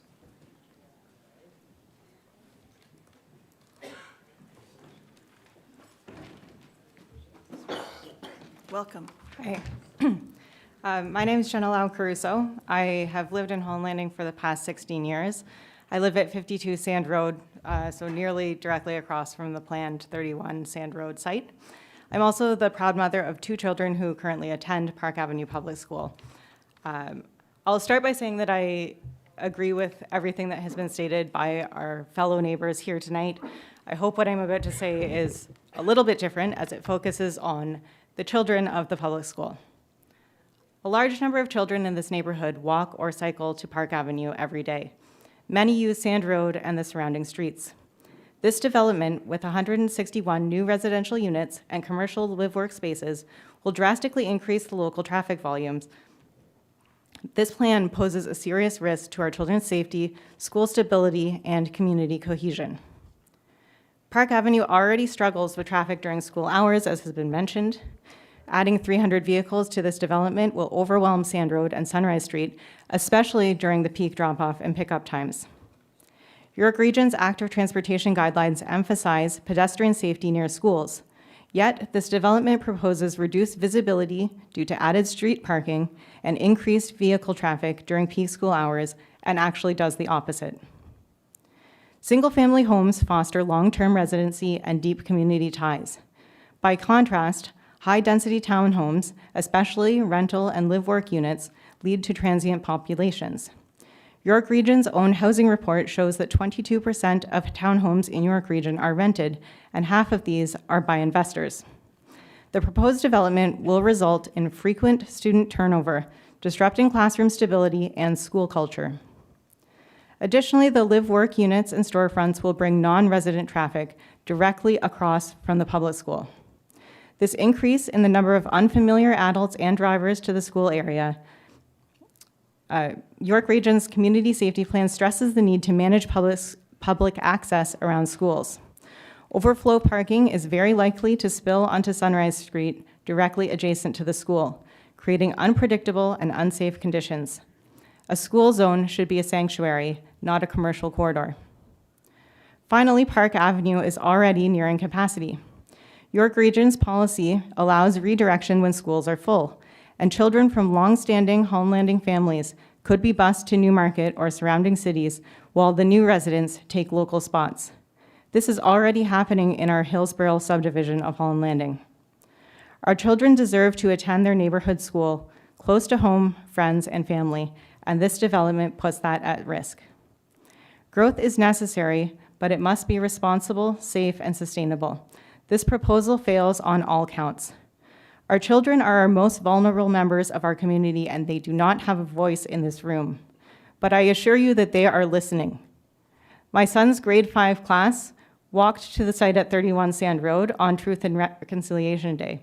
They talked about the Indigenous value of that land, they talked about the proposed development, and they talked about the government council's role and the different layers of government that play a role in approving these developments. This is something that is happening right in their backyard, and they are listening and watching. My son asks me daily what is happening with that development. You have a voice in this room. I urge you to protect their safety, their school, and their future by denying this application. Thank you.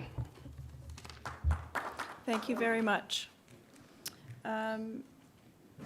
So our next speaker is Chris Bradley. Welcome, Mr. My Bradley. name's Chris Bradley. Thank you for having me here. I'm just here to state my opposition to this development. I'm going to go into a few little details of things that have already been mentioned. Someone's mentioned, I'm going to go a little detailed as far as the services, the sewer services that are required. It was mentioned that the developer will be paying for those to enter those lands. However, it was mentioned the maintenance of this is the responsibility of the town and the taxpayer. I didn't really look at the increase in my property taxes until I attended the October 7th council meeting, where it was stated that the financial challenges for this town are considerable and that it would require another 1.6% increase in our property taxes. So I went back and I looked and I went, holy Christ, sorry. My property taxes have gone up 8% since COVID. And now another proposed 1% increase in property tax. That's approaching 10% in 5 to 6 years. It's a little bit unacceptable. It also makes it less affordable for people to live here. The other thing that no one's ever mentioned is the existing demographic of our town. And not so much East Gwillimbury, but Holland Landing itself. The demographics are such that this development may not, the people entering this development may not meet the existing current demographic of the existing residents.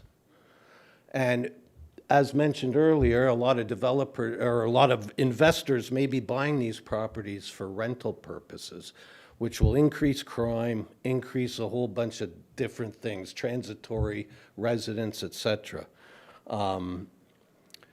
So again, this is the increase in the property taxes is to maintain all these things, and I'm in agreement. I agree with the fact that the town does require additional housing. Just this type of housing is not sustainable in that particular part of our town. Holland Landing should be to East Gwillimbury what Kleinburg is to Vaughan. 0 high-density residential. Thank you. Thank you, Mr. Bradley. Bev Jordan, please come forward and welcome.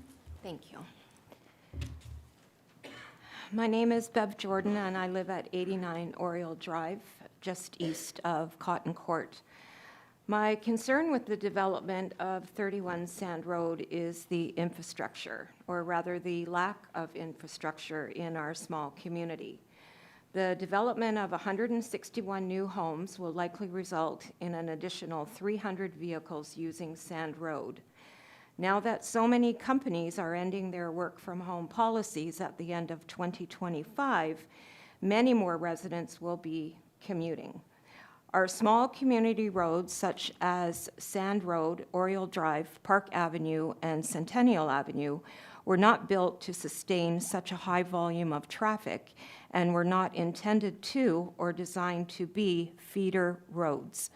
The feeder roads in Holland Landing, such as Charlotte Abbey Drive, Holland Vista Street, Silk Twist Drive, Holland River Boulevard, Grist Mill Drive, Colony Trail, and Thompson Drive are all wide, well-maintained, feature sidewalks and curbed edges on both sides of the road, and have sufficient street lighting to ensure vehicular safety along with safety for pedestrian traffic. Sand, Oriole, Park, and Centennial are not wide, do not feature sidewalks on both sides of the road. Most areas of these roads do not have curbed edges, and the lighting in some areas is not sufficient to ensure vehicular and pedestrian safety. From a safety standpoint, adding this volume of vehicles is going to make our currently safe community roads and sidewalks hazardous for vehicles, pedestrians, and for all of our residents. If the new residents of 31 Sand Road are looking to use public transit and not own a car, our area of Holland Landing is not conducive to using public transit. The closest York Region bus stop is at Oriole Drive and Centennial Avenue. The bus stops for GO Transit are at Toll and Oriole, Toll and Centennial, and Toll and Bradford. Based on my walking the route from 31 Sand Road to the closest bus stop at Toll and Centennial, it is approximately a 15-minute walk.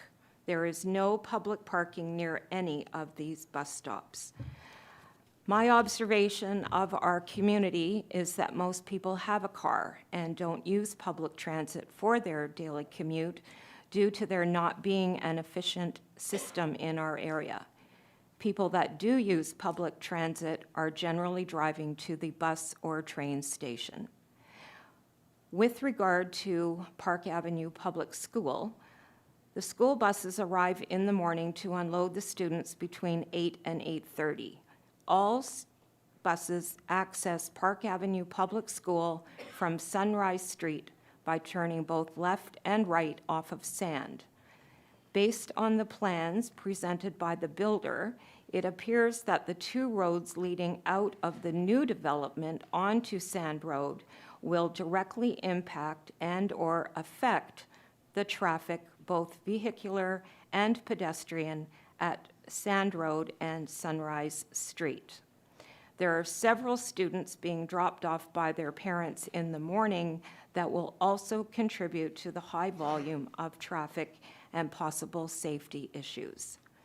I am asking Town Council to consider the impact of the addition of approximately 300 people along with their vehicles to such a small parcel of land at 31 Sand Road without supporting the infrastructure. Thank you for your time. Thank you very much. We are now at another 2.5-hour mark, so I'm going to suggest that we call a brief recess just for an opportunity to stretch our legs. And I'm just going to ask us to reconvene in 5 minutes at 10:30. And again, if I have to use a gavel, I will, but I want to make sure that we respect everybody's time this evening. We're going to stay as long as we need to, but I do want to make sure that everyone gets a chance to speak. Thank you.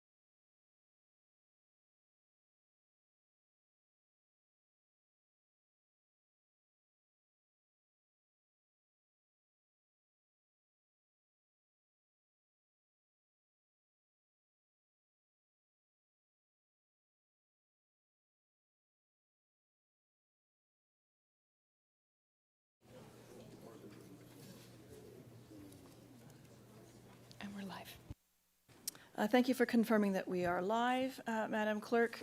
We are now resuming the public consultation of the portion of this meeting. I'm now going to call up Ryan Mayette, Michelle Puddy, Rusty Barron, Kelly Barron, and Riley Barron, please. So the next speaker is Ryan Mayette. And is not Ryan Mayette, Michelle Puddy.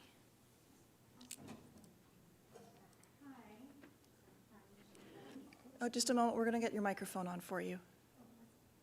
No, it's not, we need to be able to hear you. Oh, there it is. Thank you. Hi. Welcome, Ms. My Puddy. name is Michelle Puddy. I live on Amber Glen, which is kind of a little bit further away. It's off of Park.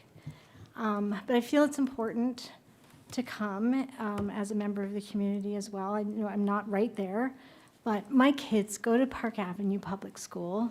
One goes to Denison and Newmarket because East Gwillimbury doesn't have a high school, so she had to be bused all the way, well, not all the way, but all the way to Newmarket. We moved up here in 2012. I lived in Toronto for a very long time. I grew up in Thornhill, and my husband was also Richmond Hill, so we had like backyards and stuff. But when we lived in Toronto, it was very dense. So when we moved, we were very close to Lake Ontario. We moved all the way up here.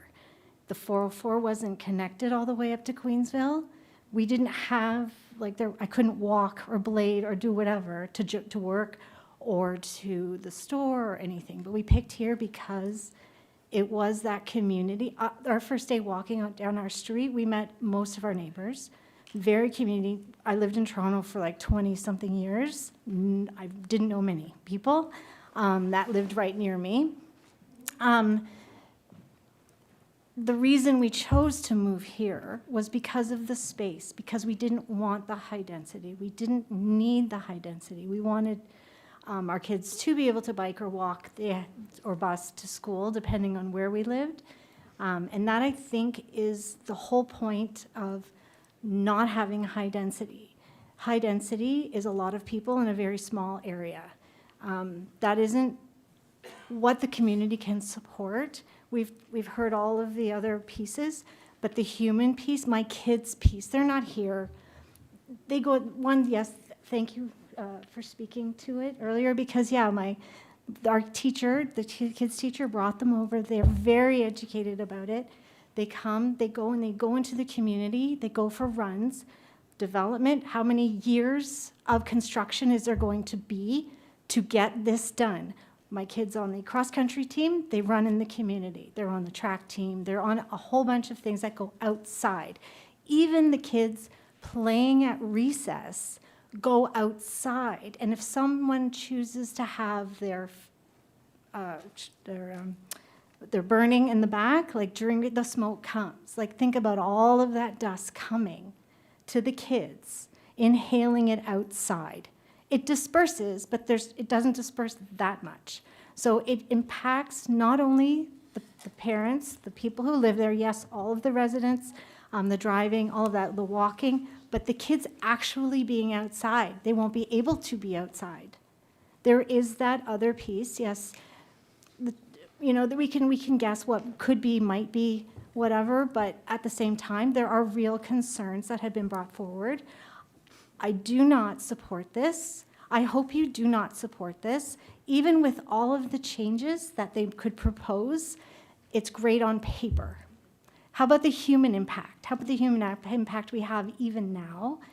The impact to nature, the impact people throwing things into the river. Think about right now, we do the community cleanups. What are we pulling out of there right now? Things that flow out, flow in. Put a whole bunch of people in a really small area, live in Toronto, live there, live wherever you want, where it's high density, you're going to have an increased impact on everything. So I thank you very much. Thank you for those who arranged it. Thanks for bringing us all together. And I do hope you do reject this. I reject it. If I was on council, I would reject it. So thank you very much. Thank you for your time this evening. My next speakers were Rusty Barron. I'm wondering if Rusty is here. Kelly Barron, Riley Barron, Haley Platt. Is Haley here? Welcome, Haley. I'm just going to call a few more names to get them set up here at the front. John Pettigen, Michelle Eclue, Melanie Pilkington, and Richard Allen. Welcome, Ms. Platt. Good evening, Acting Mayor, council members, and staff. I agree with all of the previous speakers, and I expect I'll agree with all of the speakers who will follow me about both the requested zoning amendment and the proposed development for 31 Sand Road. I've outlined many of my reasons in a lengthy email that went to all of council as well as the town's planning department today. One note that I do want to speak on here, because it has not been talked about, is the wastewater servicing assessment that was included in the initial submission. It poses 3 potential solutions to the wastewater management in the area. However, all 3 of them are tied to a second development at 66 Park. I understand that this application is for 31 Sand Road. However, as the functional servicing report is required to prove the feasibility of a development such as this, I believe that 31 Sand Road should not be considered in any way unless it comes along with 66 Park. We've heard lots of people today who are unhappy with the thought of the municipal wastewater coming in at this point. I strongly believe that they should not be considered unless they are considered together. At the meeting that Pentacor hosted, Goldberg Group hosted on October 1st at the arena, the president of Pentacor stood at the front of the room and stated that they did not own and were not associated with the land at 66 Park Avenue. I do not agree with that, and I think that that is something that needs to be considered when this application is considered. I additionally would like to add that I'm incredibly frustrated after hearing the presentation today by Valentina from the Goldberg Group. She basically said that after the meetings that have happened with the public recently, they've reworked their entire submission. I do agree with the town's decision to move forward with today's meeting because everyone is here and everyone is prepared for it. However, I believe that all of this together needs to be rejected. If they're at the point that what they're proposing is going to be so different from what has already been brought forward, then this needs to start again. We need to be given the time to look at the entire proposal again. It's not fair that we're going to continue on the timelines that the Planning Act requires on something that they couldn't even speak to today and couldn't show us today. So I'm pretty frustrated about that. That's it. Everything else I was going to say was spoken to already. So thank you for your time and for staying this late to hear all of our opinions. Thank you, Ms. Platt. My next speaker is John Pettigen.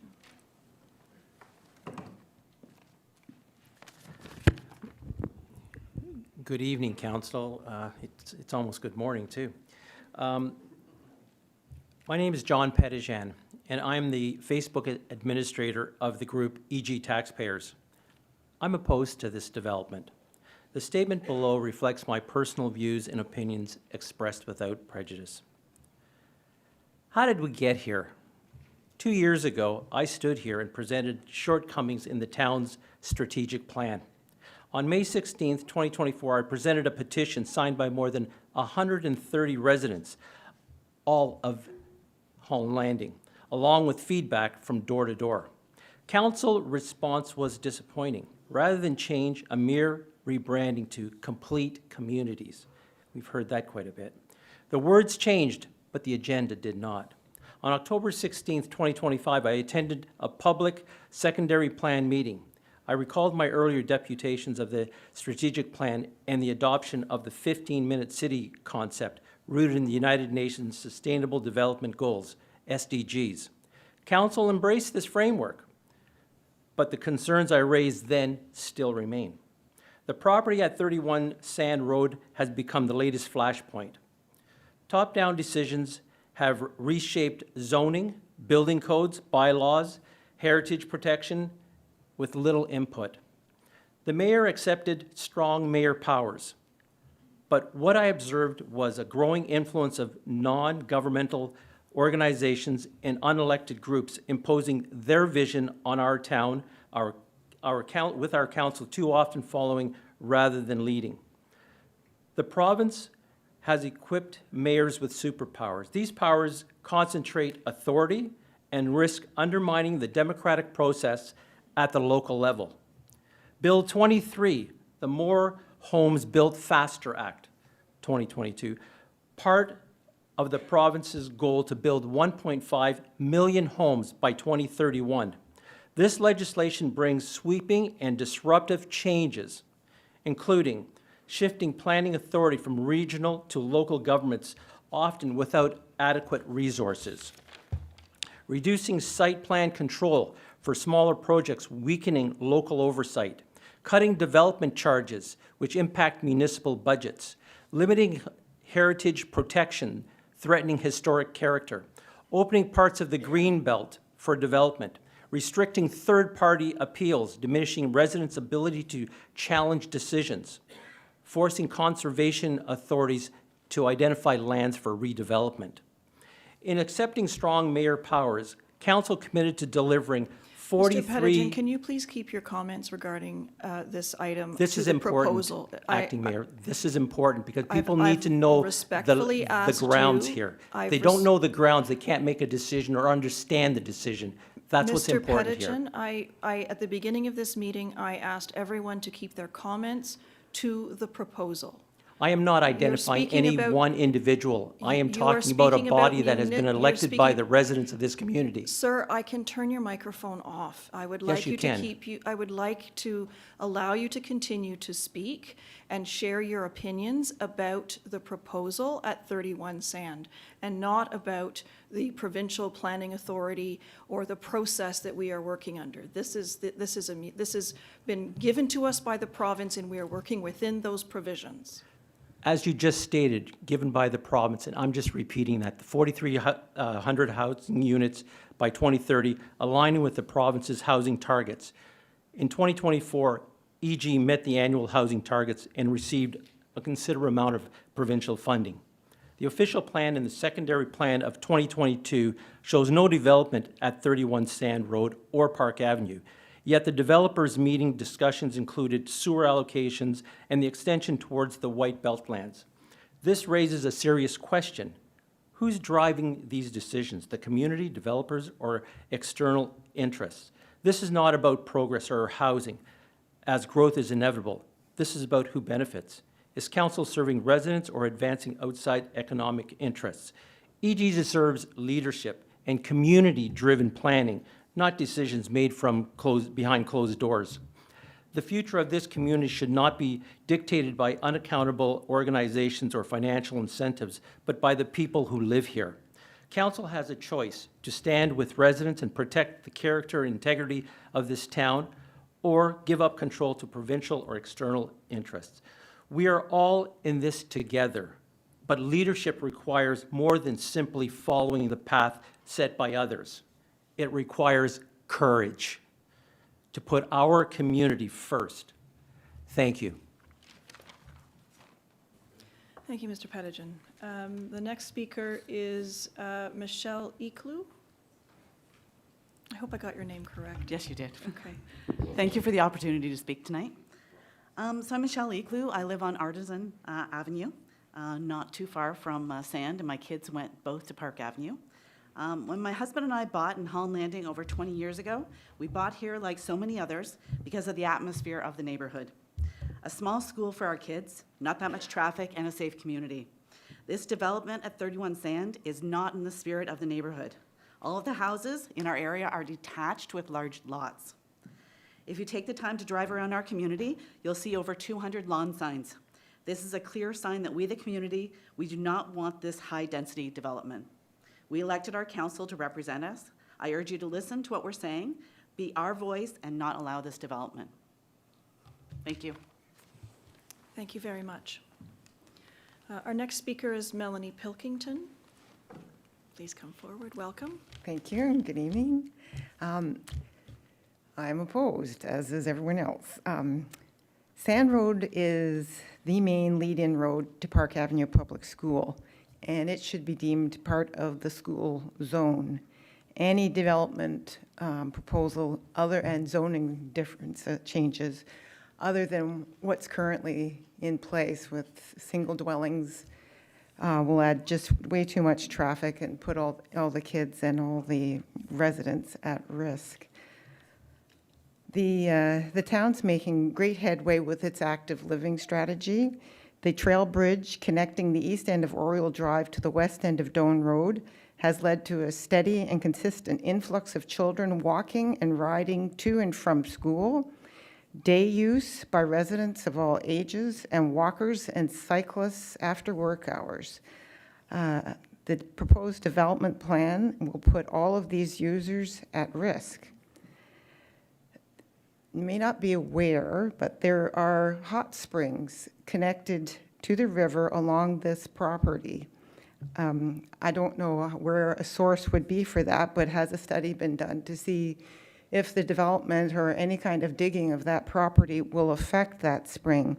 Any damage to those hot springs should be avoided. The hot springs provide year-round water and vegetation for birds and animals, some of which may be on the endangered species list or nearing that status. Please ensure that these springs are protected from damage by any zoning change or proposed development plan. So basically, the neighborhood is against this, and it's it'll cause a great deal of risk to all the users of the roads. Thank you. Thank you very much. The next several speakers, I'm just going to call you so that you can get yourself ready. Richard Allen, Doug Faubert, Lisa Blunt, Dan Blunt, and Pauline Conquerat. So let's see if Mr. Allen, Richard Allen, he has left. So Doug Faubert, Lisa Blunt,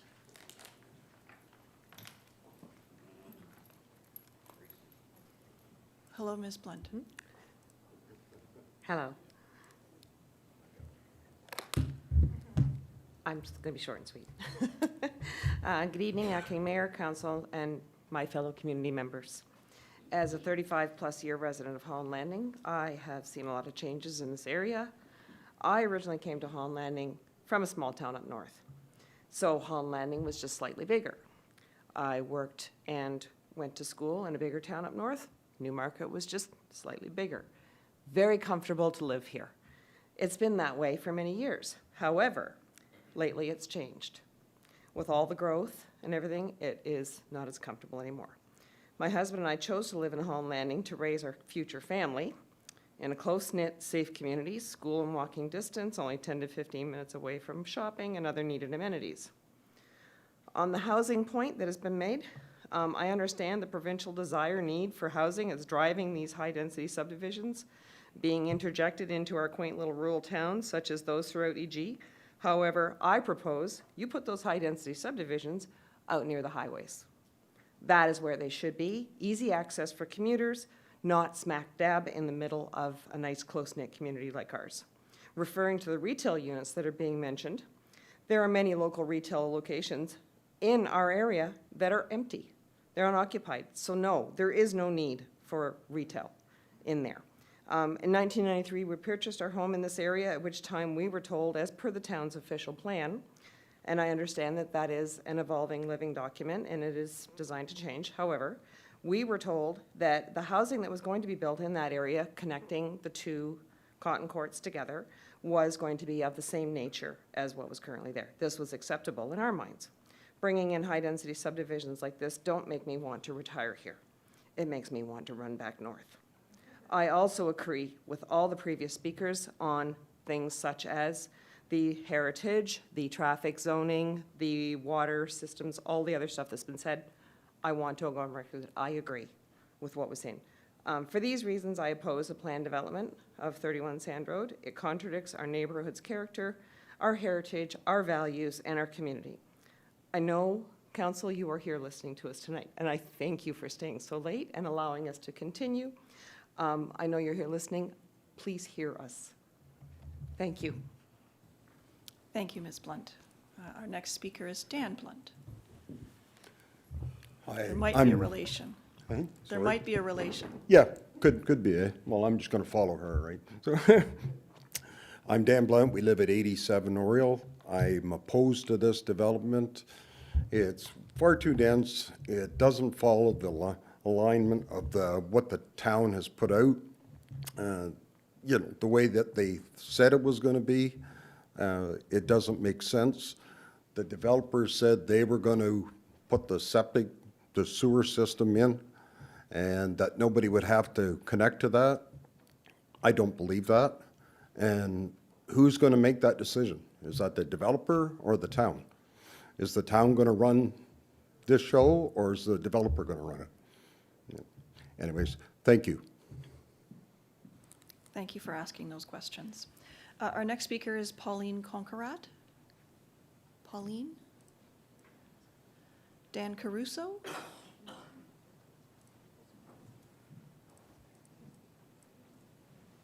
Welcome, Mr. Caruso. I prepared something, but I think everything's been said already, so I'll just say I agree with everything. I think we should focus on the Indigenous piece on here and really reevaluate that and match what the community is today. So, thank you. Thank you. Suzanne Probin. Is Suzanne here? Deborah Seymour?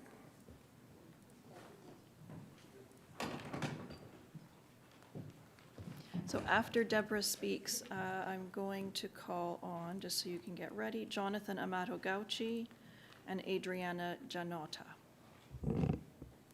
So, Deborah? Hi, I'm Deborah Seymour. I live on Kilpatrick Drive. We've been there since 1986. We've willed the house to the kids, so I'm hoping you don't do this, or we might have to think about moving, and we really don't agree with what's going on. Thank you. Thank you very much. So our next speaker is Jonathan Amato Gauci. Is he here? He left as well. Adriana Gianotta. Welcome. Good evening. Thank you guys for having this meeting so late. Good evening, Acting Mayor, members of council, and members of the community. My name is Adriana Gianotta. I live on Park Avenue with my husband and one-year-old daughter. We live just 300 meters from the proposed 31 Sand development site. And I'm here to express our concerns about the proposed application. Much of what my concerns are have already been said, so I'll keep it short and sweet. Density and compatibility is a major concern. At the proposed density of 50 units per hectare, the development proposal well exceeds the low density designation and would be better suited to areas already designated for medium density. My second concern is sanitary servicing and infrastructure impacts. The proposed sewer infrastructure is only needed for 31 Sand development and will require construction of new infrastructure on the existing local roads where the existing dwellings already have private septic systems. The town's long-term servicing plan didn't anticipate sewer servicing in this area until 2051. This raises questions about alignment of this development application with the town's long-term strategy. Is council prepared to revise the town's current sanitary servicing strategy for this development application to accommodate 161 new townhouses in this location? In summary, this proposal is too dense, poorly integrated, and relies on infrastructure not planned or available in this area. There are more appropriate locations in the town where this type of development could fit, places with full services and transit access. We chose this neighborhood for its quiet, low-density character, and I hope council will help preserve that. Thank you for your time and continued support of our community. Thank you, Ms. Gianotta. Our next speaker is Jamie DiNatale. And following that individual is Jeff McQueen and David Valentini. Welcome. Thank you. Good evening. My name is Jamie DiNatale. I'm currently on Oriole Drive. I've already submitted an email to the planning department to go on record. I oppose the development that was submitted, and everything that they've quoted in there, all relates to intensification. We all know, that includes compact built form, which is not compatible with our surrounding neighborhood and does not reflect the existing context or character of the area. We are not building a new or completing a community here, and introducing this form of development would significantly alter the established residential fabric and set a precedent for further incompatible intensification. The transportation study submitted appears to be extremely limited, as previously noted. This raises serious concerns about the completeness and reliability of the analysis, not of just that one, but the other previously mentioned ones. Overflow parking will spill onto Sand Road and surrounding streets, causing significant congestion, snow removal issues, safety risks for residents and commuters. Again, this will directly affect the livability and functionality of the area. The inclusion of commercial opportunities in the proposal is also unwarranted. All essential amenities are already readily accessible within a 5-minute drive, and commercial uses in this location would only increase traffic and infrastructure strain without meeting a demonstrated need. I respectfully urge Council to deny the developer's application to amend the official plan and zoning bylaw. We all know that the property is located within a well-established low-density residential area, is not designated as an employment zone, does not fall within a defined corridor, and does not meet the criteria for intensification as outlined in any of the provincial, regional, town official plans or secondary plans. I trust Council will give complete, thoughtful consideration to these concerns, as well as the concerns expressed before me and after me, and the many other concerns, and uphold the current official plans to protect the integrity, safety, and livability of our community. Thank you for your time and continued commitment to responsible development in our community. Thank you very much, sir. Our next speaker is Jeff McQueen. And following Jeff, I've got David Valentini and Xenia Di Natale. Good evening to everyone. Thank you for the opportunity to speak. I had a little list made up and thoughts, but it's been eloquently stated, the concerns on this 31 Sand development, the changing of the bylaws, the development of high-intensity housing, and the safety aspects and the infrastructure aspects of all. So I add my displeasure with that and my opposition to that. But I really think that a step back needs to be taken in order that the heritage aspect of the site and the ecological impact to the river and to the species that are living there, which I knew nothing about. Salamanders and turtles, that's kind of interesting. Most I've ever seen is the carp jumping up and down in the river during their spawning times. But there is so much more here than I was even led to understand. So thank you to everyone who did speak for educating me and the rest of the people here. So again, my opposition, and thank you again for allowing us to speak. Thank you very much, sir. Mr. Valentini. Welcome. Thank you. I had a 10-minute speech, then I brought it down to 5 minutes. Those are some big papers. Then I brought it down to 5 minutes. Now it's going to be 30 seconds. Everyone said what I had to say. So acting mayor, members of council, members of the community, good evening. My name is David Valentini. I live at 126 Sand Road. I was raised in Holland Landing, where my immediate family still lives today. My father once owned land here that was later sold for development, and Valentini Avenue now carries our family name. Holland Landing is woven into our family's history since 1961. That's 64 years. Instead of another overbuilt subdivision, this land could become a town-owned conservation and education area, a living classroom connecting our new schools and growing families with the environment that sustains us and our valuable Indigenous culture. We build libraries and arenas to feed the mind and body. Why not build something that feeds the soul of a community, preserving nature and our historical culture.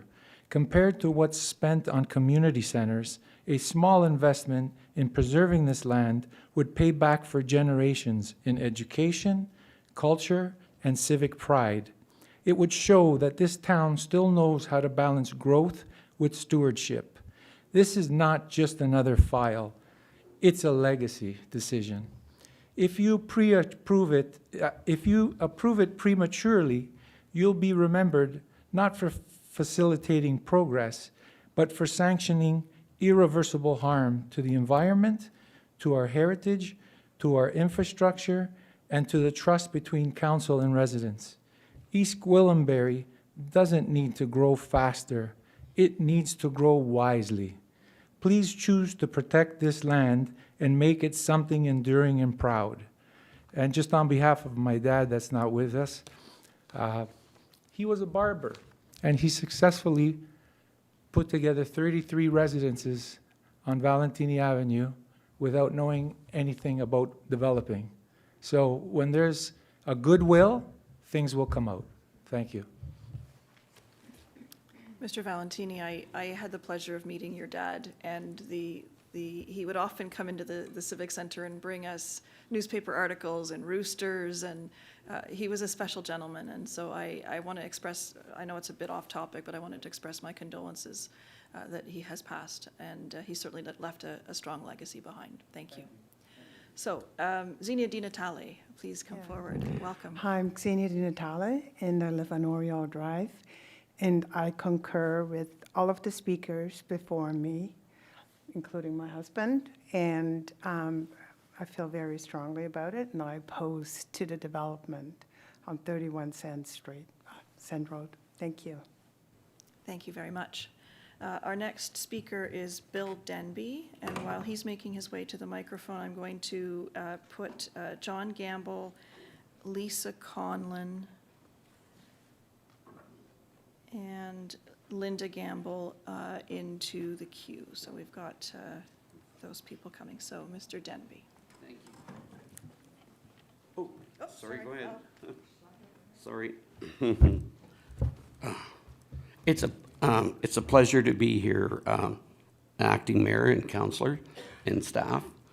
I am the chief of the Kawatha First Nation Sovereign Band that was granted through the Indigenous Alliance of Nations on Friday the 13th of December the 24th, 2024, the right to take back control over our land, our ancestral land. I have deep roots going back over 10,000 years. I know the gentleman said 5. We have archaeological native, we're not indigenous, we're native, artifacts that went to Trent University. They date back over 10,000 years. On my own history, I come from the Anglo-Saxon tribe from England, 1192 we date back to. On my mother's side, I go back over 30,000 years as a Jibbawa in this lands. Our ancestral lands consisted of York Region, Kawartha Lakes, Durham Region, Haliburton, Minden, just about this, it's over 4.2 million acres. And how we proved that to the courts, because we're in the courts, is that we used what they called land patents, land crown patents, that were issued by King George III in 1800. And what they had done from 1783 to 1800, they slaughtered our people. I know where a lot of them all are. In Kawartha Lakes, we've been in, I should say, an interesting discussion. And you see, if you understand, see, this is the treaty book. The Williams treaties, those people do not cover this land. They have no claim to it. They have no authority over it. We've proven that in court. I'm in court right now on a constitutional challenge that the colonial justice system has no authority over me, our band, or our nation. And we know we're going to win because we filed 36 volumes of documents thicker than these, and the city filed none because they have no evidence.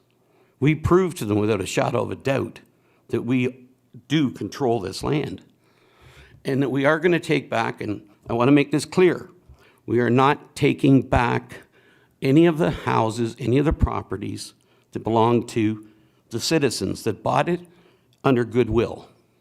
What we are going to do is we're going to stop the sewage that everybody is dumping into our waters, our lakes, destroying our lands, these developers. And most of them, if you don't know, which we know who they are, they're the mafia under Doug Ford. If you've seen my trailer outside, it is labeled from one end to the other.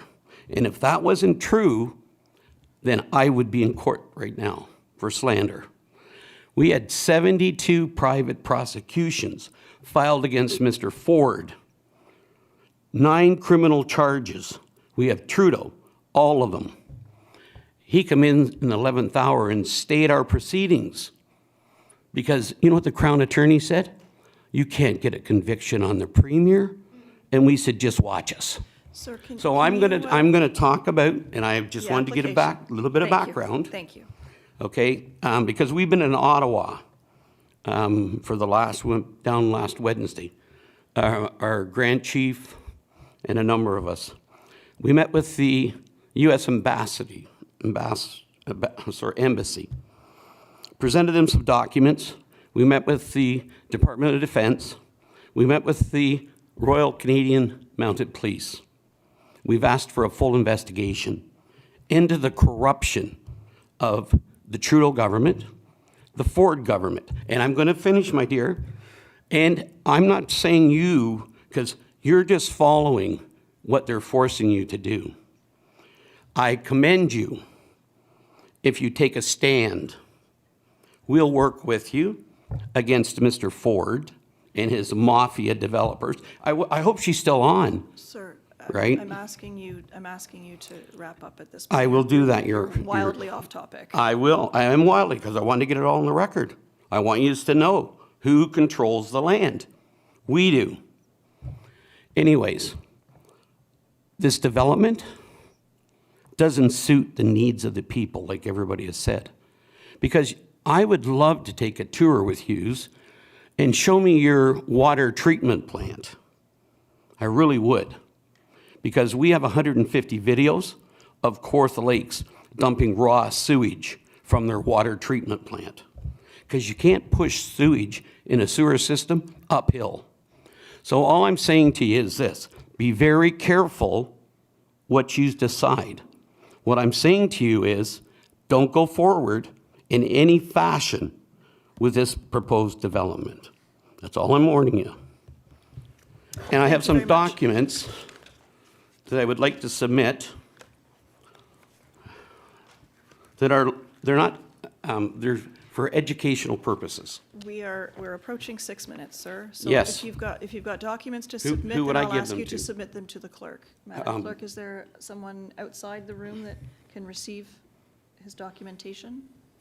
Through you, Madam Chair, just bear with us for a moment as we confirm that. Sure. Thank I you. appreciate that. So before you leave, sir, if you want to, Yes. just connect in with someone from the And staff. if Okay, you could thank you. provide, I apologize. If you could supply me with an email, if it's to the clerk or whoever it's to, I am going to provide you with documents that every one of your hair will curl. And they're all legal documents that have been submitted into court. Thank you for I taking thank you time for to the be here. opportunity. Thank you. Our next speaker is John Gamble.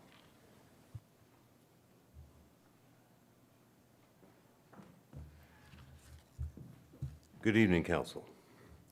This will be a momentous occasion. I have a deputation which started out to be 4 minutes, has now worked its way down to a few minutes, perhaps none. I have a preamble set which does not specifically apply to 31 Sand, but I figured that it was background to all the other items that I wish to talk about.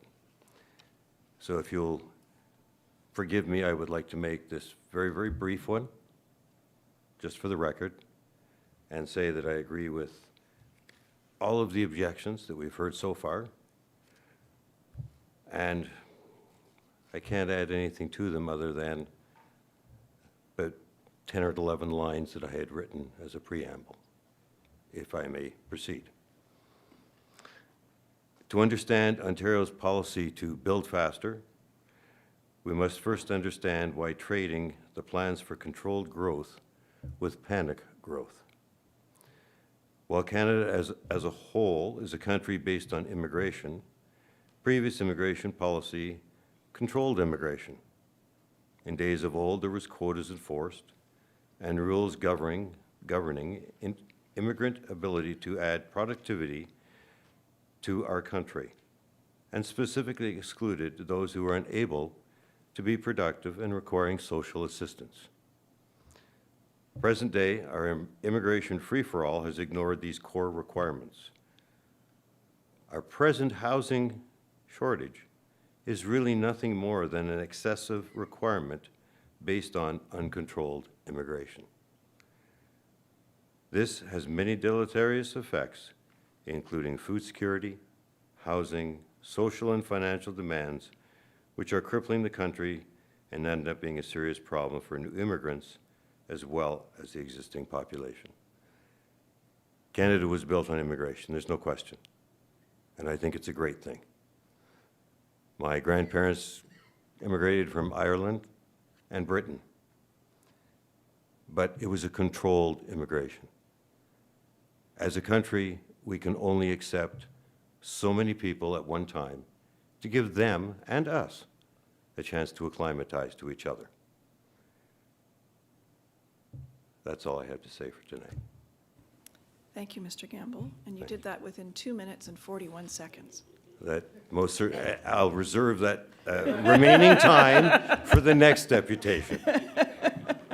I just wanted to advise Mr. Denby, there are planning staff outside the room to submit your paperwork with. They're ready to receive it. I appreciate it. Thank you very much. So our next speaker is Lisa Conlon. Is Lisa Conlon here? Then I assume that you're Linda Gamble. Yes. Okay, please come forward. Thank you. Good evening. John and I have not met before, but we may be related. We don't know. We're in a small community. Acting mayor, councillors, town staff, and developers, thank you very much for your time tonight. It's exceptionally long, and I appreciate that you've waited for all of us. I would like to start by saying the speakers ahead of me have covered many of my things I was going to chat about. They've done extensive research on the bylaws, on the habitat, on the Indigenous, and many other factors that our community needs to think about before we make change. I would like to say that my husband and I, Bill, moved here 37 years ago. We live on Arrington Court, or he did, till he slipped away. And that is a street that is only one street over from Sand Road and Oriel. We didn't get any information on our court. I don't know what the process was for that, but none of us knew until some of the residents started circulating information. But I thought at some point we would have been notified. I would just like to say that Bill and I traveled to and from Toronto all those years ago. As the subdivisions built, so did our commute time. I can't imagine 300 or 400 more homes, vehicles, flowing out of that complex on our secondary roads, Sand Road, that only has sidewalk on one side. And those folks will all be heading probably to Toronto or Barrie by 404 or 400 or some other secondary roads that are all at capacity through just traffic volume and for the necessary construction that seems to be also required. So I imagine the folks out here, and it's still in the community, who weren't able to be here, who are working folks, I imagine their commute is even getting longer and longer. Most of my information, I'm a senior, of course. I have many family and friends who are also seniors. They've lived in this area. They've contributed by their taxes for decades, many of them, at least 5 families, and they've made this community what it is through their taxes. The schools, buildings like this, the roads, the emergency services that have got better and better, the parks, all of those things they've contributed to.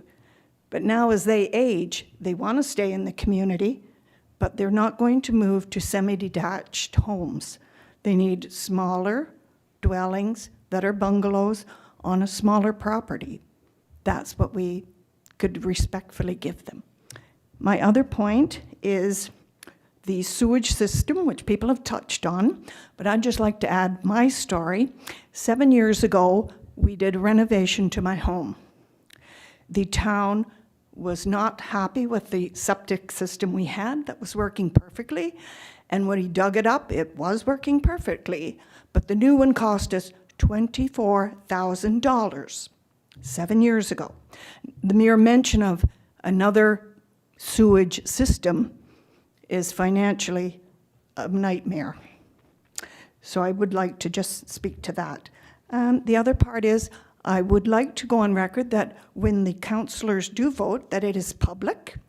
And if it's not public, I hope there's transparency.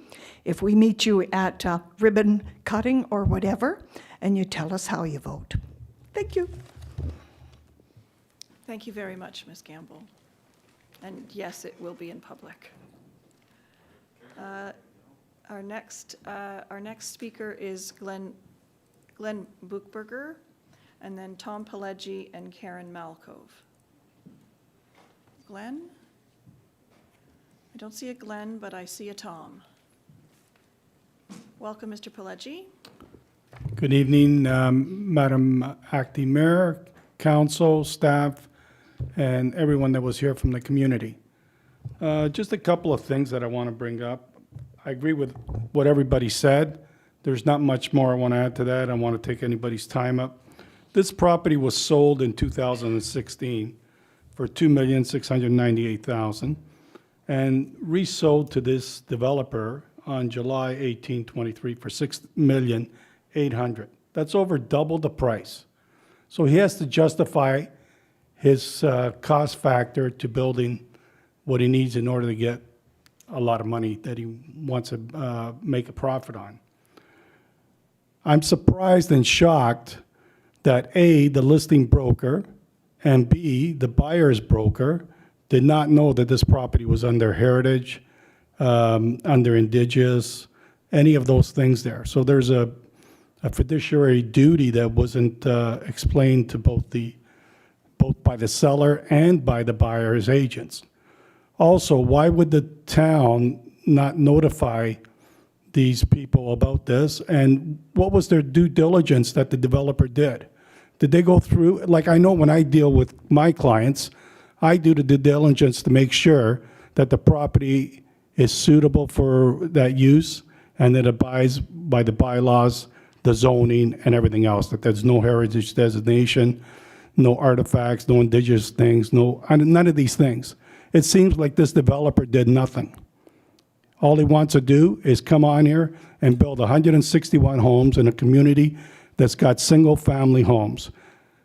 I was in favor of having just single-family homes in there, but learning all this information today, I can't see how you guys can even go ahead and do any kind of building on this property. So I want council to oppose this application and outright. Thank you for your time. Thank you, Mr. Pileggi. Our next speaker is Karen Malkove, and then following that is Tishan Hiraman and Laura Raymore. Raymore. Good Welcome. evening. I'm a resident of Cotton Court South. As a Canadian and resident of Ontario, I understand both the federal and provincial mandates to build more housing, and that the current provincial government has assigned housing targets, or as they refer to them, as housing intensification areas, to 29 larger municipalities in the province, including East Gwillimbury. Specific intensification areas are defined in the secondary plan, which I understand is currently under development for the town of East Gwillimbury, and includes 6 community design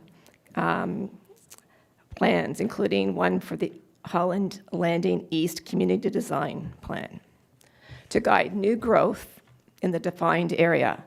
I would like to point out that the specific Holland Landing East Community Design Plan does not include this area of Holland Landing.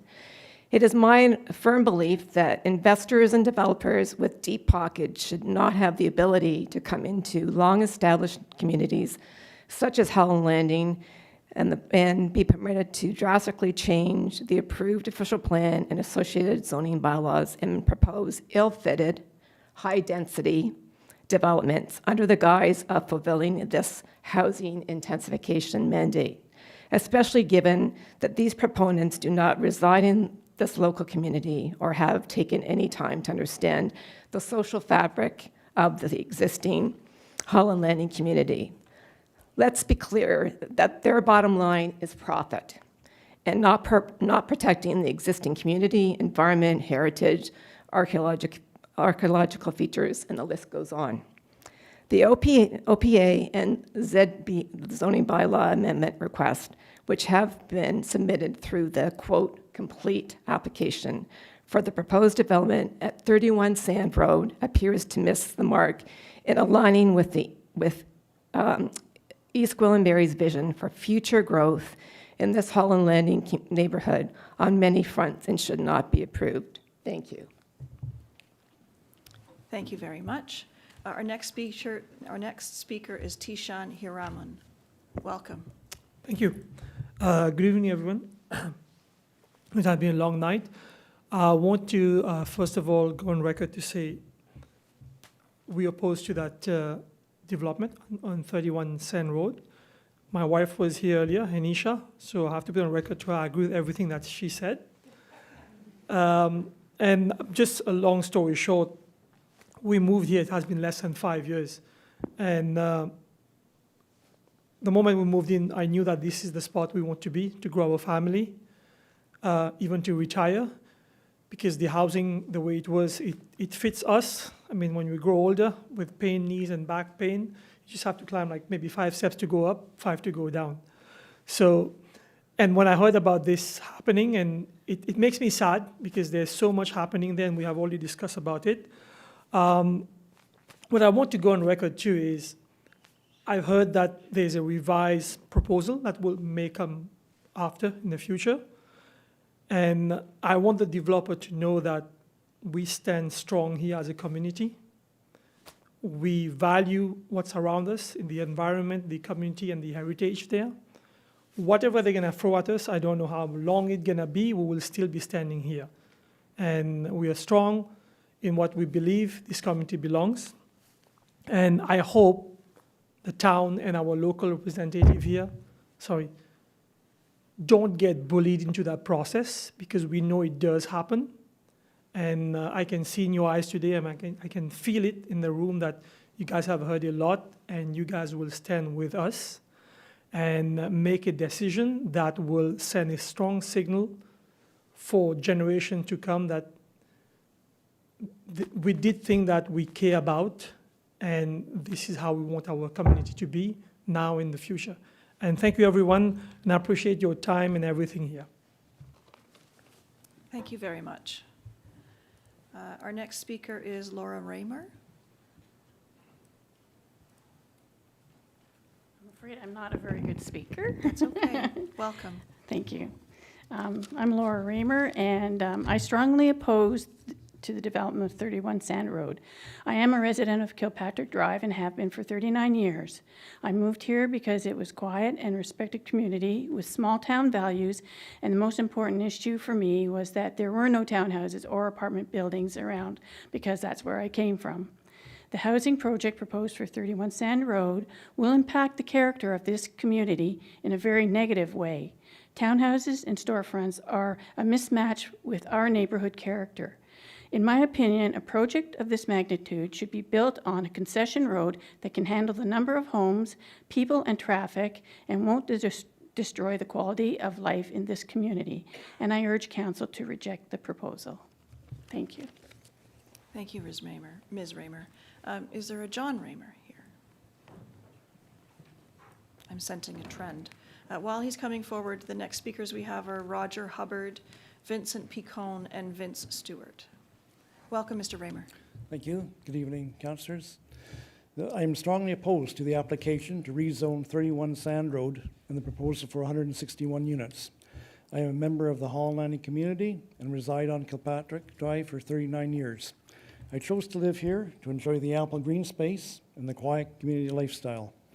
In my opinion, the 31 Sand Road development would negatively impact our neighborhood and decrease property values. The population density would exceed the town's official plan for this area. Increased traffic would overload local roads, and hundreds more people would strain infrastructure and services. I urge council to reject the proposal. Thank you. Thank you very much, sir. The next speaker is Roger Hubbard. Hi, thank you, and I'm Roger Hubbard. My wife and I live at 1 Artesian Avenue, which is the corner of Artesian and Sand, and we just came here about 2.5 years ago.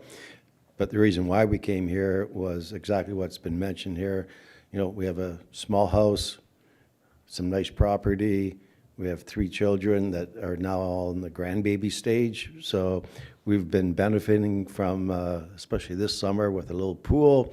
Grandbabies come up and they love the wildlife that we see around. That's one thing I wanted to mention was we actually had a beaver across the road, across Sand, up onto Artesian. We had to shoo it back. And you don't see that down in Newmarket. You don't see that down in Aurora. But up here, where we've been talking about the environmental stages of 31 Sand, the heritage of it and whatnot. Before I go too far, I wanted to thank Andrew and Joff and everybody that was on that whole, call it, committee. Did a wonderful job of the great presentations. I will make this short. We are against the proposal. We want to keep our Holland Landing the way it is, and we'd like for you to reject their proposal when you get to the vote. Okay? Thank you very much. Thank you, Mr. Hubbard. Our next speaker is Vincent Picone, but I'm pretty sure he has already left. Vince Stewart, is Vince here? Rob Ragucci? Goran Žižić? And then following that, I've got Tracy Gillies and Tom Keyville. Good evening. Thank you all for taking the time to hear all of us out. Some brilliant arguments against this this proposed development, which, in my opinion, I believe is just a precursor to the Park Avenue development.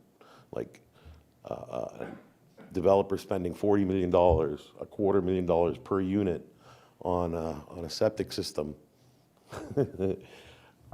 You know, it's got to be a precursor to something. I've lived in the community since 1979, and I am blessed. It's been amazing. I love this place. I cherish all the residents. You've been all wonderful to me.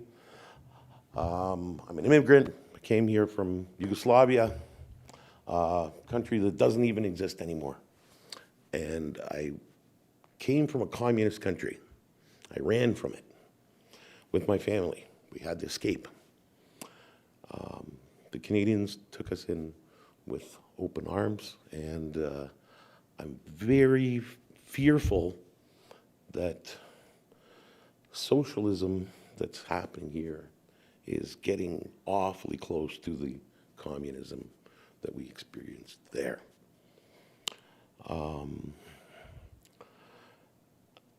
This is a great community. Please don't bleep it up. Okay, we need more estate homes, estate properties here. Okay, put some ultra luxury properties on that. You know, put some on Park. Okay, but this is where people come from the city to get away from the city. This is why we're all here. This is what we love about this place. you know that voting to agree with this abomination is reprehensible. And let me remind you that the crown of this country is owned by the governed. We demand that you vote against this. Thank you for your time. Thank you, Mr. Zizek. So, Tracy Gillies, is Tracy here? I am pleased to announce that there are 3 more names on my list. Tom Keyville. Welcome, Mr. Keyville. Hi, thanks for having me. Yeah, my name's Tom Keyville. I moved to Sand Road 10 years ago because I reject the high-density lifestyle. Everyone I know that's moved into the neighborhood since has moved there because they reject the high-density lifestyle. When all of the subdivisions that you are approving are high-density, why would you turn our neighborhood into high-density as well? It's not needed. It will ruin our town if you don't allow traditional neighborhoods like ours to exist. They're not making any more of them. Once you destroy them, you will never get them back. High density should be limited to the new subdivisions and the downtown centers, like Holland Landing, Queensville downtown, that frankly look deserted. They haven't had the proper zoning or the proper promotion of growth to become vibrant downtown centers with cafes and shops. And I just have one question. Will this development be close enough to the schools that registered sex offenders will not be allowed to live there, or is it just outside the envelope? Thank you. Thank you very much, Mr. Keyville. Next speaker is Steve Patterson.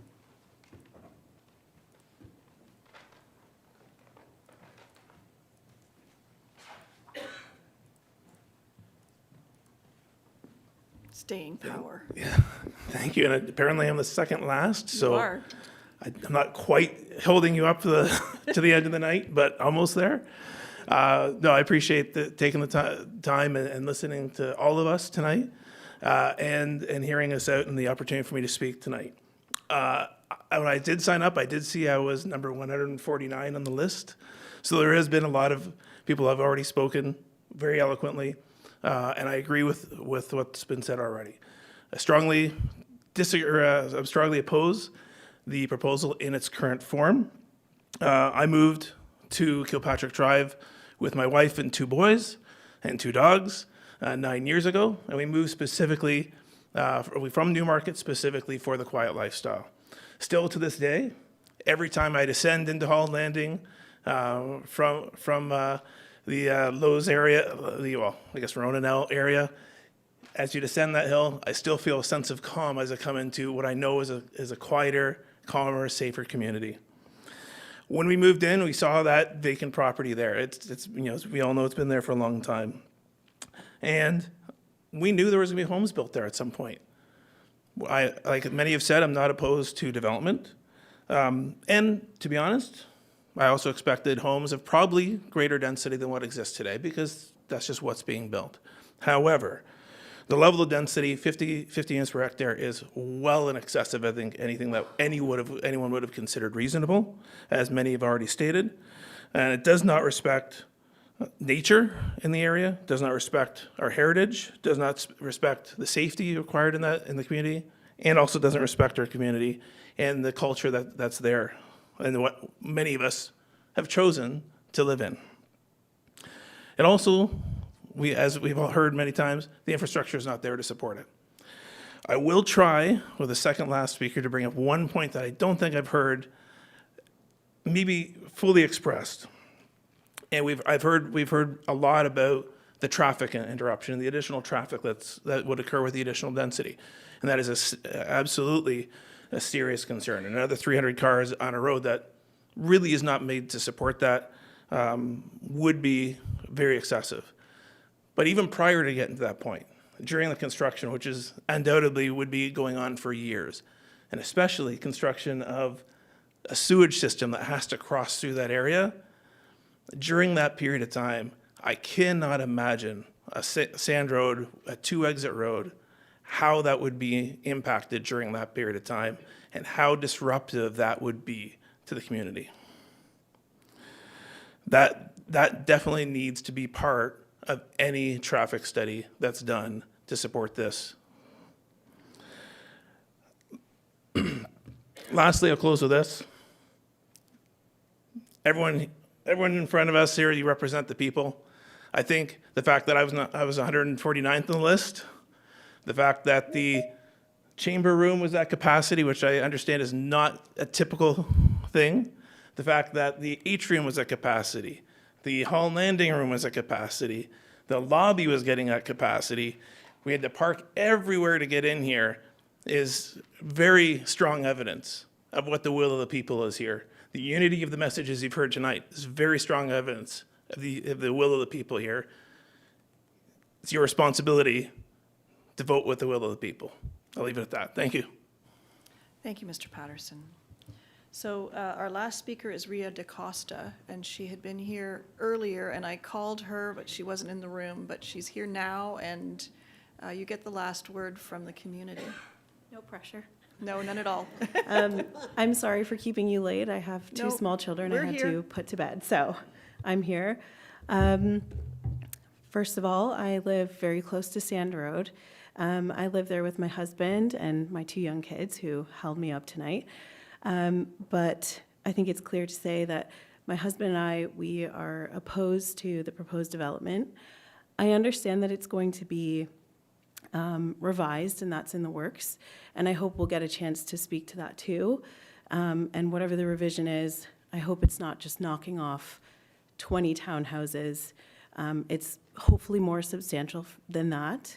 I think given all of the development that's happening around East Gwillimbury and across Ontario, we are seeing a mix of housing styles, detached, semi-detached townhouses, and I believe that Holland Landing deserves the same. So to the developers, whoever, please take that into consideration. Lastly, a couple years ago, I sort of inquired with planning whether I was allowed to build an accessory dwelling unit on my property, to which at the time was not allowed, and I very naively asked them to reconsider, not knowing what the process is for rezoning. And so I think as, you know, in that circumstance where I was not granted planning to build that unit due to the zoning, I think the same should apply to developers. They shouldn't be allowed to request a massive change to the zoning and just be granted that because they have deep pockets and big plans. So anyway, I second and third and 149, apparently, everything that has been said before. And thank you so much for your time this evening. I know we're all really tired, so thank you very much. Thank you, Ms. DaCosta. So as part of due process, I have to ask if there's anybody who didn't get a chance to speak, if they would like to speak. Thank you. I'm also going to give members of council an opportunity to speak. We have all been sitting here very diligently listening. I've seen everyone taking lots and lots of notes. And so I'll open the floor to members of council if you'd like to say something. Councillor Carruthers, please go ahead.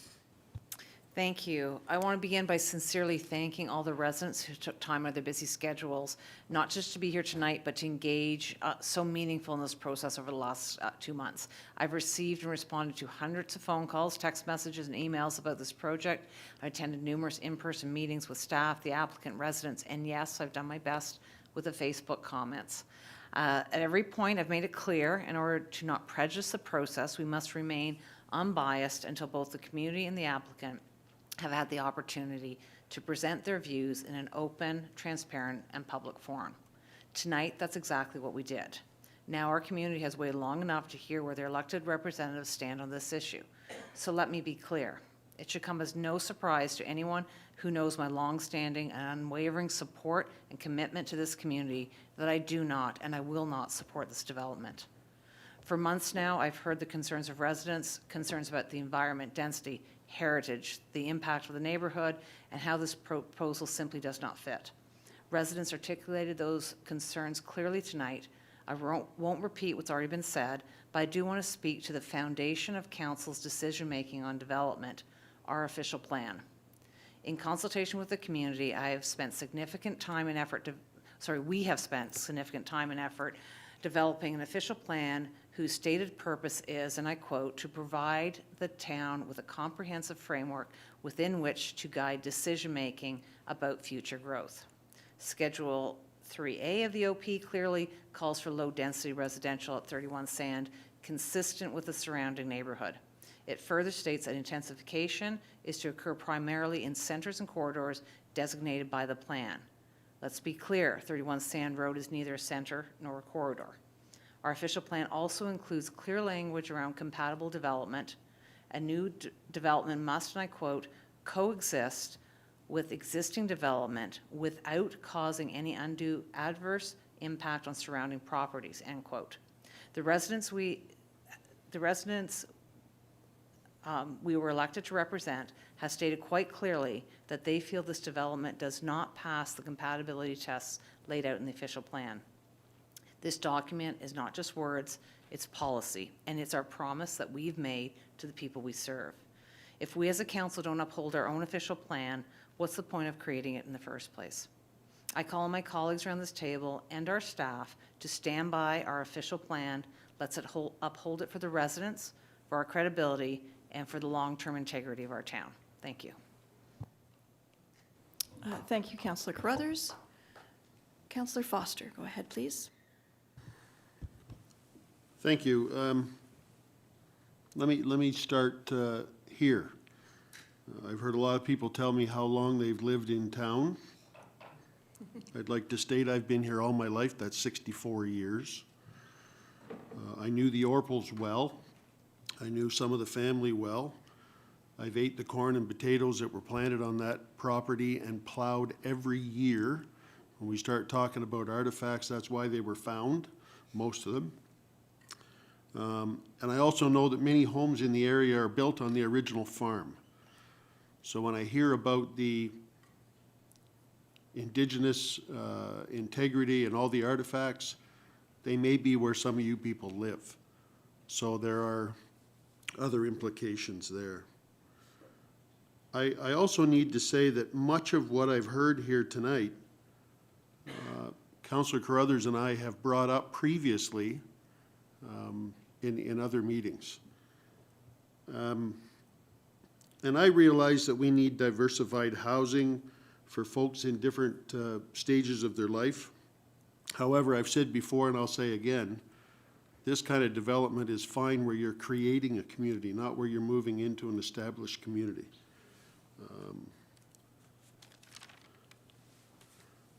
So if anything happens on the land, if anything happens on that land, for me it's about defending our official plan, and if we have to, having some good conversations about alternate plans for that land.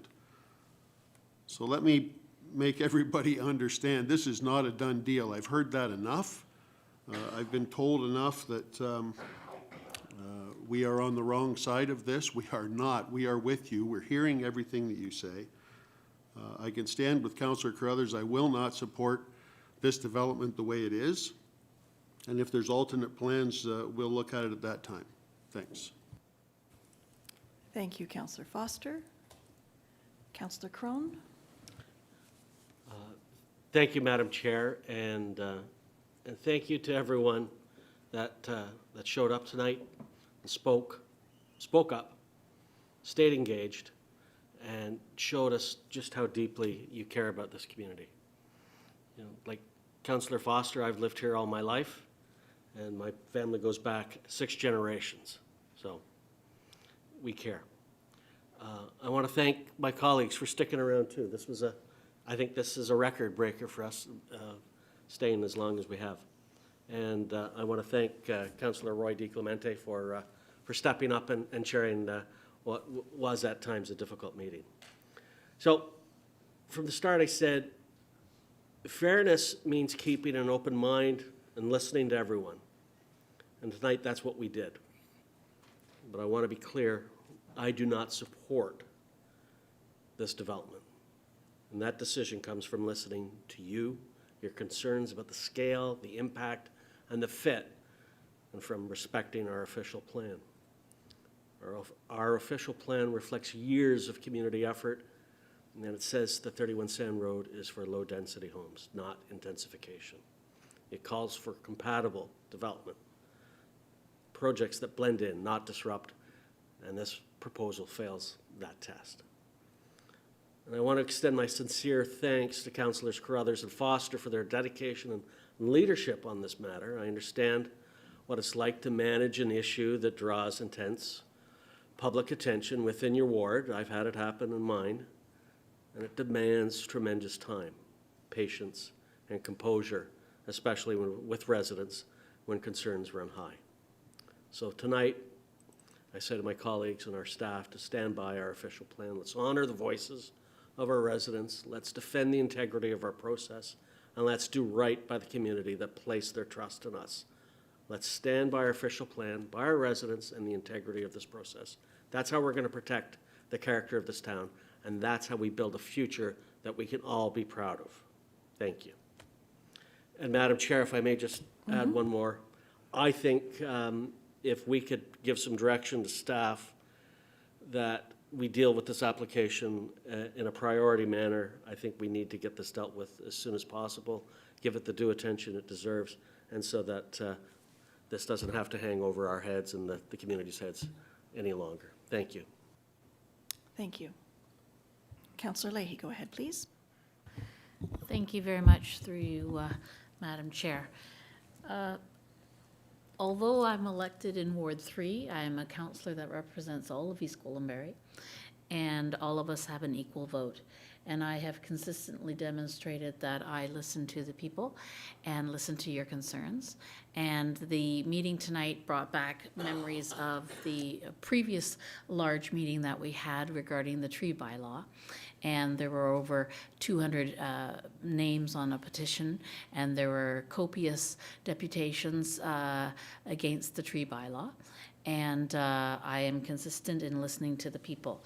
And so the majority of people, again, in this case, have spoken with their opposition of this proposed development. I don't think it's a competition between how many generations anybody's lived in the country. My family came here almost 200 years ago now. So we're getting close on 200 years. But it doesn't matter if you've lived in the community for 2 months or 200 years.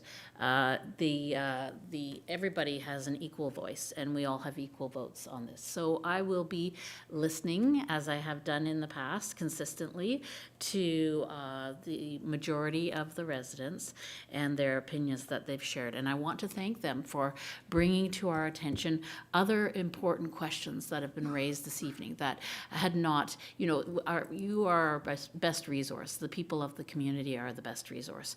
And so you have raised some very significant questions that I look forward to hearing from our staff in the future, that we will hopefully address those questions in terms of planning for next steps for whatever is in the future of the 31 Sand Road. So thank you very much for everyone participating and engaging in the democratic process. And it's wonderful to see the council chambers filled, and even though it's a late night for everybody. So thank you very much for your time and consideration. Thank you.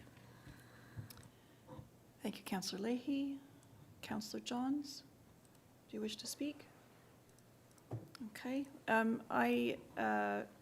I won't say much, given that I'm in the chair, and I am cautious about prejudicing any part of this process, but I have often said that I stand with our official plan. A great deal of time, effort, money, expertise, consultation with the community went into developing that plan. And any application that asks us to change that has to have a really good reason why. And I've heard a lot of reasons why we wouldn't want to change that plan this evening. So there is a lot of work ahead of us. I'm going to ask, I was going to say through you, but I'm actually chairing. I wanted to ask staff to tell us what next steps are at this point. Obviously, there's a lot of questions to be answered. Not all of them are planning questions. Some of them have to do with infrastructure and servicing and allocation and all of that matter as well. But I'm just wondering if staff could just give us an idea of what the next steps are. Through you, Madam Chair, certainly. There's certainly a lot we heard today and a lot to unpack as well and to take back with ourselves. Some of this information were messages that we have heard in the past, and some have been reiterated here, and some new information today actually as well. So next step is really to take this information and to put it actually to our applicant as well. So that application is still in its first circulation. They have received some information from I believe staff and agencies with regards to comments on their application, and that process will continue forward. So we would be reconvening with the applicant, providing them with some of this information, and also continuing to work with them to improve the application so that it is compatible with our official plan. Thank you very much. I'm sorry, I lost my train of thought. I think, do we have a sense of when that might be? Oh, I know what I was going to say. I was going to suggest that if the application is revised, under the Planning Act, there is no requirement for a second public meeting. But are there tools in our tool chest that will allow for additional public consultation? Because obviously, we've had an intense amount of feedback this evening. If the project is amended, what resources do we have to have additional consultation? Through you, Madam Chair, certainly if it is the wish of council, we can return to our committee of the whole council perhaps as a step to down the road, essentially, to bring some revisions forward that may be of interest to both the public and members of council. Thank you very much. Okay, I think that would be something that would be helpful and certainly supported by the community.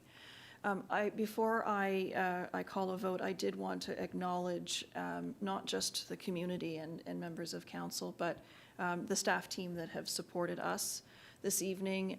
There were development services staff, there were IT staff making sure that we had overflow, that people could participate remotely, and even our deputy fire chief, who was ensuring that we were within the building code and the fire code and making sure that we were safe. And I did want to acknowledge the clerk who basically held my hand all evening, and I wanted to express my appreciation. I know how much work went into this meeting on behalf of our staff, and I just want to express my appreciation to them.